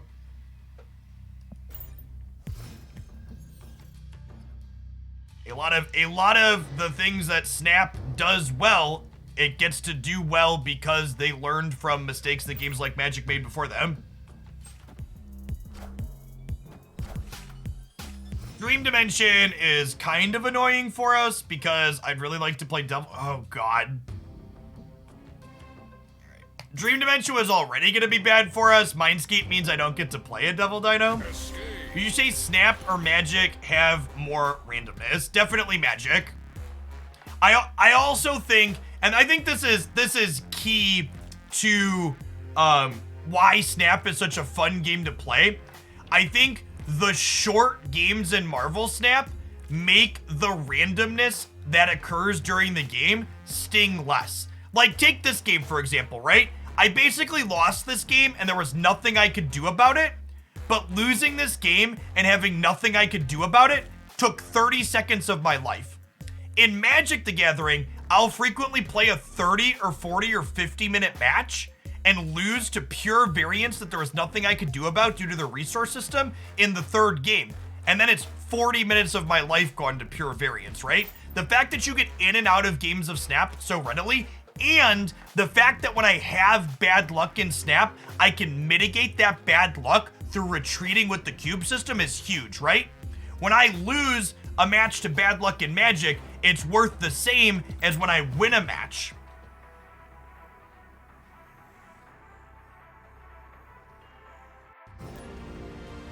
It's so key. What do you think Marvel Snap is lacking, though? The actual client itself is still very young and lacking a lot of features.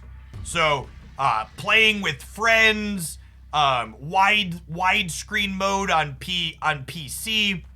I actually think the core game design of Snap is good. They just need to flesh out the client more. We need to be able to challenge friends. I want a spectator mode so we can run tournaments. I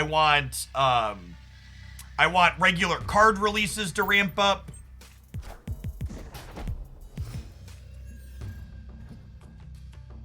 I want to be able to click on my opponent's picture here and see what cards they've discarded that are public and visible. I want to be able to see what cards are currently in their hand that are face up, like Hood when it generates a demon. So like, I've got a laundry list of things they can do to make the client better. But as far as like, what's the core game design of Marvel Snap? Basically no notes. It's great. Their fundamental formula here is so good.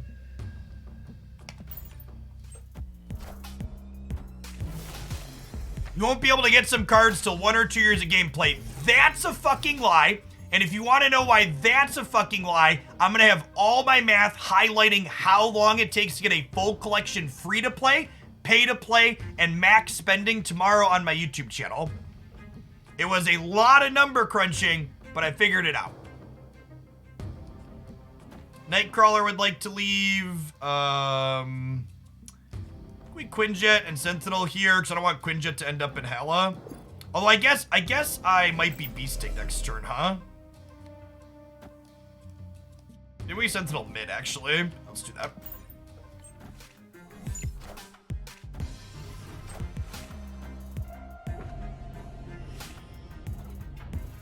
And you want to make sure you don't miss that video. Hoaglandia Snap. It's gonna go up there tomorrow.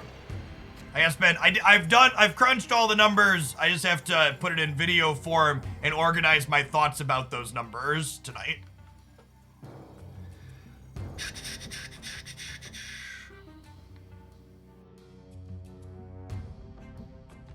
And for people wondering why I'm not just gonna tell you the numbers right now, Chad, it took me 2.5 hours to figure them out. Please, for the love of God, I would like a click for telling you. Am I playing Shocker? Yeah, it seems fine. Why do I have 9 over here, right?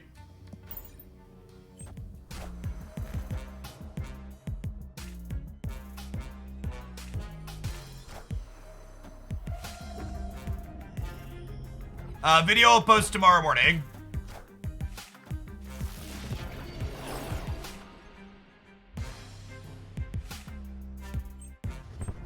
Oh my gosh, it slides and then how it goes, so they lose the invisible woman? That's great.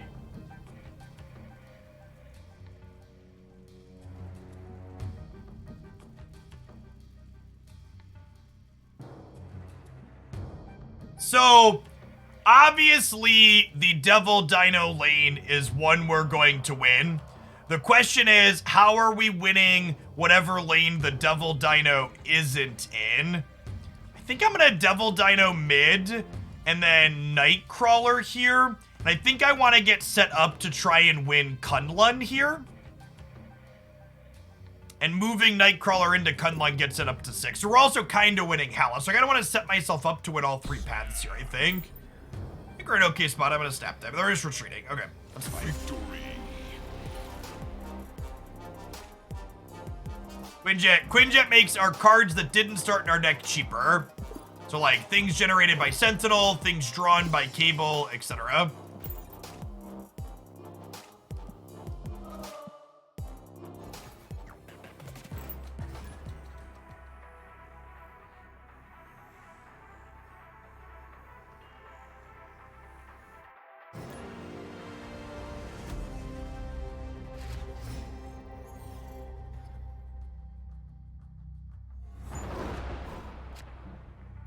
You have both of our ones now. It's Quinjet into Cable here, I think.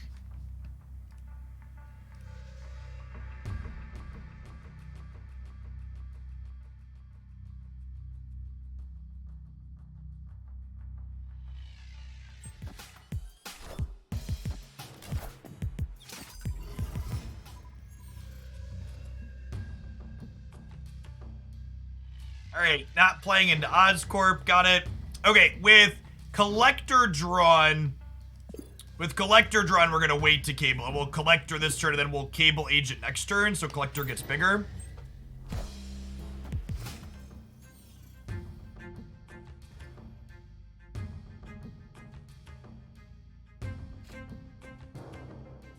That's great. So we'll get to Moon Girl. Anytime you can Moon Girl duplicate your Devil Dino on 4, I think is just a snap with this deck. They also missed their Hawkeye on 2. Curve be oof, yo.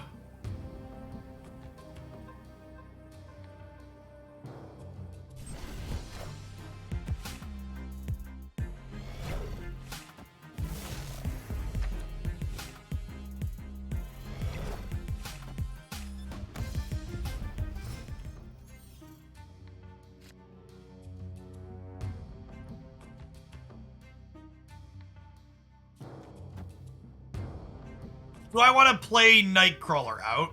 So again, hard hand size limit of 7. So currently, Moon Girl is copying Devil Dino Sentinel. If I play Nightcrawler out, she will also copy Quake. That also creates one more card in my hand, which means Collector gets bigger, so I think that's worthwhile.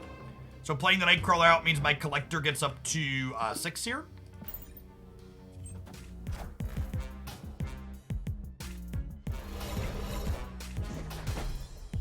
Friendly neighborhood Spider-Man here. So are they like Professor Xing here then? That's fine, right? I don't really care about that.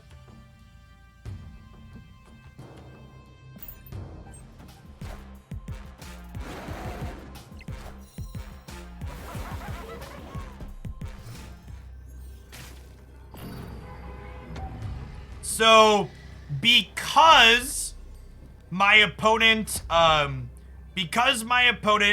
could have Arrow this turn, I want to play Devil Dino here.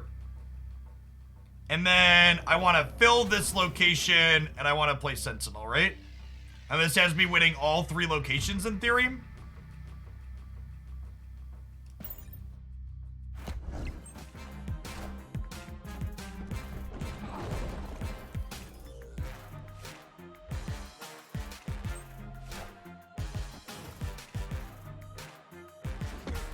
Oh my god, did that just work out in their favor? Wow, that's fucking lucky. What an unreal lucky cheese. So what happens here, Juggernaut moves things at random, and it could only move one of them. So it moved the Devil Dino at random, and I lost that 50%. Then Polaris grabs a random 1 or 2 cost card, so Polaris could have grabbed Quinjet, Collector, or Nightcrawler, and then we lost the 33%er for Polaris to grab Nightcrawler. So they won the 50-50 here, and then they won the 1 in 3 here. Never lucky.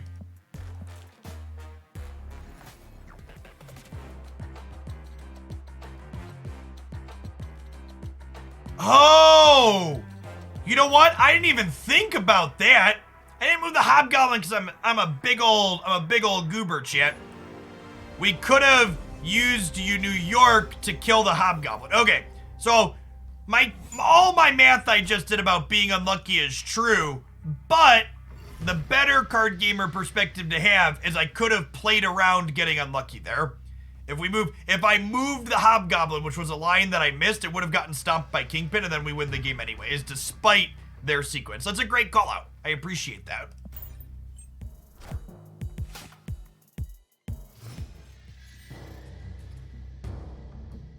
Our opponent got the upside of Scar here. A little bit. If we draw a Moon Girl, we can still be in this game.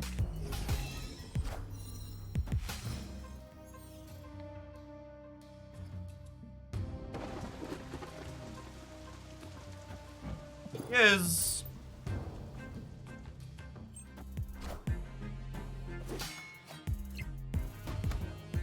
yeah, don't put Fisk in New York if you plan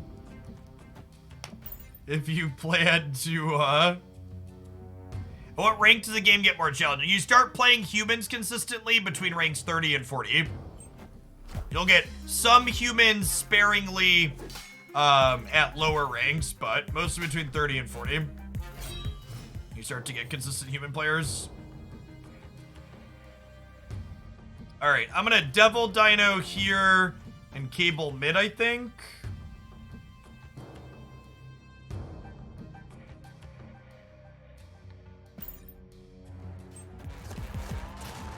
If both players play their 4th card at the same time, both players get the thing.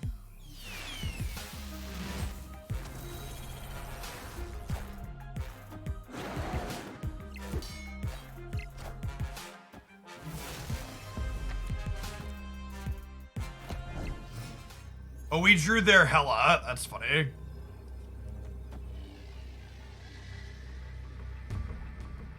Victory.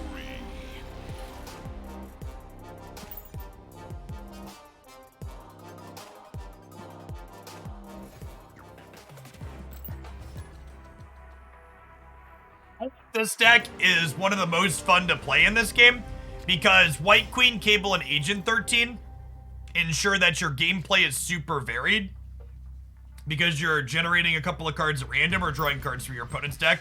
So you get to play with a super wide range of cards. The way the game tends to play out tend to be very different game to game. Nightcrawler against the Deadpool deck is not great because it means they're almost assuredly going to be killmongering.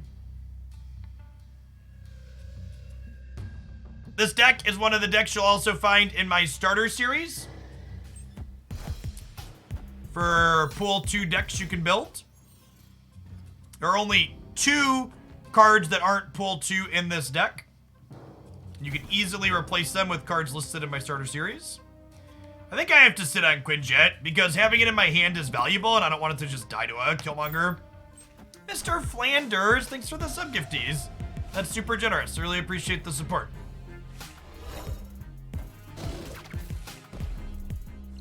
All right, that's the Killmonger down, so we can play Quinjet out safely now, which is great.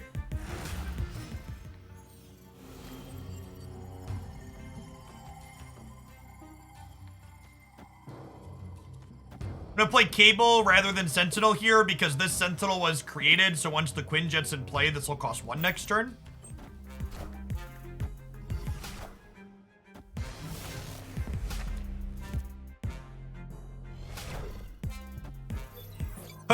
Hood technically grows our,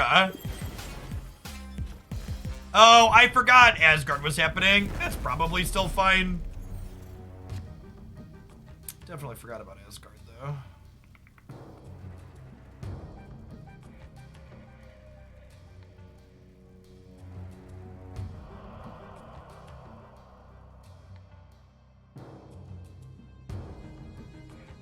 Am I showing them Devil Dino this turn? Leaves me more flexibility next turn. And if I'm showing them Devil Dino, where am I playing it? I think I'm playing Devil Dino mid. I think I'm gonna play Hood right to, I'm gonna play Hood right to get the power off Murray Isle.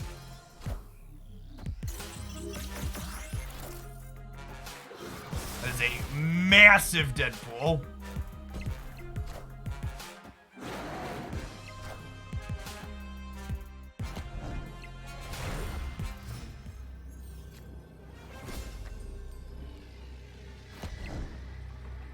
So, Sentinel and White Queen are both card neutral with Devil Dinosaur.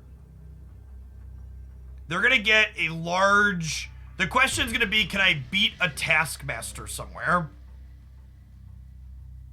Because they're gonna play one of their big things in here. I kind of have to guess where Taskmaster's gonna go. We're kind of in a 50-50 situation here at the end, huh?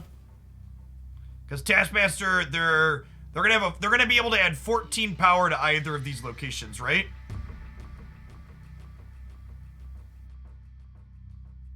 This here is going to be 9, 13, 14, 15.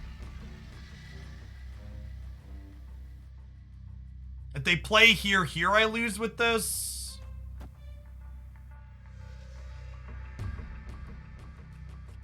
The problem is if they go Asgard Murray, I lose, right? So we're just kind of in a 50-50 depending on where they play here. I'm gonna hedge them playing into Asgard because they have more power there.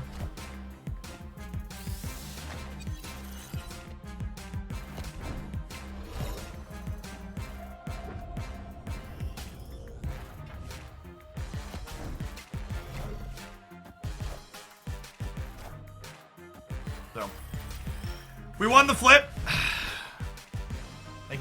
They could have easily been on the next level and been, okay, it looks like I'm likely to play left because of Killmonger, so I'll actually play center and juke them there.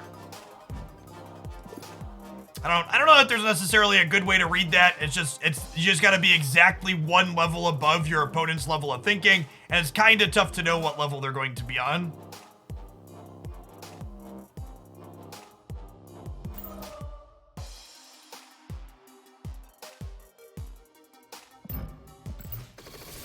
Almost out of credits again, chat. We have too many pretty variants to split. Shiny logo.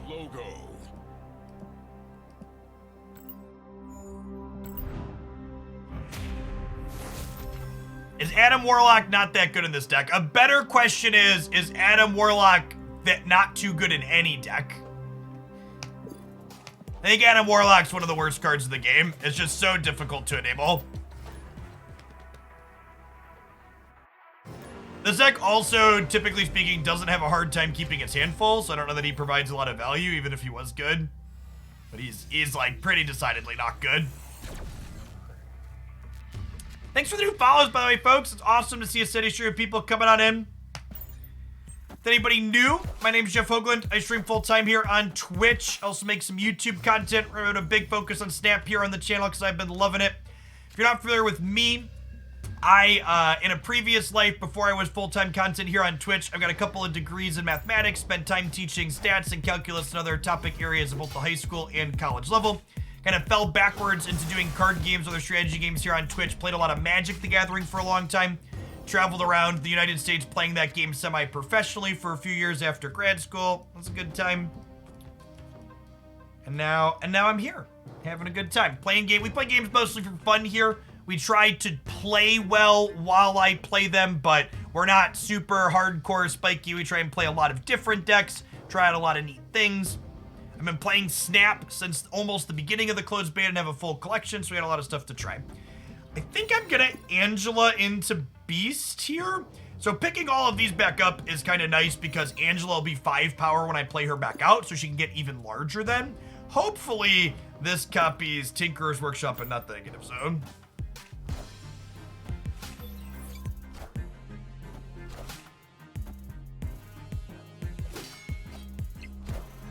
Abomination is not terrible if the Negative Zone does come up. Individually large statted card is nice. That is a Negative Zone. And that's a Moon Girl. Do I...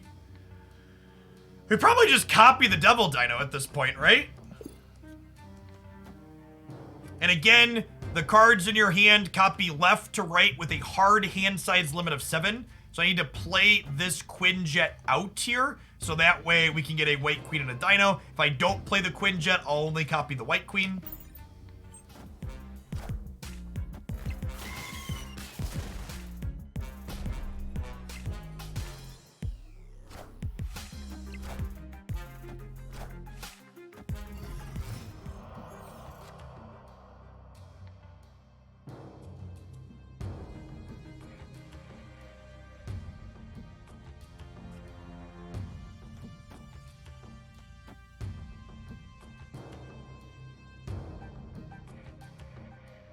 We go ahead and play. Actually, I'm going to play into the zone where they're already playing with the Angela, so that way we can contest this easier. And this is technically +4 over here, right? So I think I play this out. It's card neutral with this, and I might want to play whatever card I generate from here next turn.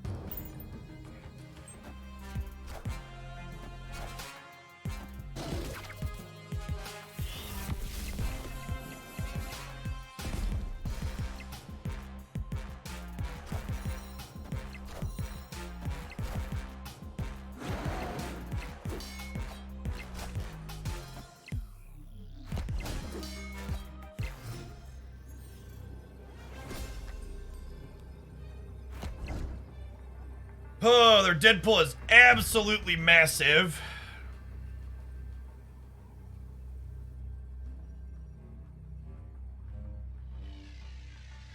I think we're just torch to them playing here, right? With the Taskmaster.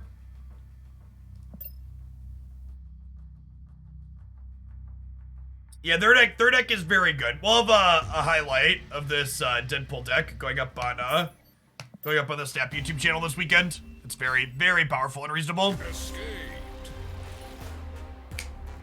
They didn't snap though, do they have it? So, on the last turn, when you're incredibly likely to win, it's bad to snap because that'll push your opponent out who's incredibly likely to lose.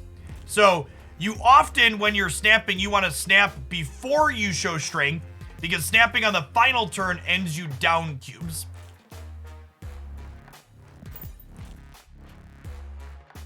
What does it mean to snap? It's basically like gambling ladder points.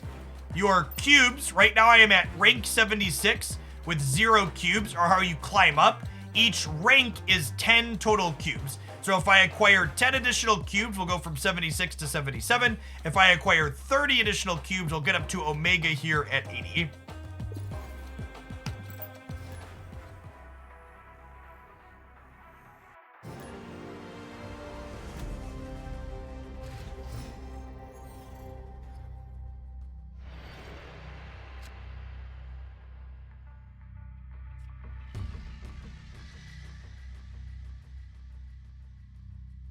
The decks that are best at farming lots of cubes are the decks that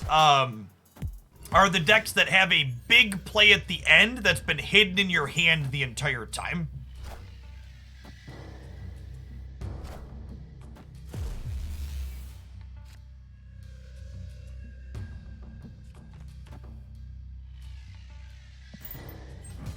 White Queen's not bad. Free Onslaught's also pretty not bad though as well.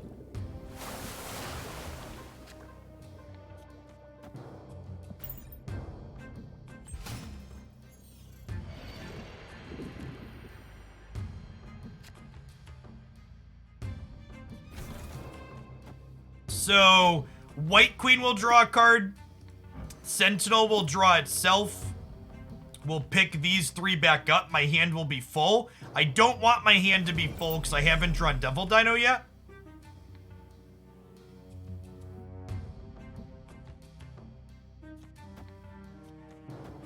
So I guess we'll do this.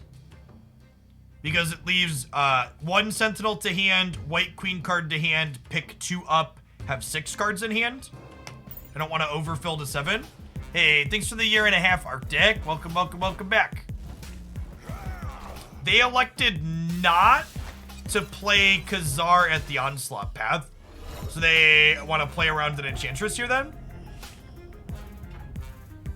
Okay, so we know they have a Blue Marvel as their last most expensive card.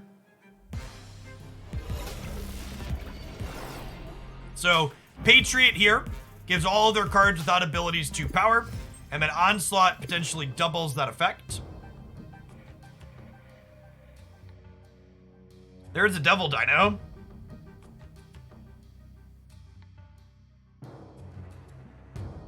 Who I think we just played.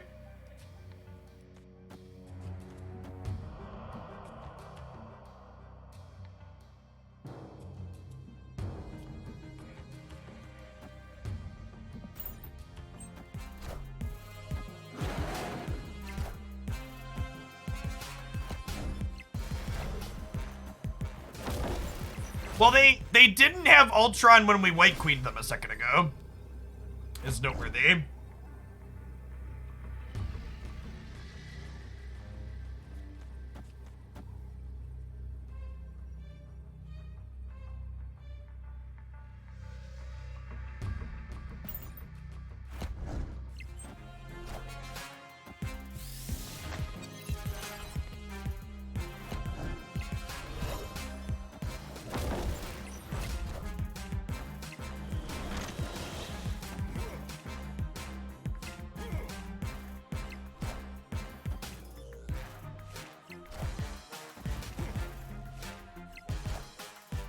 Wasp gets us, damn. Close. Close.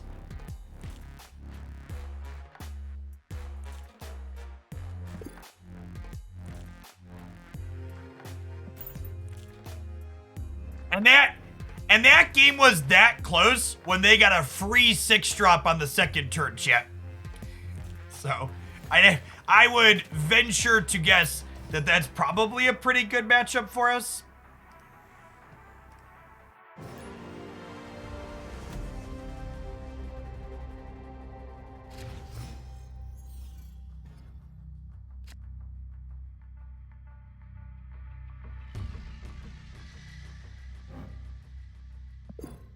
Oh. Oh. Oh. A piece of candy, chat. A piece of candy.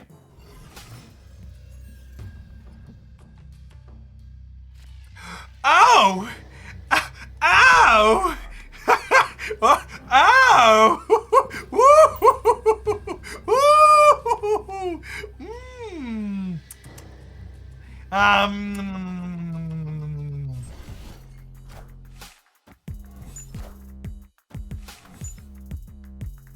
Why, yes! Why, yes, I would like a free collector. I'm sorry, what a just totally ridiculous series of,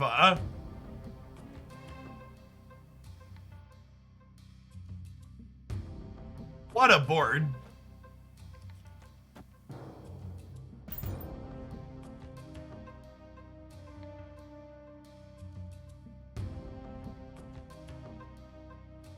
Might even be wrong to play Agent 13 out here just because I'm going to be kind of tight on board space.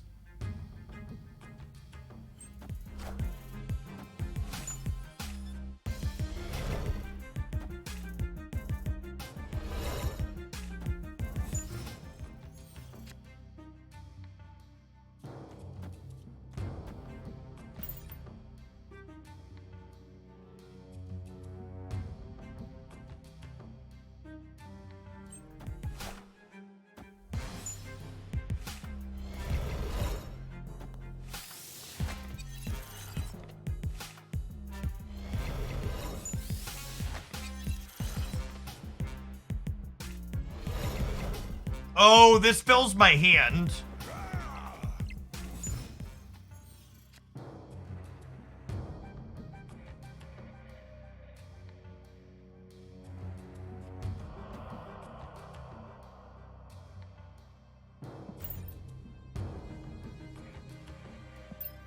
%20 to draw Devil Dino next turn. If we draw Devil Dino next turn, we could Devil Dino and Onslaught, because the Onslaught will be free, I believe, right? Because these double each other and then they double this. So I believe this will give an 8 discount to all of my created cards.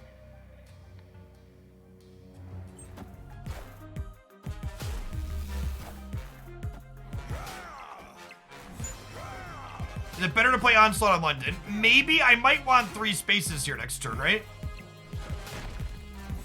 Oh, no. Sorry, I didn't play this on London because if I draw Devil Dino, chat, I want a Devil Dino Onslaught Citadel. Oh, I have Chavez coming. Fuck, I forgot that Chavez was coming. And we know they have Onslaught. So I think we're torched, right? Because we copied their Onslaught. So they Onslaught here, which goes here, which like, yeah, we're super dead. I was so excited about the locations, I didn't manage my hand size that game, and I cut myself off of draws at Devil Dino. If we would have had a Devil Dino, we would have won this game. But I should have. I was too giddy. Get ahead of ourselves.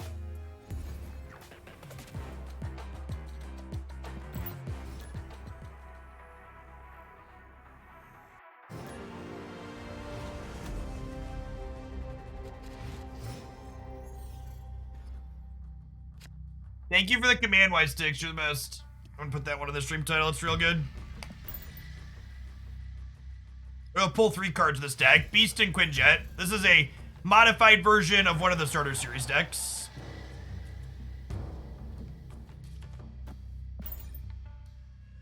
Getting Angela into the Isle of Silence is ideal because our key card, Devil Dino, won't have an effect here.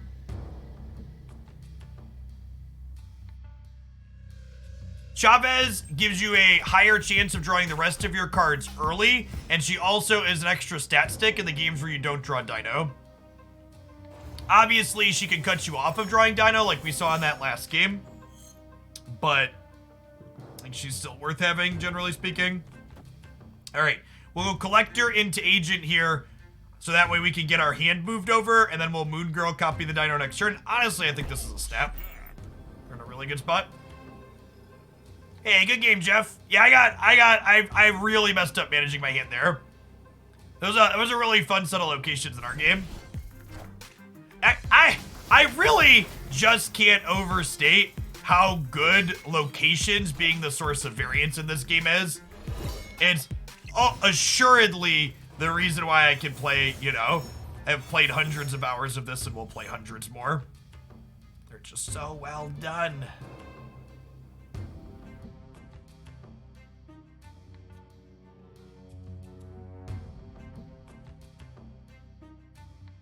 Do I want to get Yellow Jacket out of my hand? No, let's get Nightcrawler out of my hand. This is better, right? Yeah. I don't want to block my draw next turn, I don't think, and I want to make this as big as possible.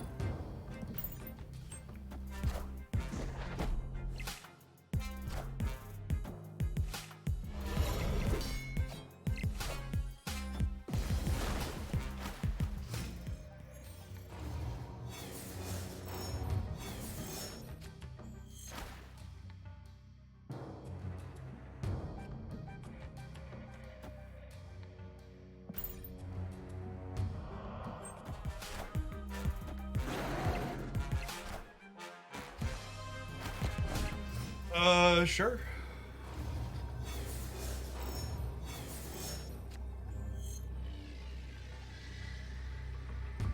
What are they gonna do with this Wong Jet?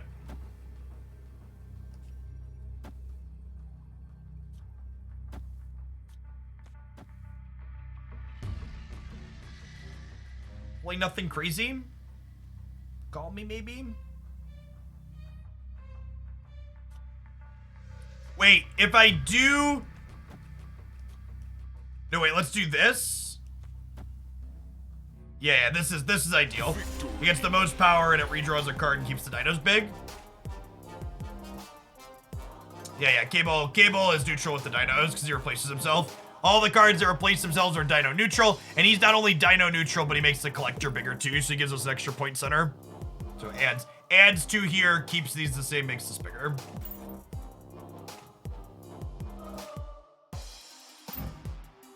It's my last 400 credits, chat, but I think the red border is gonna look real good with his little red outfit.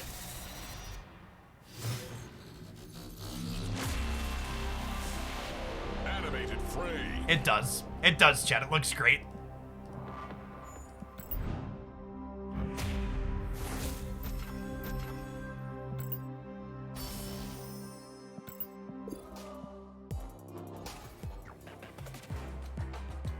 A year ago, if you would have said Cable is dino neutral, they would have locked you away.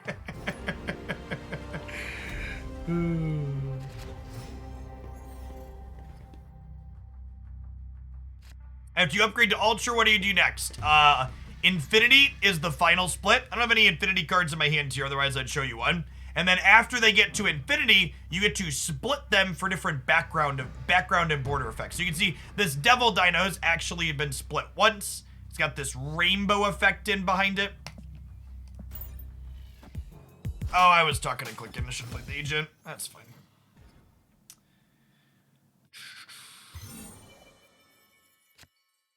Wait, did the music just disappear? It totally did. Rewarded for not playing the agent, by the way. Oh, it's back. Back again. Do-do-do. Do-do-do.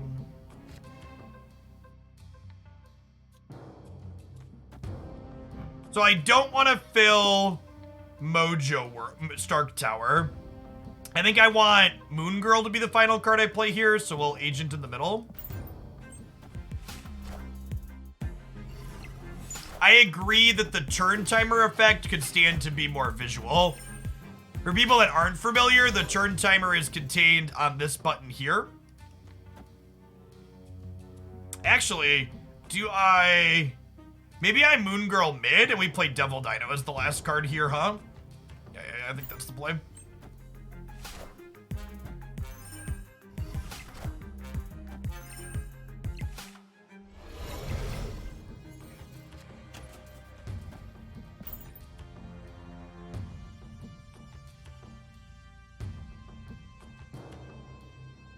There's an auditory and a visual when your timer gets low. The screen's flash red and it does make a little sound.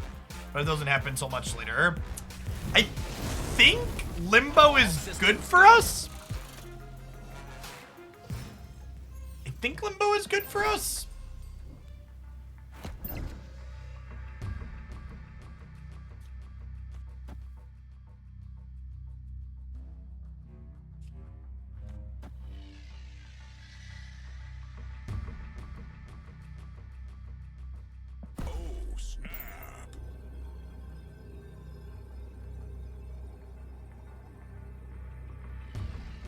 You gonna have a Shang-Chi? I mean, sure. Shang-Chi's not super combat inside of Patriot, but also, like, I'm gonna spread out across a lot of these paths, right? Okay, so they are setting up to Ultron.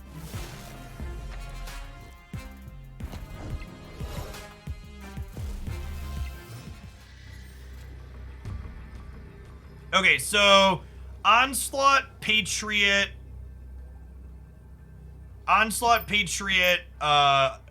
double Patriot. So the bots are gonna be 7s. So they're gonna add 24 here, going up to a total of 26.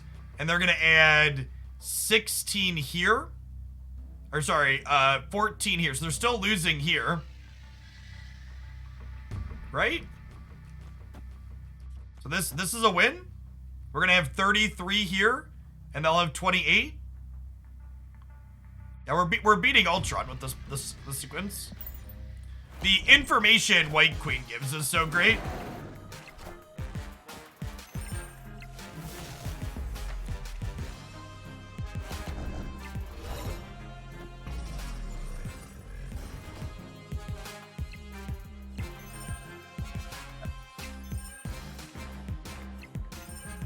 Now the drones are 7s here and they're 8s here. Are there AI opponents even at a high level? You can occasionally hit AI opponents if there aren't real people, but I'm pretty sure this is a person chat. This is one of the season pass avatars. The bots don't usually have the season pass avatars. Sometimes humans are using the same avatars bots can use, but I don't think that was one of them.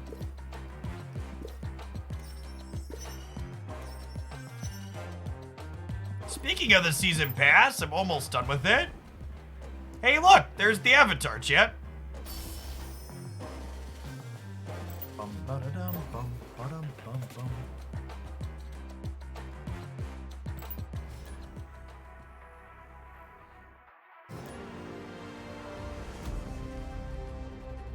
Has anyone reached rank 100? Yeah, plenty of people.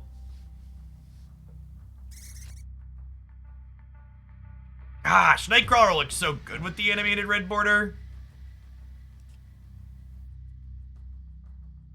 Love the cosmetics.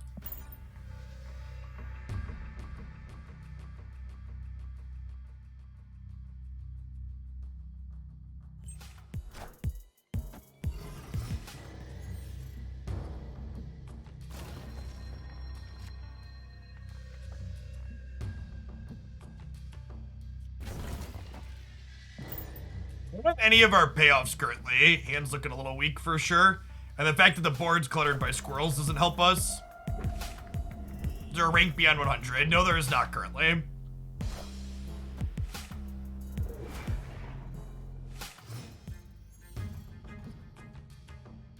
The Lachicagullia rocks are free with Quinjet. That's true, you know. Just the facts with pseudonym. I think we agent 13 here to see if we can generate some kind of payoff, because our hand is lacking those currently.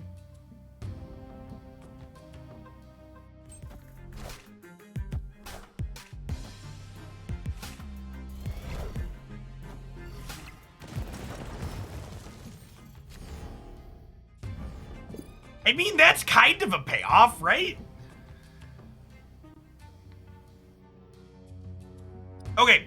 So with the Devil Dinosaur drawn here, I think we can actually afford to start playing out until the Chicagullia, because, what's the word I'm searching for? Because I don't need to draw another card out of my deck, I don't think. We're gonna try and win left with Collector, and then we'll try and win one of the other paths with Double Dino on 6.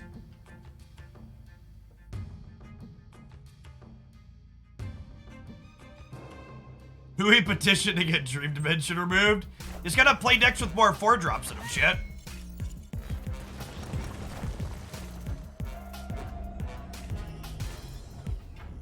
Or less 5-drops. Dream Dimension is extra savage when your deck has a 5-drop it cares about playing.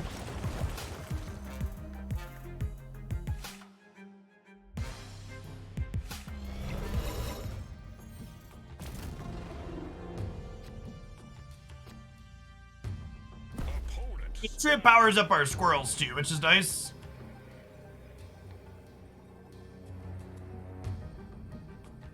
They snapped me. I think we're in this game still, chat.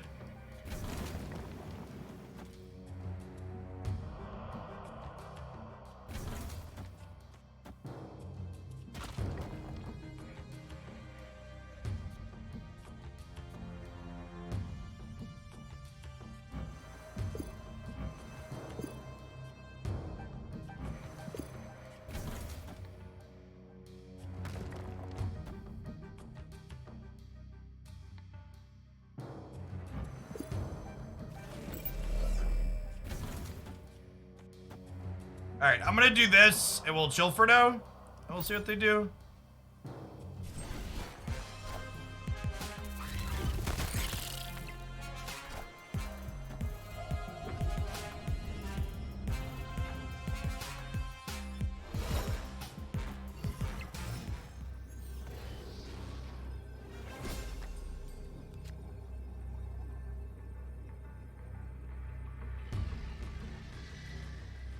So, Sentinel here, Dino here, Agent here. This adds 3, 4, 5 power, right? So we'll go up to 17 here, so we're plus 8. Then I'm adding 2 more power mid, so we're plus 4 mid. And then obviously Devil Dino's gonna slam dunk the right for us.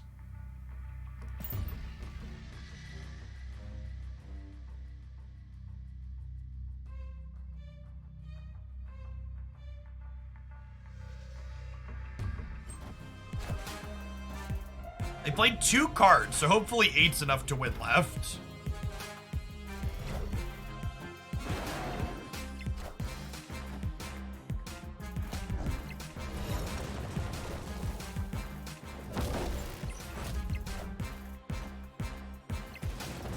Sweet.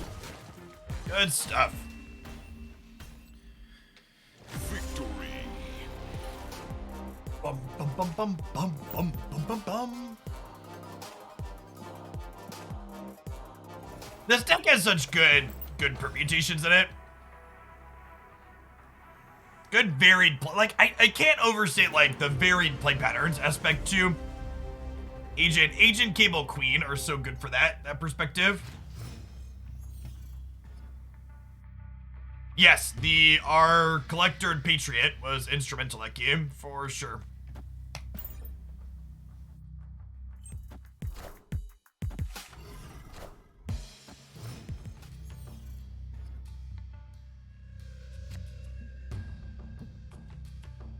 Oh man! Never lucky.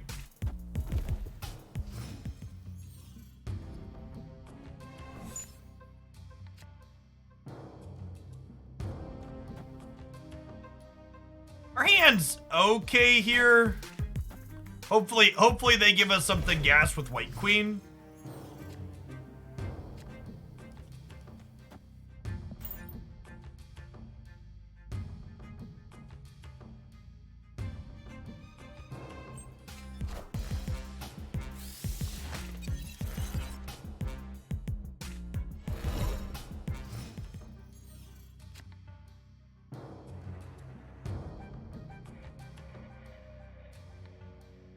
Well, that's certainly a card.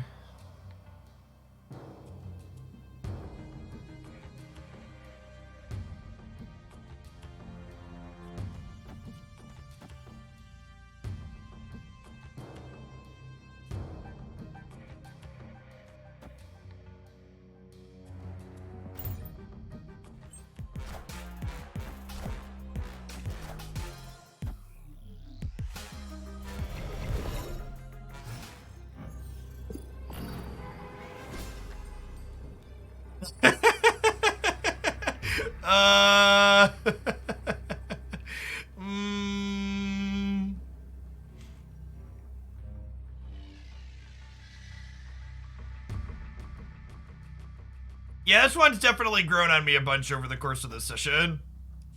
I like it. I like it a lot.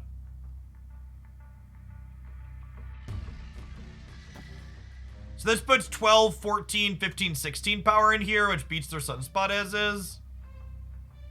Leaves 6 power here.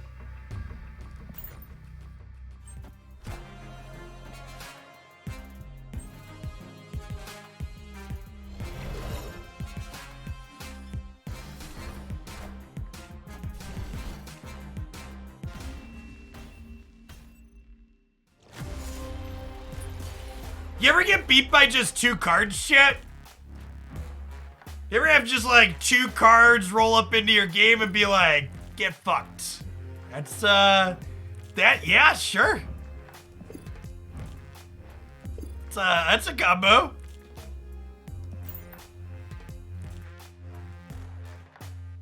One of them wasn't even the professor, yeah. Oof. All right, we'll play Moon Dino for a little bit. I need to change a pace again. I haven't done any Daredevil yet today. Let's dare to devil, chat. Speaking of Professor X.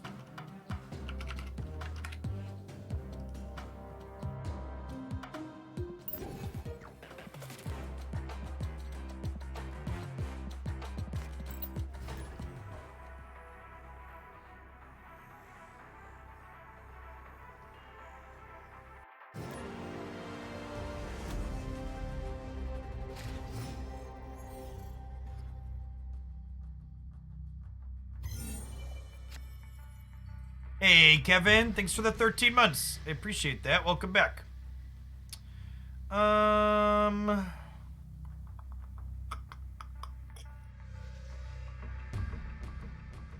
Play Hood in the Dark over here. If he ends up in the bar with No Name or Oscorp, that's upside for us. How do you decide what to upgrade or not? Well, I have a full collection at this point, so I am literally just upgrading cards that I enjoy playing with. When you're just starting out, I would recommend just upgrading cards as soon as you have resources to upgrade them to progress your account level faster. Yes, season pass cards are added to the pool 3 card pool 8 weeks afterwards they leave the season pass, or 4 weeks after they leave the season pass, 8 weeks when they're introduced to the game. So all of the cards are obtainable free to play. The cosmetics in the season pass are exclusive. How did I get a full collection? By playing every day for like the last 4 months.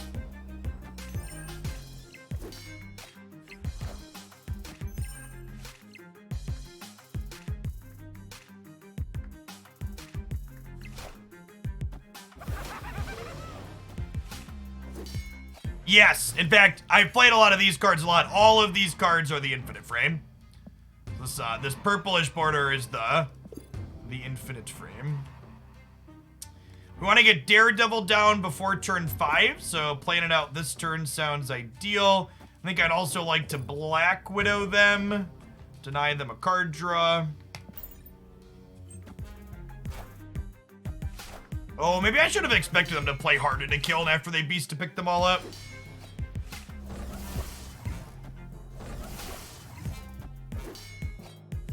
We're up a little bit here, but they're gonna get to play things out and pick up Bishop. I probably should have played Black Widow mid.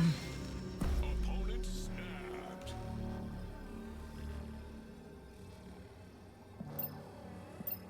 Killmonger cuts both ways here because it clears their HUD out, which actually makes their board bigger here. But it kills my Nova too, so I think that's the line. Excuse me? All right.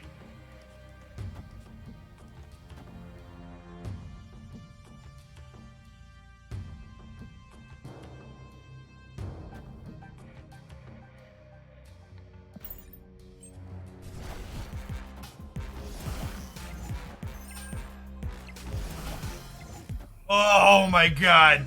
Killmonger's about to live up to his name, Chip. Killmonger's about to earn his title.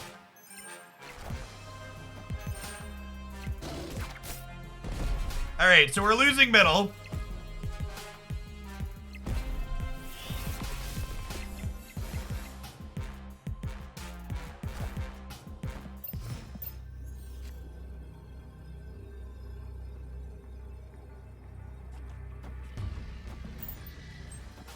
We do die to Chavez here, which is in their range of cards they can play. That's good. Just be a Chavez. Yep.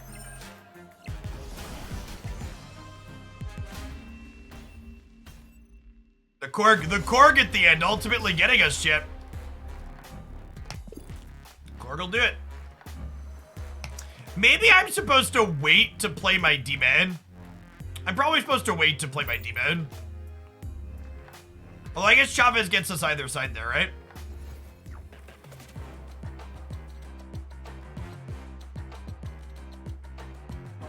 Hey, Dumbbells. Thanks for getting me hooked on Snap. My wife has some choice words for you now. Thanks for the 2/3 of a year. Nick John, thanks for the 10 bucks. Appreciate the prime. Nothing beats rock, shit. The thing I definitely messed up that game is I should have predicted that they were going to play into Kiln after they bounced everything with Beast, and I shouldn't have committed more to Kiln. My Daredevil should have been somewhere else.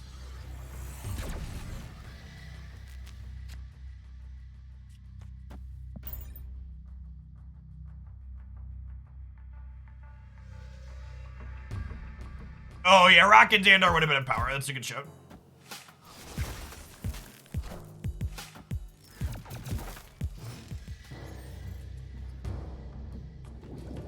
I do not think the chat overlay fits cleanly into this, so I have no plans to add it in cell form.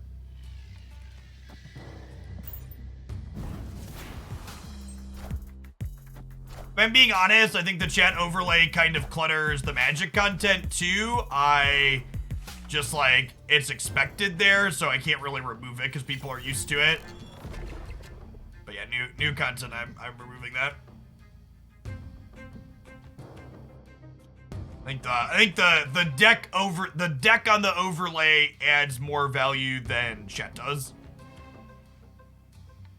It's a pretty solid curve for us. I think I might snap them here. Really good start. Their start is kind of middling. Their start's middling enough this might be a retreat, but that's fine. I'll take the cube. All right, let's go. Let's play some Snap.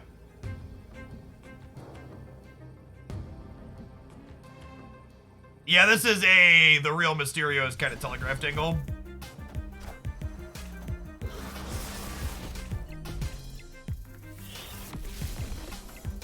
Face the might of Asgard. Mjolnir. That's true too. People who want to watch the replay with chat can definitely just come watch it on Twitch instead of watching it on YouTube. There are VODs on the Twitch channel technically.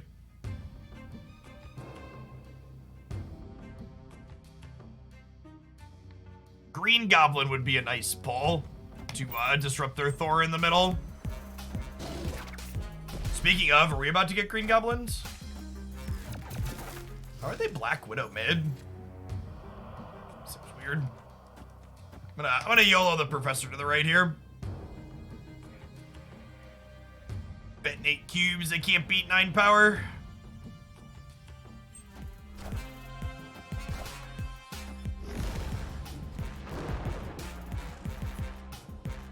Swing and a miss, chat. Swing and a miss. So we're dead.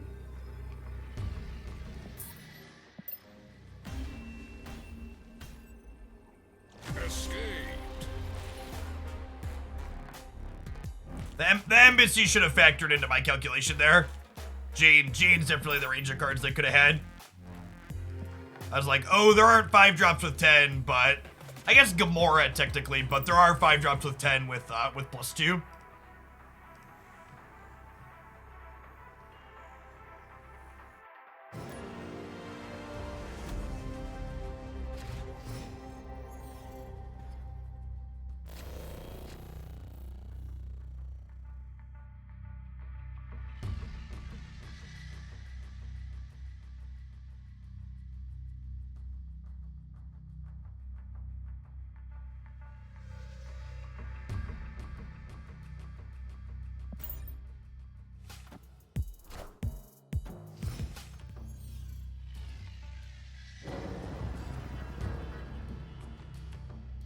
I have been playing this game since it was created since the closed beta opened almost 4 months ago. Long time ago.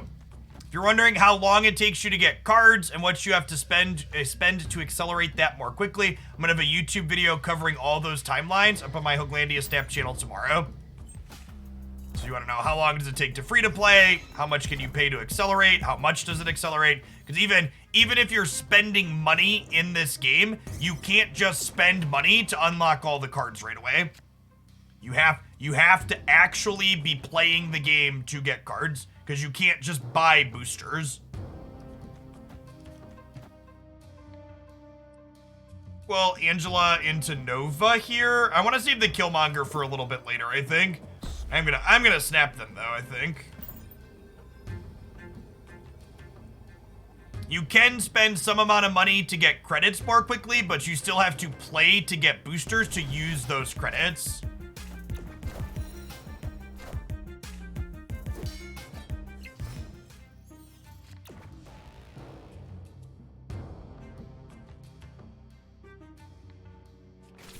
I think this is a Spider-Man mid into Mysterio Killmonger next turn angle, probably. Friendly neighborhood Spider-Man here.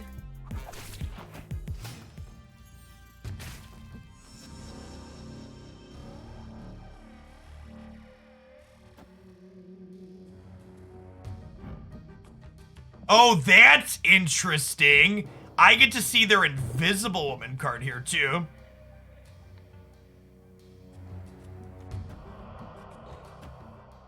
Yeah, I don't think they would have had a proper beta test, so they didn't let people keep the cards. People wouldn't have invested the time and energy necessary to collect everything, I don't think.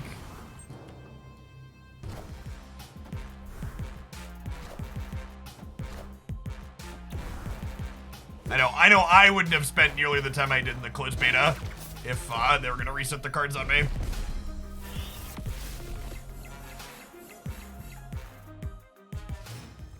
Yes, probably a Patriot under that Invisible Woman.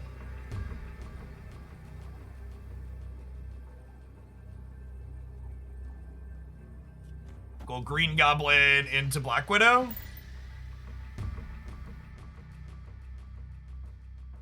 Black Widow adds 3 on the right here since she triggers Angela. And then this is the real Mysterio here, so we're +5 here at the moment, so we're 13. And then this will move over, so we're up here by 12 currently.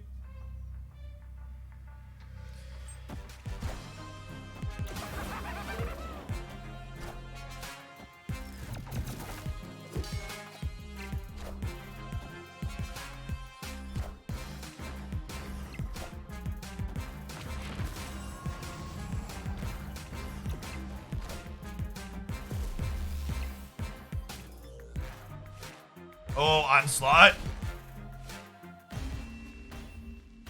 Man, Wasp is so good, chat. Just so good in the Patriot decks. Need a little bit more power here. The fact that they had Invisible Woman to hide their stuff from Enchantress was such a big deal. Because if you Enchantress the Invisible Woman path, it doesn't flip these up and get them too. So it's very instrumental in giving them counterplay to my counterplay.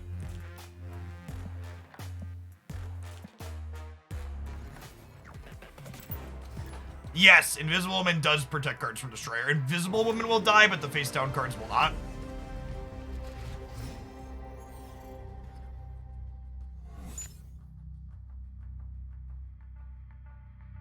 Yeah, all the other betas that typically wipe people's account when they finish lets you swipe your credit card and get all the cards back immediately.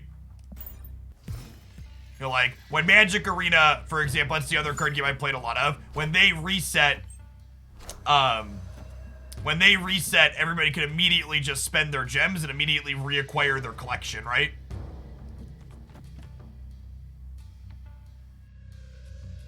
Imagine your life being so depressing, you have nothing better to do with your day than show up in a Twitch chat for a game that you think is garbage and can play the game as garbage. Fuck off, bud. Go find something in your life that sparks joy and let other people like things that like things. You don't have to like Marvel Snap, but you know what you also don't have to do? You also don't have to fucking watch someone play it on Twitch. Fuck off. What is wrong with people? Go touch some grass, bud.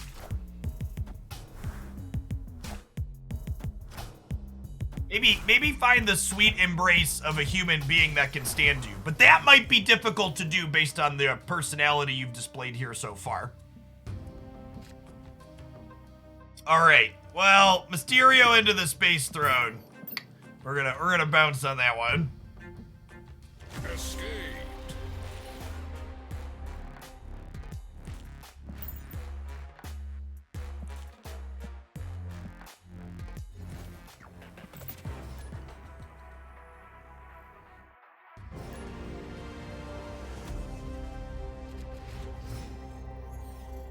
This is the best card game I played in a while. It's really fun. I agree.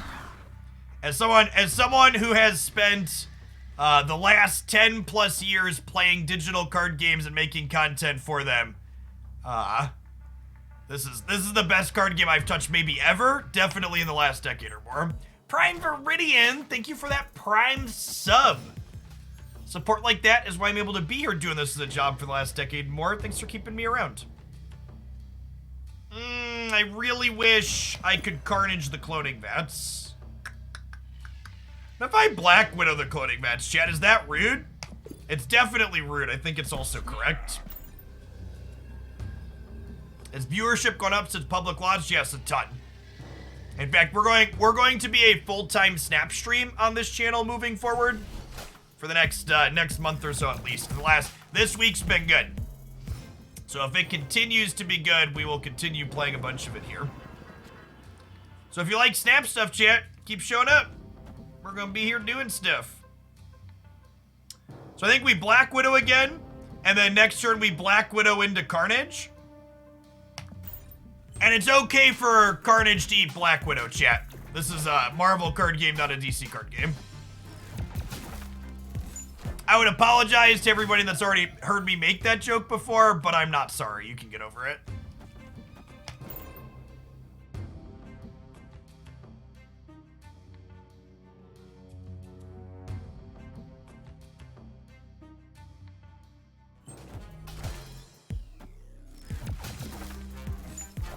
So, the Carnage, when it gets brought back to your hand with the cloning bats, chat, copies the 8 power. So we're gonna have a real big boy over here. And then I think we're playing Mysterio, right? To try and fight over this location? Seems fine.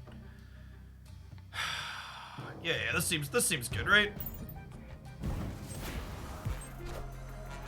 You should Black Widow them again. Maybe we should Black Widow them again. Maybe we should continue being toxic.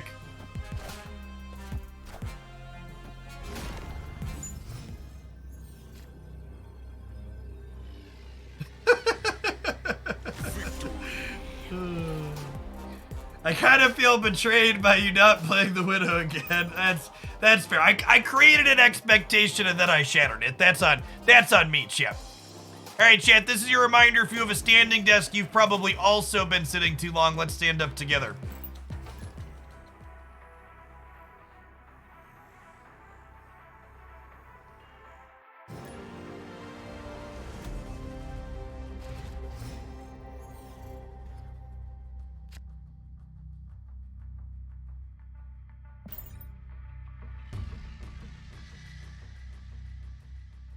If you don't have a standing desk and you're someone like me who spends 8+ hours at your desk all day, would highly recommend getting them. There's even manual crank-powered ones that are pretty affordable that you set on top of your existing desk that just raise your monitors and your keyboard and mouse up and down. They're a huge ergonomic quality of life improvement. 10 out of 10 would recommend.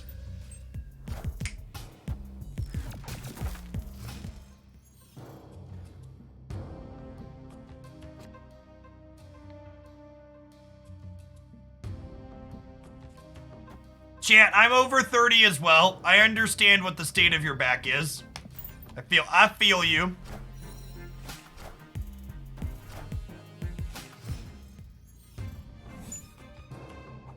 We snapping here? They haven't done anything. I feel like we should be snapping here. Oh, snap.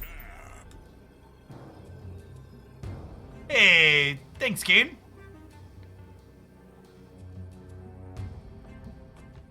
Get a lowering floor instead, sure. Never works, right?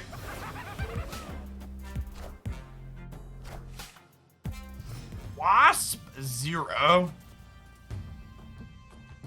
Interesting. Okay, so let's get our Mysterio down before we carnage. That way when we blow up the Nova, Mysterio and his clones get a touch bigger as well.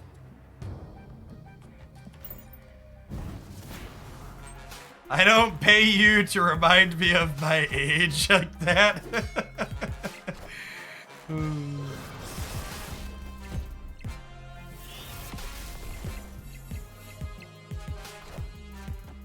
All systems go.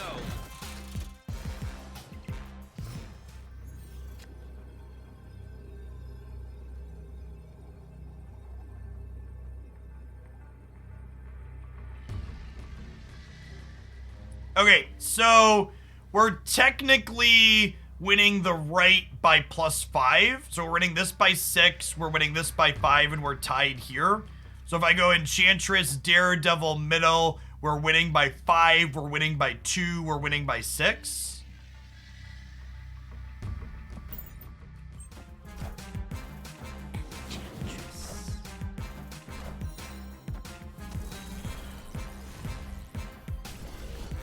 Oh, we lost the tiebreaker by 2. I don't know that Dr. Doom's a card I'm ever playing around out of that deck, huh? I guess I don't really know what they're doing. Maybe Wasp is an indicator. Are they like a Red Skull Patriot deck, maybe? Yeah, Dr. Doom's really tough to play around. It could have also just generically have been correct for me to like buffer my weakest lane while tying here. I could see. I don't know. Zero and Red Skull aren't very good Lockjaw cards.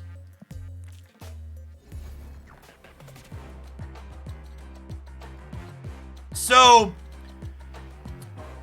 I don't think the length of time it takes to complete pool 3 is inherently a problem.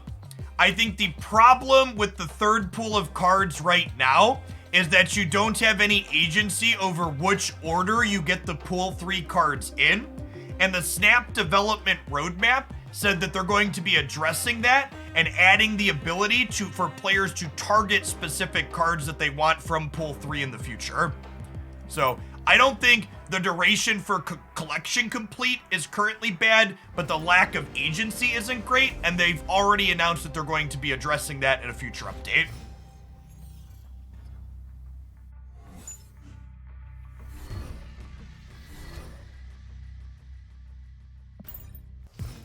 I actually think the timelines to get cards in this game free to play are pretty reasonable.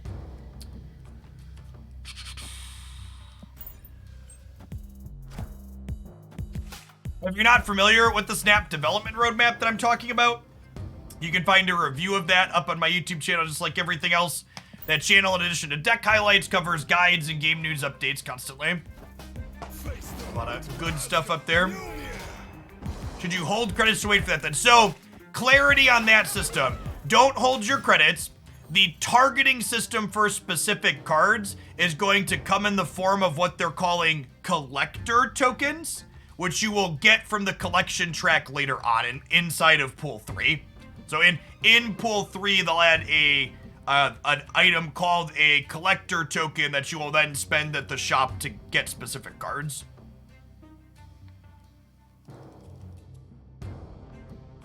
All right, so I think we're setting up Spider-Man into Professor X. The question is where?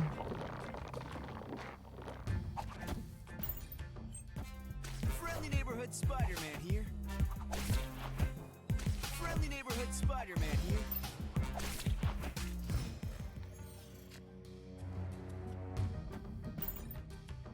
Try and cheese right here.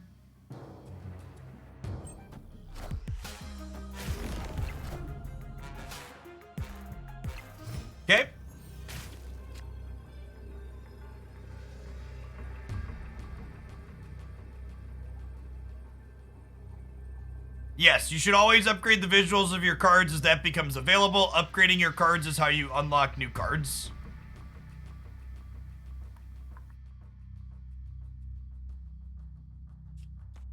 We go Angela into Daredevil into Carnage here. This puts me a 7 power Carnage here, and it gives me 8 power in the middle.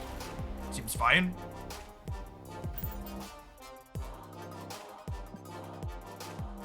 And again, if you're someone that's new that's coming in, not only welcome, but if you're wondering how to progress your Snap account at an ideal rate and how the in-game economy works, here's here.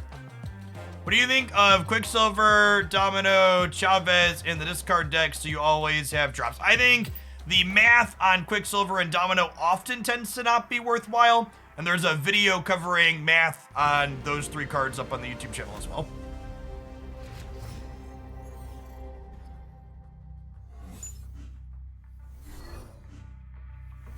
I like this game, so it lets me talk and teach about math a lot, chat. Getting to teach Marvel Snap is a lot like when I used to teach college, only I actually get paid a reasonable wage for this. And being an adjunct professor at a college, chat, is never a reasonable wage. All right, Space Throne, Green Goblin, that's a Snap. Let's do it. I think Domino's an interesting card who, while she negatively impacts your probabilities to draw certain cards to a degree, she also has the perspective of being able to fill out the entirety of your bottom curve, which is nice. Oh man, and they iced manned my Green Goblin, and now Adelan's gonna shuffle it away? That's rude.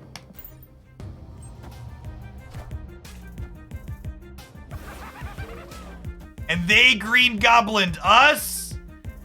Shiggity Shrek, get wrecked. Hoisted, chat.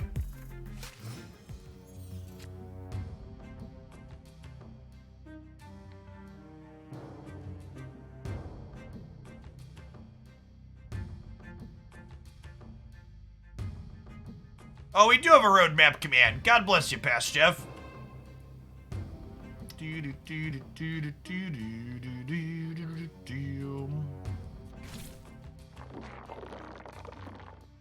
Yeah, try and win both these other locations now.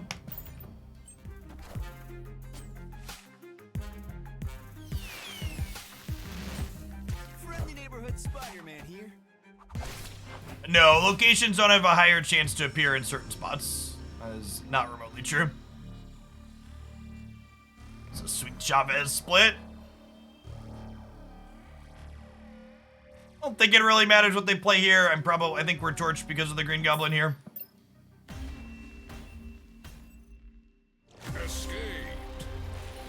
I actually think that piece talking about Baron Mordor and Yondu not disrupting the opponent is shit, chat, Swift. I think the logic in it is bad, and the fact that so many decks in Marvel Snap have a single key card, and disrupting that single key card could win you the game on the spot actually makes it really meaningful. What decks are Mysterio good? He's fine in this one. He's good in some Patriot decks. Patriot, and Carnage tend to be the 2 types of things Mysterio is good with. Decks that let you leverage the extra clones. And that's even before you get into the fact that, like, you can re-trigger things like Baron Mordor and Yondu multiple times to, like, burn through your opponent's deck. But if you don't hit their key card, you end up thinning their deck. No? You win some, you lose some. Maybe their key card's already in their hand. Alright, so the cards we play here are gonna end up here. And then actually, the Bifrost can slide both our Mysterio clones right, so we can Carnage them later.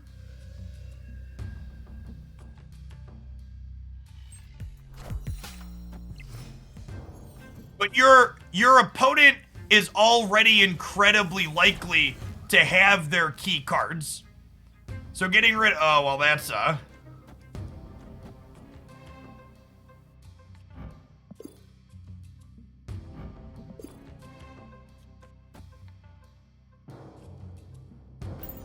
YOLO.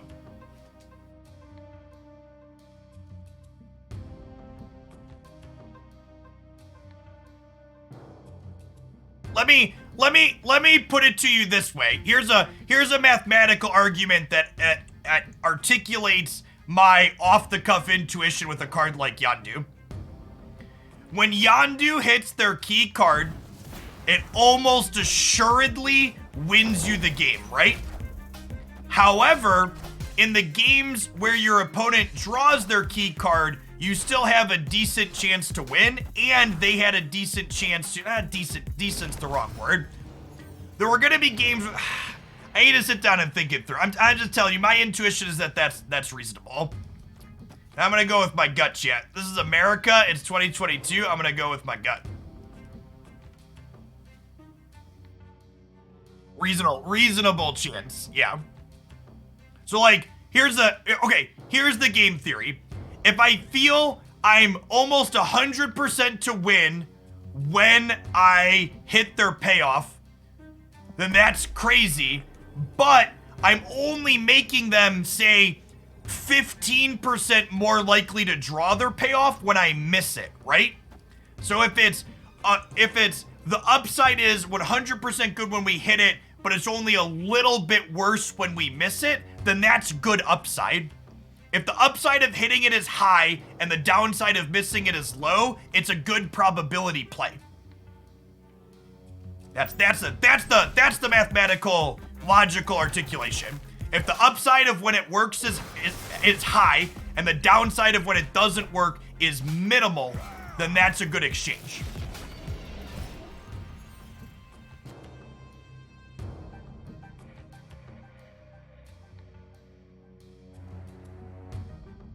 How many cards are in this game? There are currently 173 unique cards. They are currently releasing 1 new card per month. They will eventually be releasing 4 new cards per month. Friendly neighborhood Spider-Man here. Alright, we're done here, chat. I guess they could have, what's it called over here? They could technically have their Ultron or their Doctor Doom, but Enchantress is gonna clean these out. She turns off ongoing effects, and these are both ongoing bonuses. Yes, the black and white cards are splits.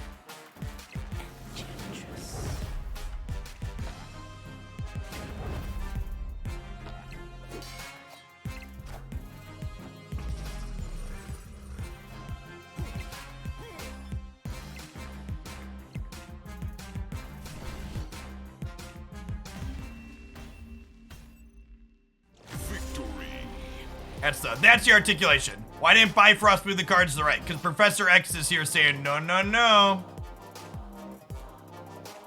Locks it down.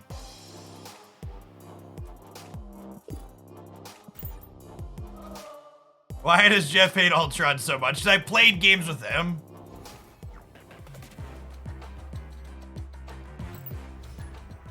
Yes, the illusions stay at the end of the game and can provide power for things. So if you buff the illusions, they can have extra value.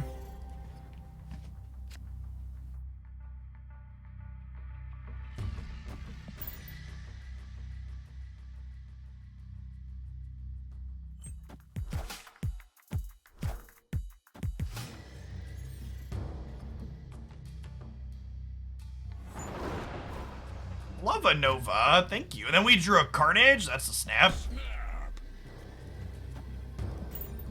We get to play Mysterio out here, who plays his clones left and right. And then on turn 3, we go Nova, Carnage, eat this. Carnage will be a 9 power thing, and each of these will get +1.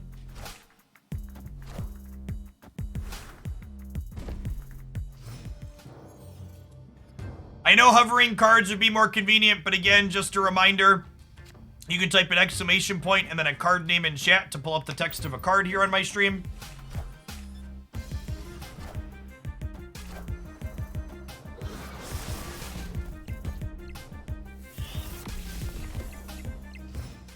How hard is it to get to rank 100? I don't know. How big is your brain?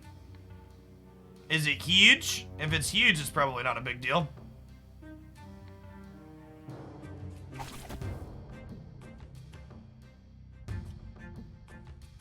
Do I need the Spider-Man to tee up Professor X? Almost feel like I don't. What if I like Demon Green Goblin?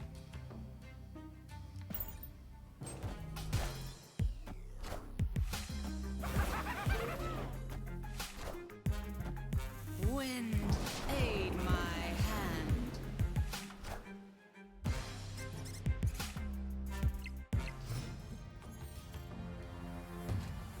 Okay, so we're no longer Professor Xing, and I am Enchantressing the Patriot. I've already snapped, chat. They won't let me snap again, chat.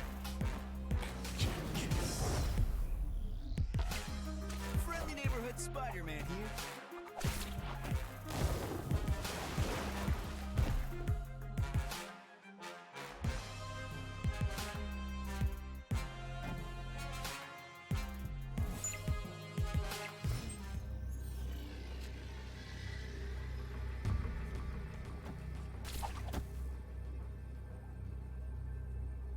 Heal Mysterio's mid. We're adding 6 more power right, increasing our lead from 3 to 9. And if they have something like Blue Marvel, we're still good to go here.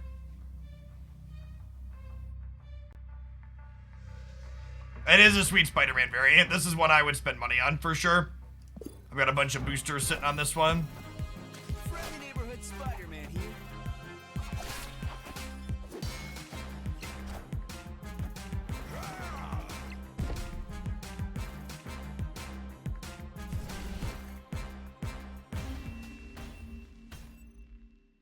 Victory.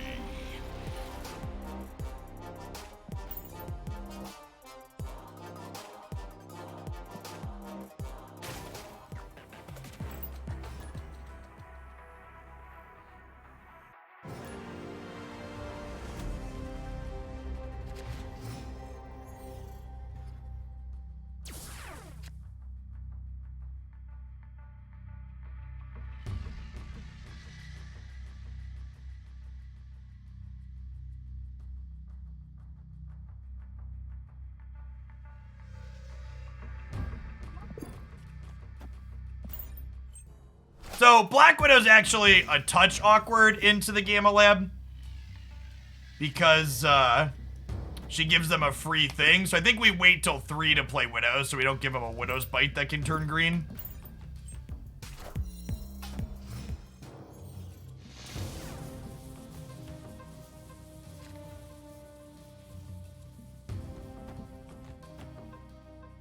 Oh, snap.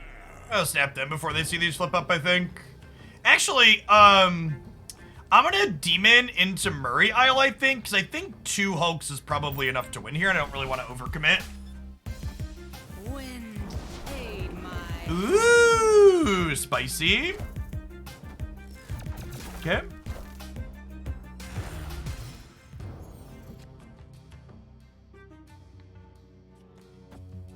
I can dig it.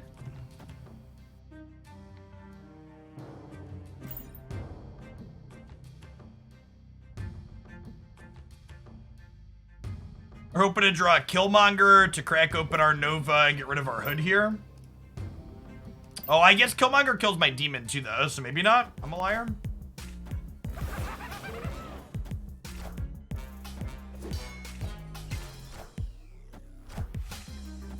Yeah, maybe I'm just supposed to Green Goblin the middle and punt the flooding here.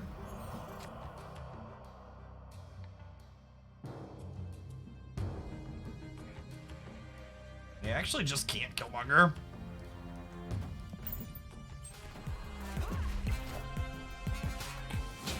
Why didn't they retreat? I don't know, because people are bad at games. I mean, they did play a card that... They did play a card that added power to their other locations. So maybe they thought the added power would let them win. That's also definitely true that there's a lot of people that haven't fully grasped the cube system or don't care about it. And they just, like, stay in through the end because, like, they're taught to, like, the never surrender attitude that's present among a lot of competitive Magic the Gathering players is such a huge detriment in this game. Nah, not at all, blue-black.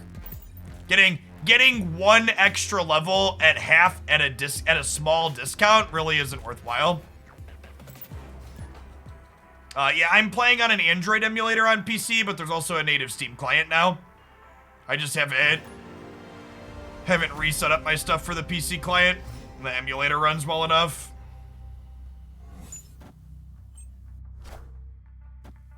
Friendly neighborhood Spider-Man here.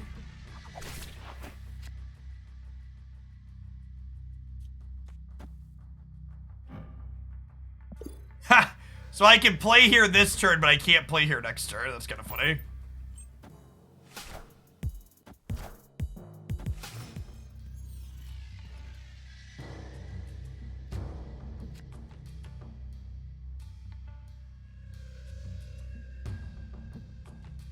I'm playing Mysterio out.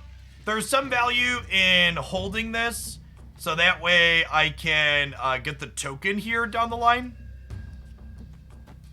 I think my next 2 turns are like Spider-Man into Professor X though, so I think I just play this out.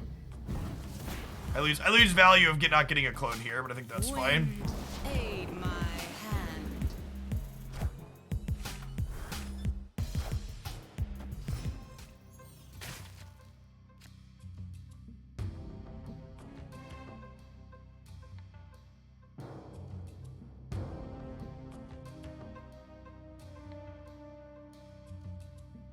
Okay, there's those friends. This is the real Mysterio here.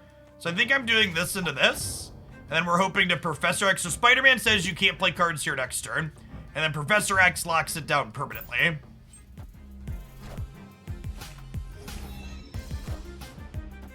Friendly neighborhood Spider-Man here. The mobile version also has a 60 FPS option. This is running at 60 frames here on stream.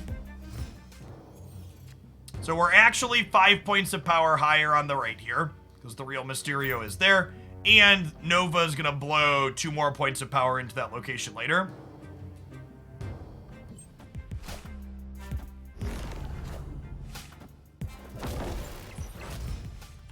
Their sunspot is probably gonna end up larger though, right?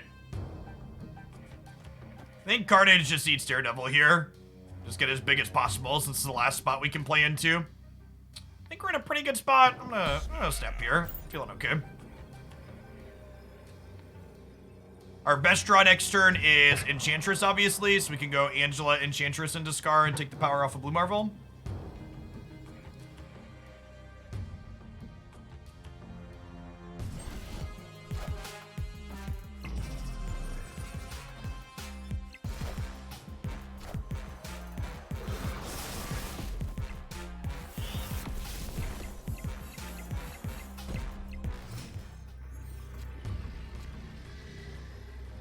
Was that the worst draw in my deck? That was the worst draw in my deck, right? I guess Killmonger? No, Killmonger would have also been fine.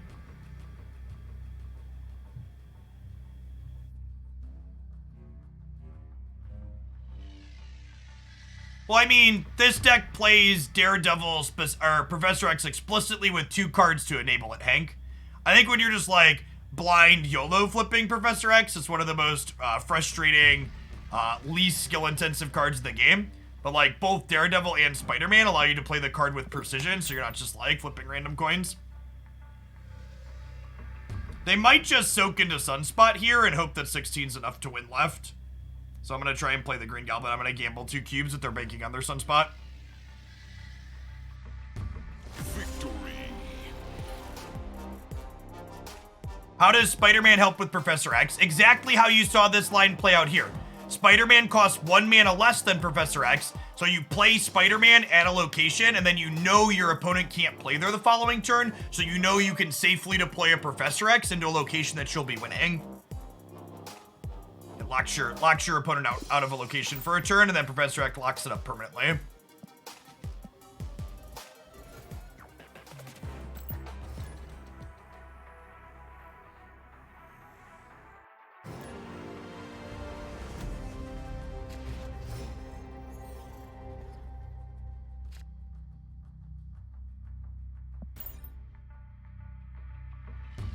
So, our deck doesn't really have ongoing effects, but the Citadel is pretty good for our Enchantress because it encourages our opponent to group all of their ongoing effects into the same place for us to devour, which is nice.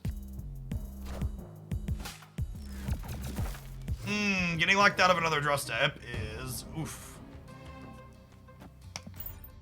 Triskelion into them Baron Mordoring us off, was that not created by Triskelion? They're actually playing Baron Mordor, okay.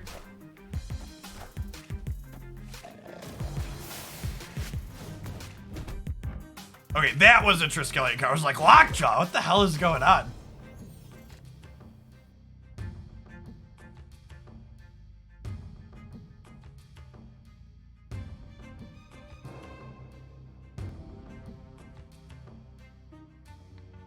Undead here.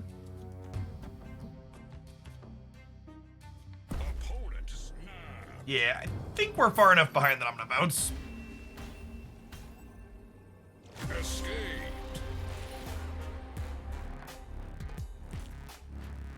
We can Sarah the Citadel. Yeah, maybe. I don't know. I just feel pretty far behind. I think I'd rather just bounce for a cube.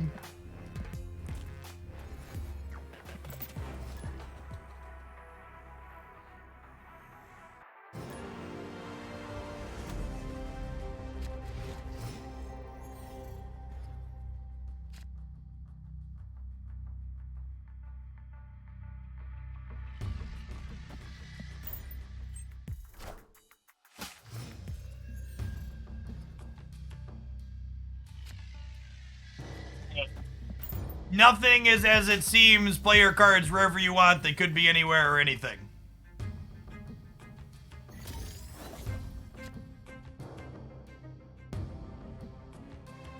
Let's go this here into Mysterio mid, I think, and then we're hoping to set up a Carnage over here left.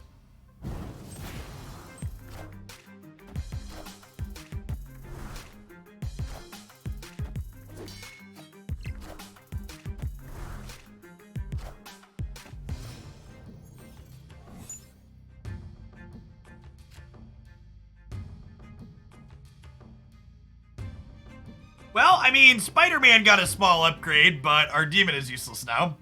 I think I'm gonna Green Goblin their Lockjaw path here, because we're gonna play a lot of cards into that. Their Lockjaw deck probably has a lot of expensive cards in it too. Yeah, so the peak was probably bad for them. Yeah, I bet the peak was bad for them based on how this game has gone so far.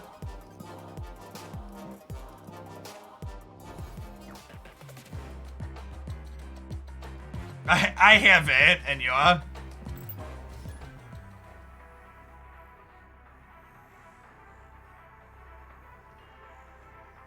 I have seen some other people reporting login issues on the Steam client, Ricky Bobby. You should definitely contact second dinner support. I've not seen any solutions, but I know you're not alone in experiencing the problem. Sorry, I don't have more than that.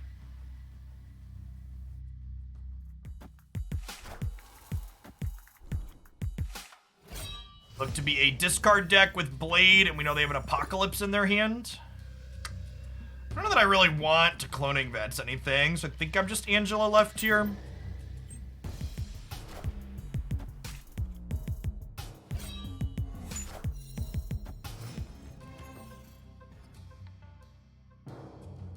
Squirrels! A Black Widow plus Hood over this way. Set up a path we want to Carnage into.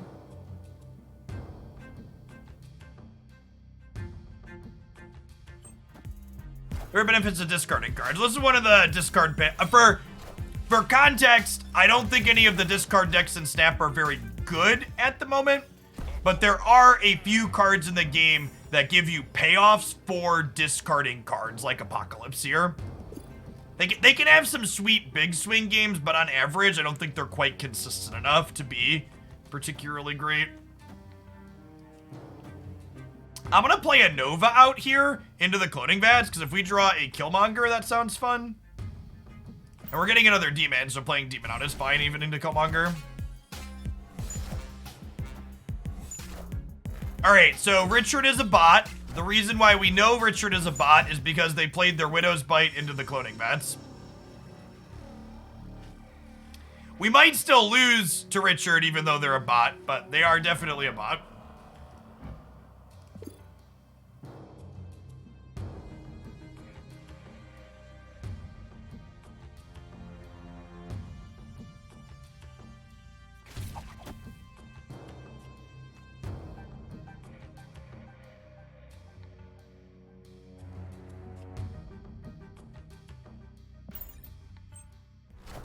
I take a donation for an Agatha deck? Yeah. We actually, and not to tell you I don't want your money, but we did play an Agatha deck today and yesterday, so there is some content up there with it. But yeah, I think Agatha's fun. Am I still winning if I Killmonger? I think so, right? Oh, I guess we could be losing middle. No, they'll be at 4 and this will be at 5. Playing Killmonger sounds fun here. I don't know if this is the right play. It's certainly fun. Oh, I should snap them and collect their cubes.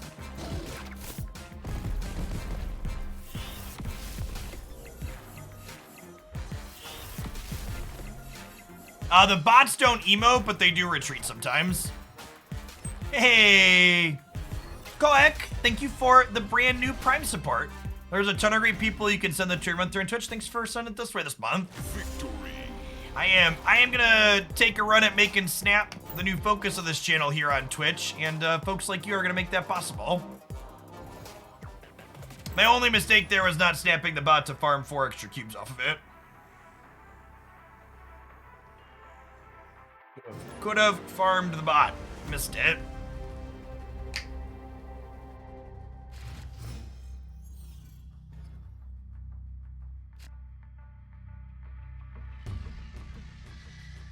Hey, got a Carnage with our Nova already.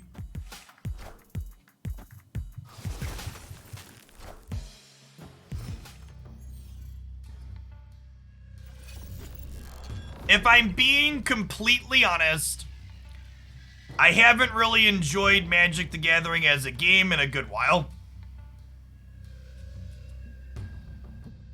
But streaming is a convenient work from home job, and I am good enough at it and can stomach playing enough of it that, like, we could make okay Magic content still, even if I wasn't having fun with it. But in my opinion, Magic the Gathering is a fundamentally worse game since they changed their design principles into their fire design era in late 2000, early 2020.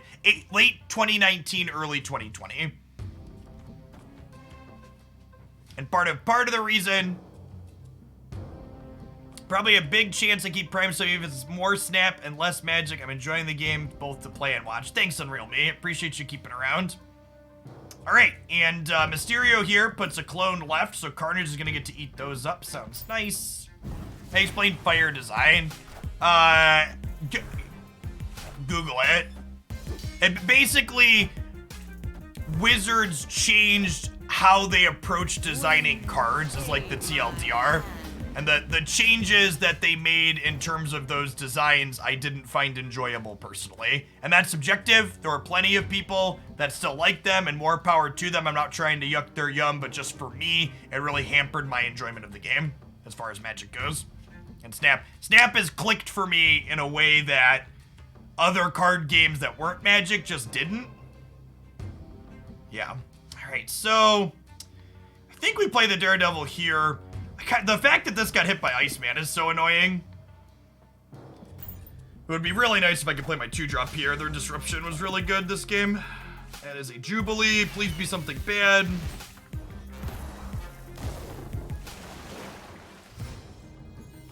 So we're losing here. Let's just have Gift Grease Ball. What happened to Runeterra? I think Runeterra's gameplay is alright, but it's just not a particularly popular game, and there's no future in it making content.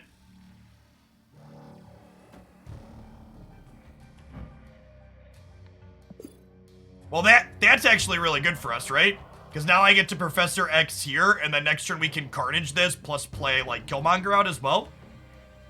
I guess I have to try and beat whatever they play over here. We have priority here, which is a little awkward. We might end up retreating here. It's a shame our real Mysterio is middle. That it might have been a mistake to commit my Mysterio to the same path as my Angela. I don't think Runeterra's problem was that it wasn't promoted enough.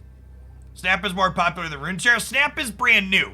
We have no idea if Snap is going to be bigger. I have no idea. I'm going to try and make a bunch of Snap content over the next month, and if it sticks and looks like something I can do long term, I intend to take a run at that. But maybe it doesn't. We don't know, chat. There's a lot of uncertainty. You can't predict the winners or losers in this industry. Speaking of winners and losers, I think this is over, right? So this is +2, this is 7, 8. This is going to be 12 power total, so I put even 2 here and we lose.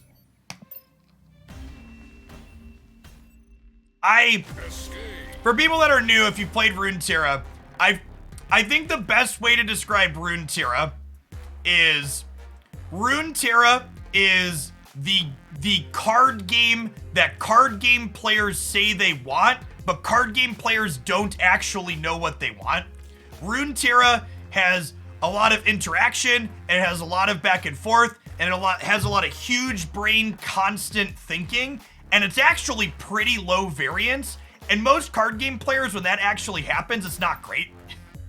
Card game, as much as many card game players don't want to admit it, variance is really fun. And having swings happen in your games is that dopamine that a lot of people want from their thing. For as much legitimate criticism of Magic's land system that there is, the land system in Magic, I think, is a big part of what kept that game going, because the fact that even if your deck is shit and you play like shit, you could still have a 20% or 30% chance to win against an opponent with a good deck playing well because they could just not draw lands. People like that captive audience and knowing they could win anyways. And Snap has those non-game, free game type moments, but I think the thing that Snap does better than a game like Magic the Gathering and others is the fact that Snap's games are so quick means you can shake off those non-games much easier than you get to shake off those non-games in games like Magic and other longer games. I also think, and this is a big thing why I think Snap is so great, I think the 12 card decks in Snap are so fantastic because many people, myself included, really, okay, I think I'm playing right, hold on, I think I'm playing right here because I want to set up a Spider-Man in the middle for turn 4, so we locked them out of plays on turn 5.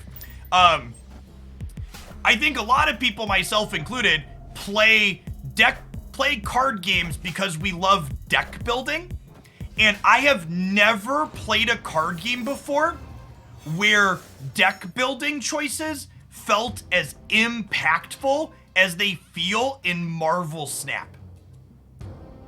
Your deck building decisions in this game, because you see 75% of your deck game to game, always feel like they matter to me. If I change 1 card or 2 cards, I'm gonna feel those changes almost immediately if I play a handful of games. It's not the deck. Okay, so here's another way to think it. Do you think the deck building is too simplified? There are 12 unique cards in my Marvel Snap deck. In my 60 card Magic the Gathering deck, I have 24 to 28 lands, which means I have 32 spells. And if I play 3 or 4 copies of each of those 32 spells, I only have 10 or 11 or 12 unique cards in my Magic deck anyways. So from a deck building complexity standpoint, this 12 card singleton deck has as many different choices in it as the average Magic the Gathering deck does, despite the average Magic the Gathering deck being much, much bigger in terms of deck size. When you think about what choices you're actually making inside of the context of 3 or 4 cards in your deck, it's really not different. Sorry, chat. For people that aren't huge math geeks, I've got a graduate and undergraduate degree in math. Like this stuff, it all tickles my brain, and I've got those degrees because I just love math. I initially went into college planning to go into computer programming, and then I took Calculus 1 freshman year, and I was like, this is great. We're gonna do this. You know what else is great, chat? When the Avengers compound says you have to play here on turn 5 and Spider-Man just like webs it up on him. It's lovely. Friendly neighborhood Spider. No cards for you.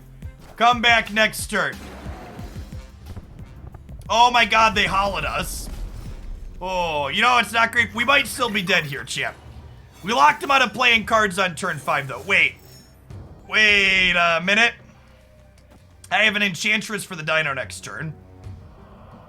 Can we win right with Enchantress Dino? We're still gonna have 8 power here. Do I have a draw in my deck that lets me beat 8 with the Enchantress? Probably not.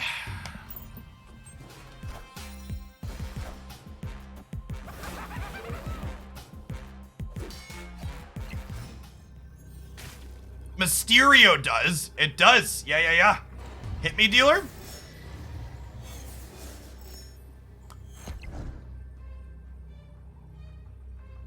And Mysterio adds 2 power to Angela in the middle. Oh, snap.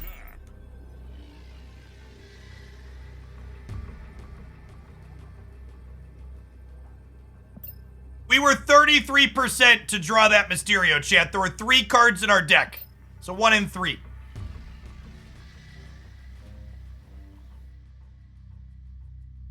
So the small deck sizes don't make this happen more often, but they make it easier to calculate off the cuff what the odds of it happening was.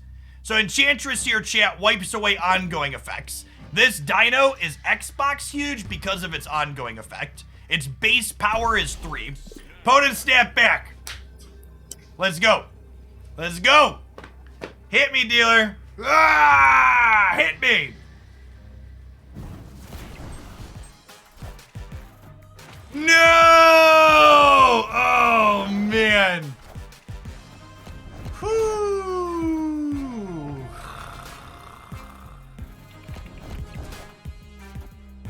Well, shit.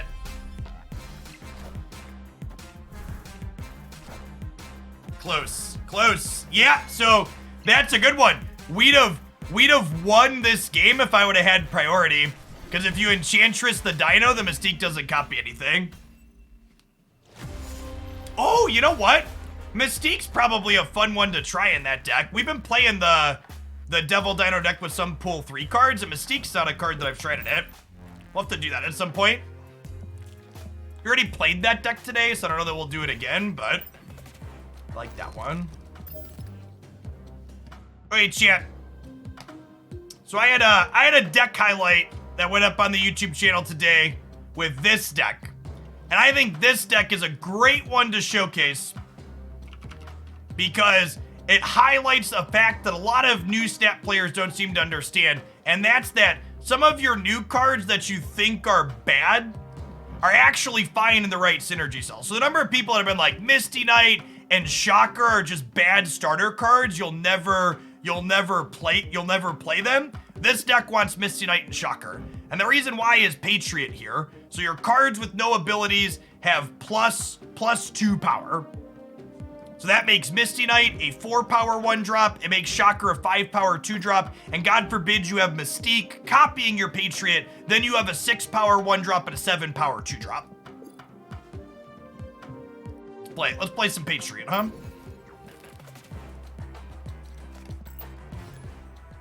This game is out. Full public release earlier this week. That's why we're popping. Is it a game that you can play for free? Yeah, definitely. Everyone that gets cards in Marvel Snap has to play an incredible amount of Marvel Snap to do so. It doesn't matter if you spend $0 or $1,000, you have to still earn 15,000 boosters. You have to play 15,000 turns of Snap to get to your collection level 3,000. You cannot buy boosters. You can buy a limited number of credits per day to go with your boosters, but you cannot just straight up buy boosters. Playing for phone. I am playing on my PC using an Android emulator because I haven't set up the PC client yet.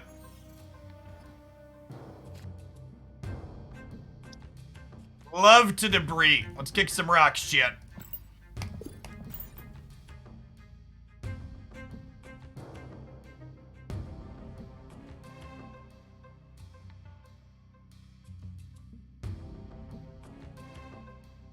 Yeah, I think the flavor of a lot of the designs in this game are really well done. Agreed.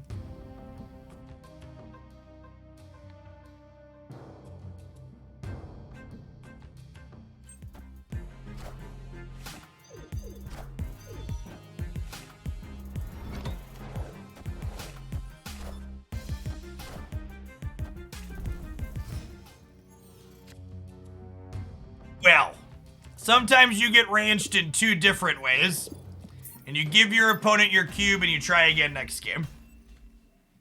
Escaped.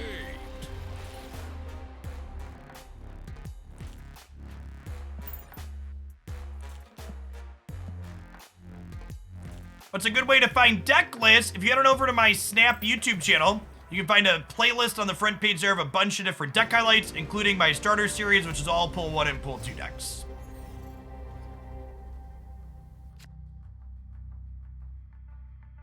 Wasp is a card we almost always wait to play out at the end of the game so we can sneakily add 3 or 5 extra power for free when our opponent's not expecting it. Goose is a card that looks out of place in this deck that is actually quite important. So preventing 4, 5, and 6 things from being played at a given location means that it's impossible to Enchantress your Patriot if you play it behind Goose. Enchantress is the card we were playing in the previous deck that wipes away ongoing effects.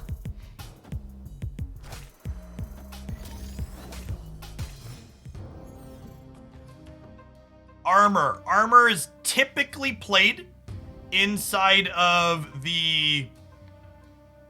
Armor is typically played inside of the Destroyer deck. I think this is actually going to be a spot where I want to spread out my Patriots, though. We're definitely going to put one of them behind Goose, but I think I want to be able to Dr. Doom a Doombot into here. Oh, wait. If I want to Dr. Doom, I'm going to have to play something there turn 5. Yeah, maybe I'm not. It's Electro. Oh, that actually works out pretty well, huh? So we play Mystique, middle, and then we'll Abomination next turn. We'll get a little bit less value off our Doom, but probably still okay. This is another one of the starter cards I've heard a lot of people bag on that's very reasonable for filling curve in this deck.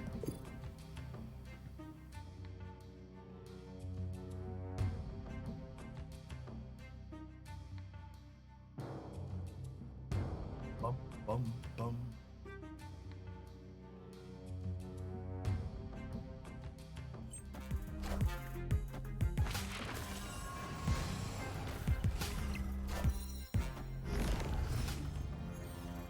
Clear for takeoff. Snap.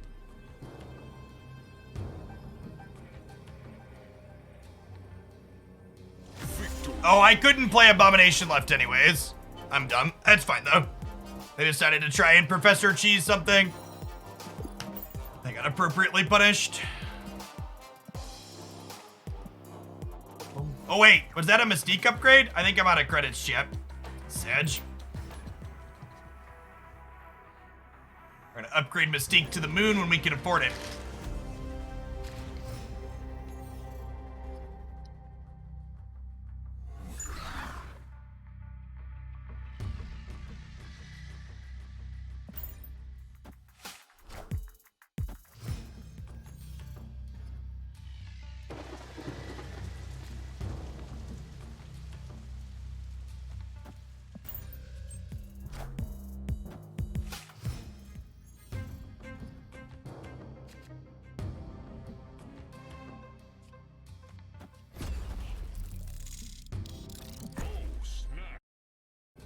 I don't mind Hearthstone from a gameplay perspective. However, the lack of deck building depth in Hearthstone caused me to become pretty bored with it pretty quickly. Those are the 3 best cards in Snap at the moment. If you head on over to my Snap YouTube channel, there's a top 5 cards in Marvel Snap at release video up there. They snapped as well. This has got to be awful for them, right? We're gonna fill their left side here too.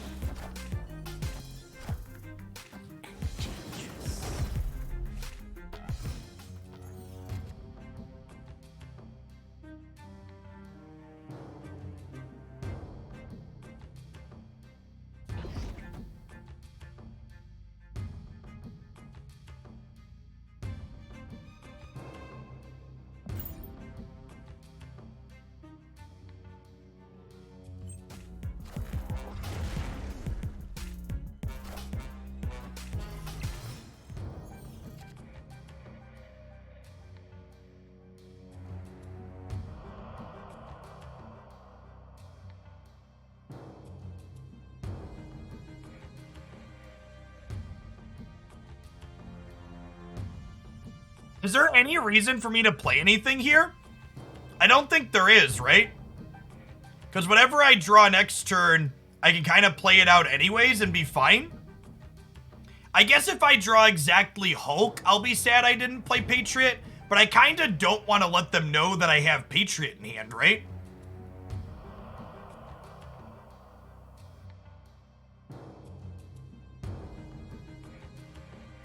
I'm more likely to get 8 cubes out of this if I hold on to Patriot. Got a Mojo left? Yeah, maybe.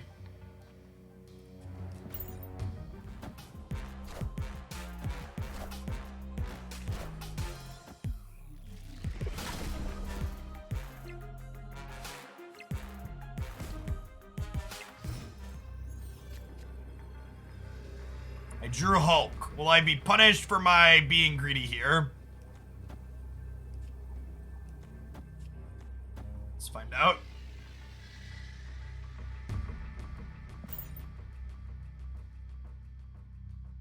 I could have Hulked here instead of Mojo if I would have played Patriot the previous turn.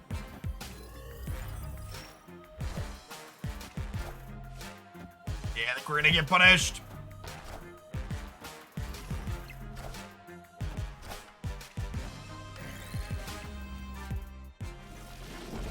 No, we got it? We got it. Okay, sweet. Victory. Mojo was good enough. Yeah, I don't think we get 4 more cubes if I show that we have Patriot there. And that's one of those, the game within the game, right? In a regular card game where there's no cube system, I never skip my 5th turn there, right? In a game like Magic or Hearthstone or Runeterra, I play my Patriot there so I can have Hulk as an out. But to pause and be like, okay, max cube equity is not let them know we have this yet. And then like put ourselves behind on a different draw to try and extract more cubes from the match to ladder quicker. That's the game within the game.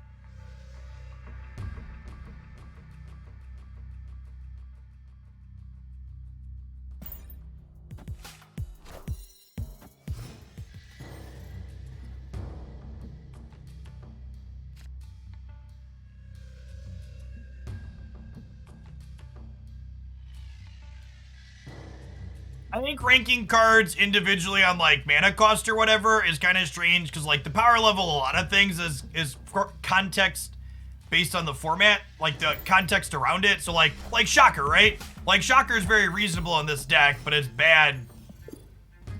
It's bad inside of a lot of other things. That's fine here. Even good here? Maybe even good?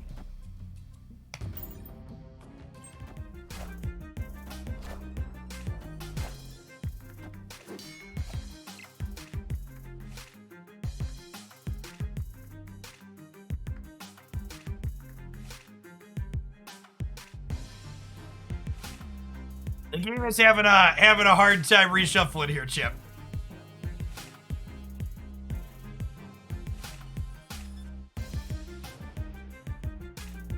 are my thoughts on Runeterra when I played. Runeterra has really interesting gameplay that I felt was engaging, but also mentally exhausting. There's no brain breaks in Runeterra, which makes it hard to play for a long time. I actually streamed a lot of Runeterra on this channel at one point. It just wasn't very popular, so I didn't stick with it.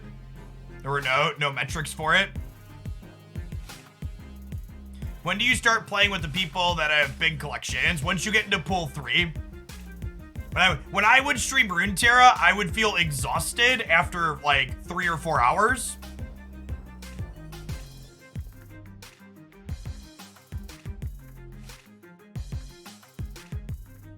Games like Snap. What is going on here, chat? Is it something weird with mirror dimension? Like, what is happening?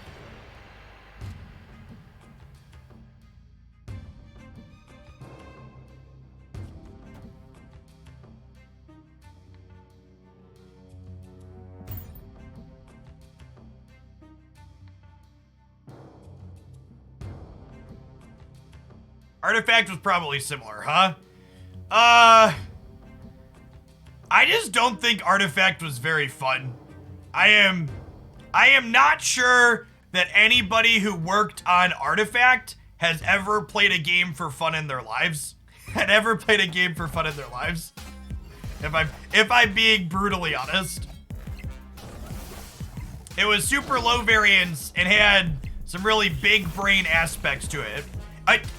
Tedious is what really described Artifact. Artifact was a game that was difficult in the same way that taking 10 third grade math tests at the same time would be difficult. You're not actually doing anything that's like mechanically complex. You just had to do a bunch of little really tedious stuff simultaneously. Is like what it felt like as a TLDR.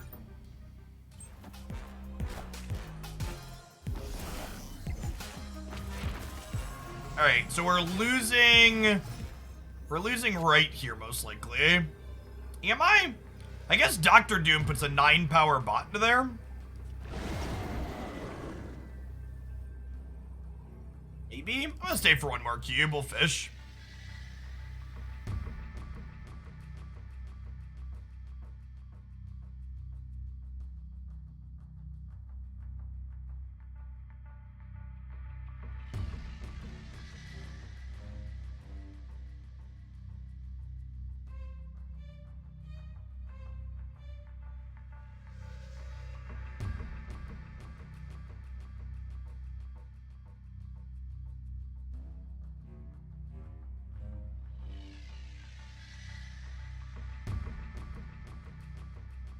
The reason we like Abomination over something like Ultron in this deck? Well, Ultron is shit. Ultron costs 6 mana, not 5. So if you wanted to play Ultron, Ultron is comparable to Dr. Doom and Hulk, who I think are both much better than Ultron in the way that they serve your finisher role at the top end. I'm gonna restart the client really quick here, just in case this is a client side issue that we're having. All right. We're dead here because of the Enchantress.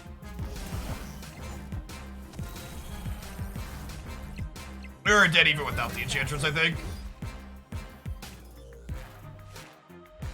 Oh, that's interesting. This moves before the Mysterios. I wonder if she considers the Mysterios when she moves. That seems like some really anti-synergy. If she doesn't, huh?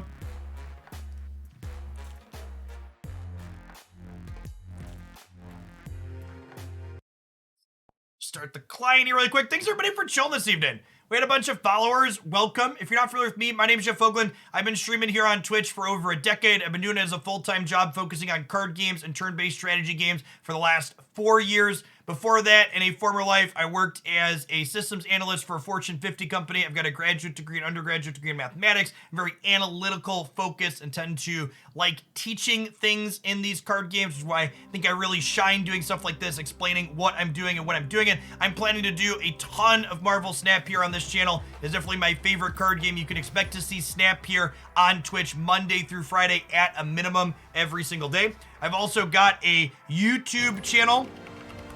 Snap YouTube, Hooglandia Snap on there, where I post deck highlights, game news, updates, other little tidbits. For example, tomorrow I'm going to have a video posted up there talking about how long it takes you to get a full collection in Marvel Snap, free to play, pay to play, or spending somewhere in the middle.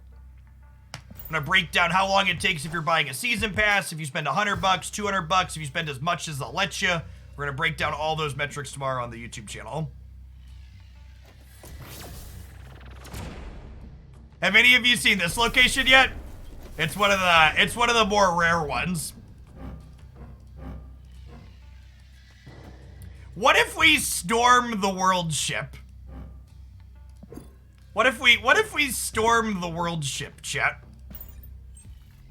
I think I'm feeling the storm the world ship angle.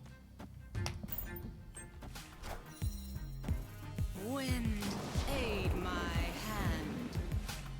Face the might of Asgard. Mjolnir. Watch them draw Mjolnir next turn.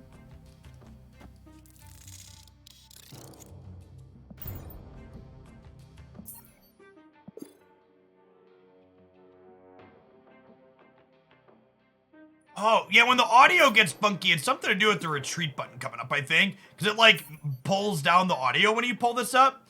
Snap, you coward. Why not Mojo? Because they're not gonna fill the location.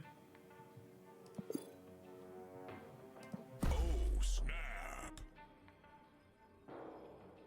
I think Ebony Maw is one of the weaker cards in Snap. This is for you, chat. Victory. That one's for you. All right, I'm gonna fire another one and see if the audio fixes itself.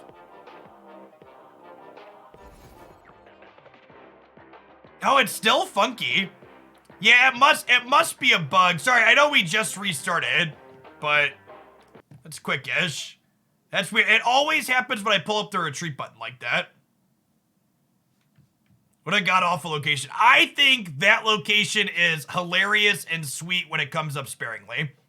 I think if World Ship occurred at the same rarity or the same frequency of the average location, it would be bad, but I think having it rare would be is fine. It's novel.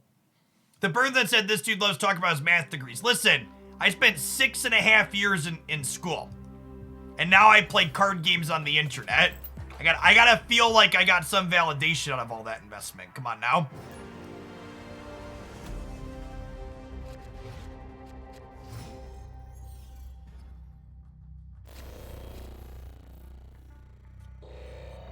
Misty strikes me as lucky, chat. I don't believe we have a public list of how frequent the more infrequent ones come up, but I believe they shared which ones are more infrequent at one point. I have to look, though. I'll put Mojo into the Dark Dimension. Yes, yeah, it gets rid of everything. It gets rid of the locations, it gets rid of the cards on those locations. I agree that Domino should never die here. They should definitely change that.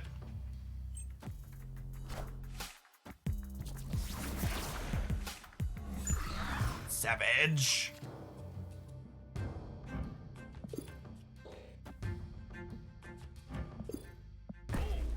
I'm gonna snap debris in the danger room here. Although they might be playing into the Savage Lands this turn, we'll see.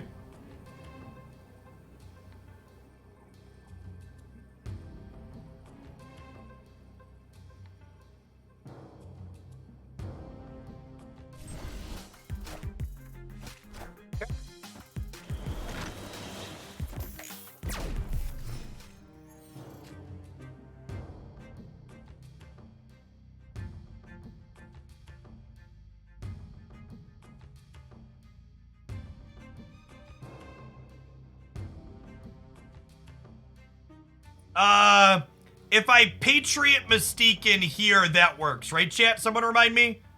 Pretty sure that works.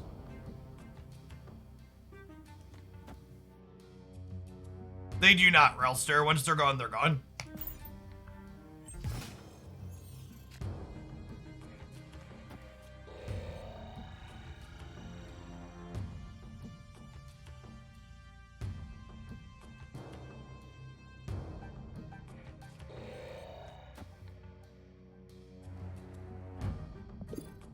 This goose here might be wrong.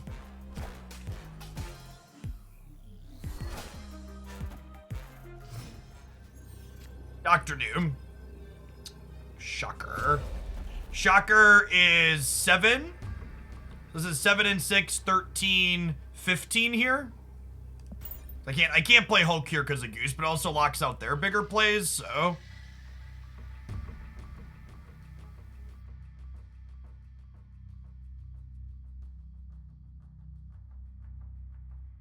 Oh.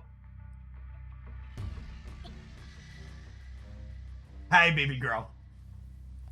Sorry, chat. My daughter escaped from Christy upstairs, and normally I would show her on camera, but she might just be wearing only a diaper, so we're gonna hide the old webcam for a minute. Naked child. This is why my webcam no longer faces the door. All right. Well, we lost on the 25%er in danger room, huh?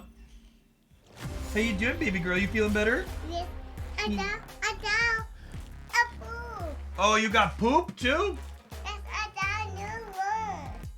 I got a new one. Okay, chat. I think it's about 4 o'clock. I think I'm going to go ahead and call it a day. It looks like Day 9 is streaming some more Marvel Snap, so I'm going to send you over his way because Sean is great. I am planning to be live tomorrow morning. I'm not normally live on the weekends, but Snap is great. I'm enjoying playing a ton of it. Y'all are great. 10 a.m. Central tomorrow morning. I'll be back with more Snap Live here.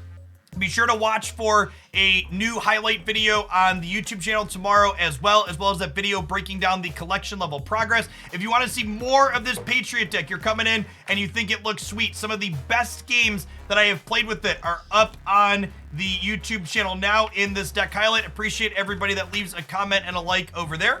Thanks for the follows too, folks. Looking forward to seeing you back again, and I will see you tomorrow, hopefully. Enjoy.